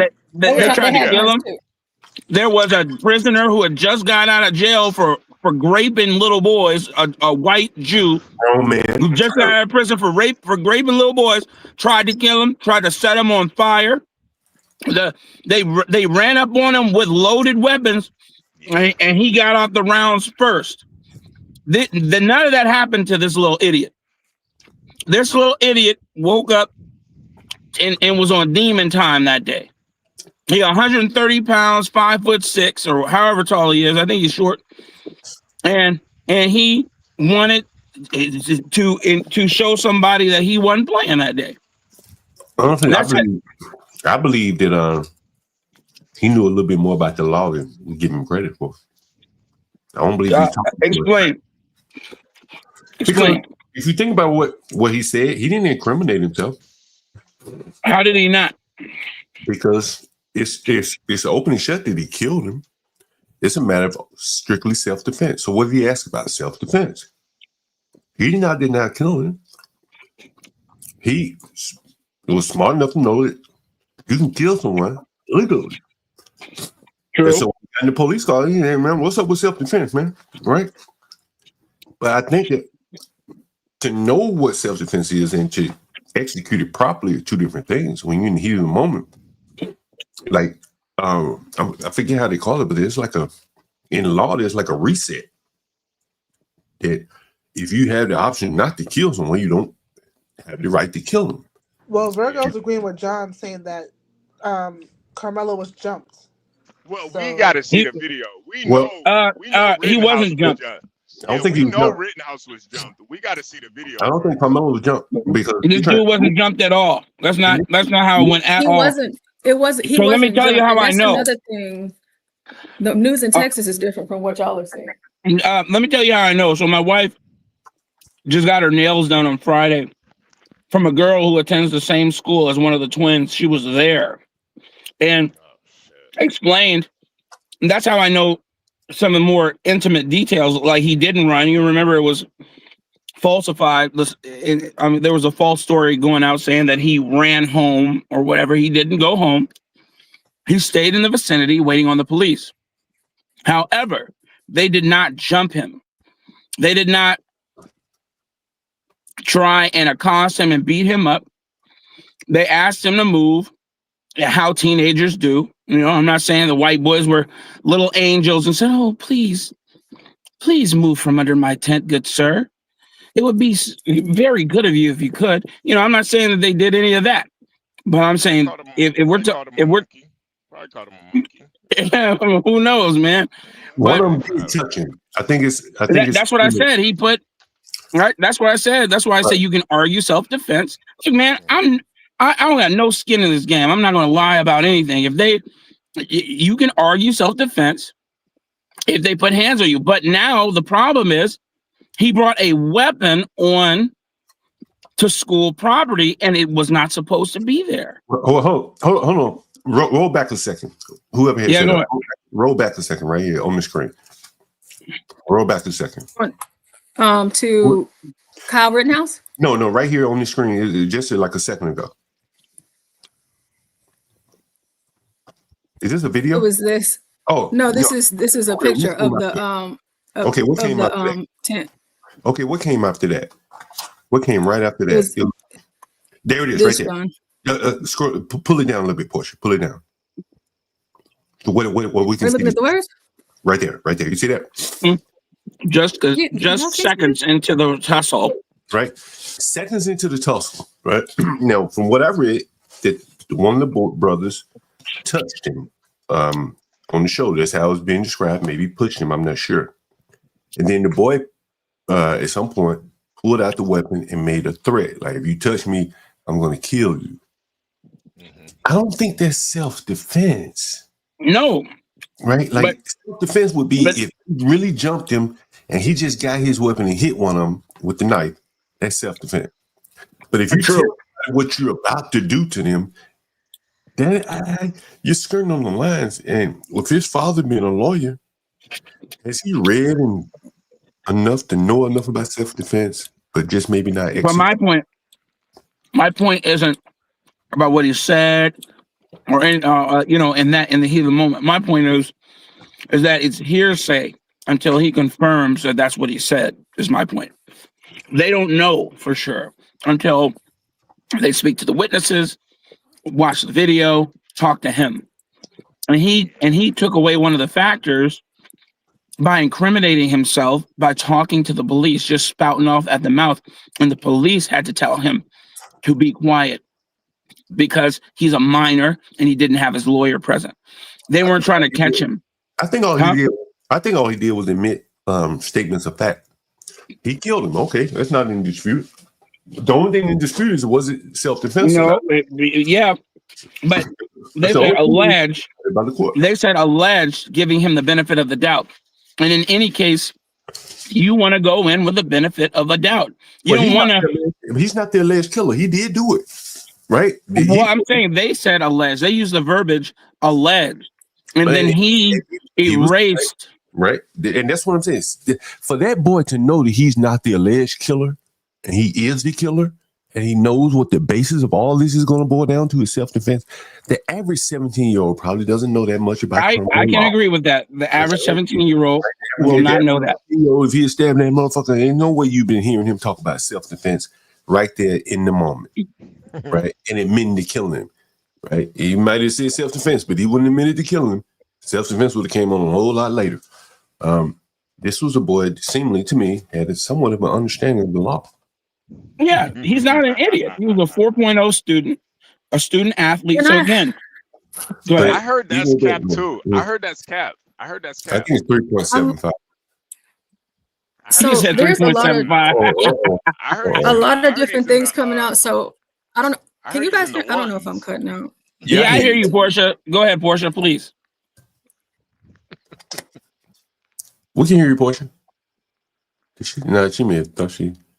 But it just like if his dad wasn't a lawyer, I wouldn't be thinking this. But I'm like, damn, this boy knows, like, because he didn't say anything that would incriminate him because he's not the alleged killer. We know who killed that boy. Alleged only means that it's your word against against the state. He's admitting that he killed him. Like, that's what self-defense. The basis of self-defense is I killed him. Right? I killed this person within the bounds of the law based on self-defense. Right? That's how that works. Yes, but you don't in some cases. However, you don't just remit all information in the moment. That's why you have the Fifth Amendment. And to that's why. be quiet. But that's why I also think that it just seems like that behavior. Either he's incredibly stupid, right? To just be talking like that, or he knew what he could and could not say. And seemingly to me, he didn't say anything that will get him put in prison. He admitted to doing the act, and he said it was self-defense. Okay, we'll see in court if it really was.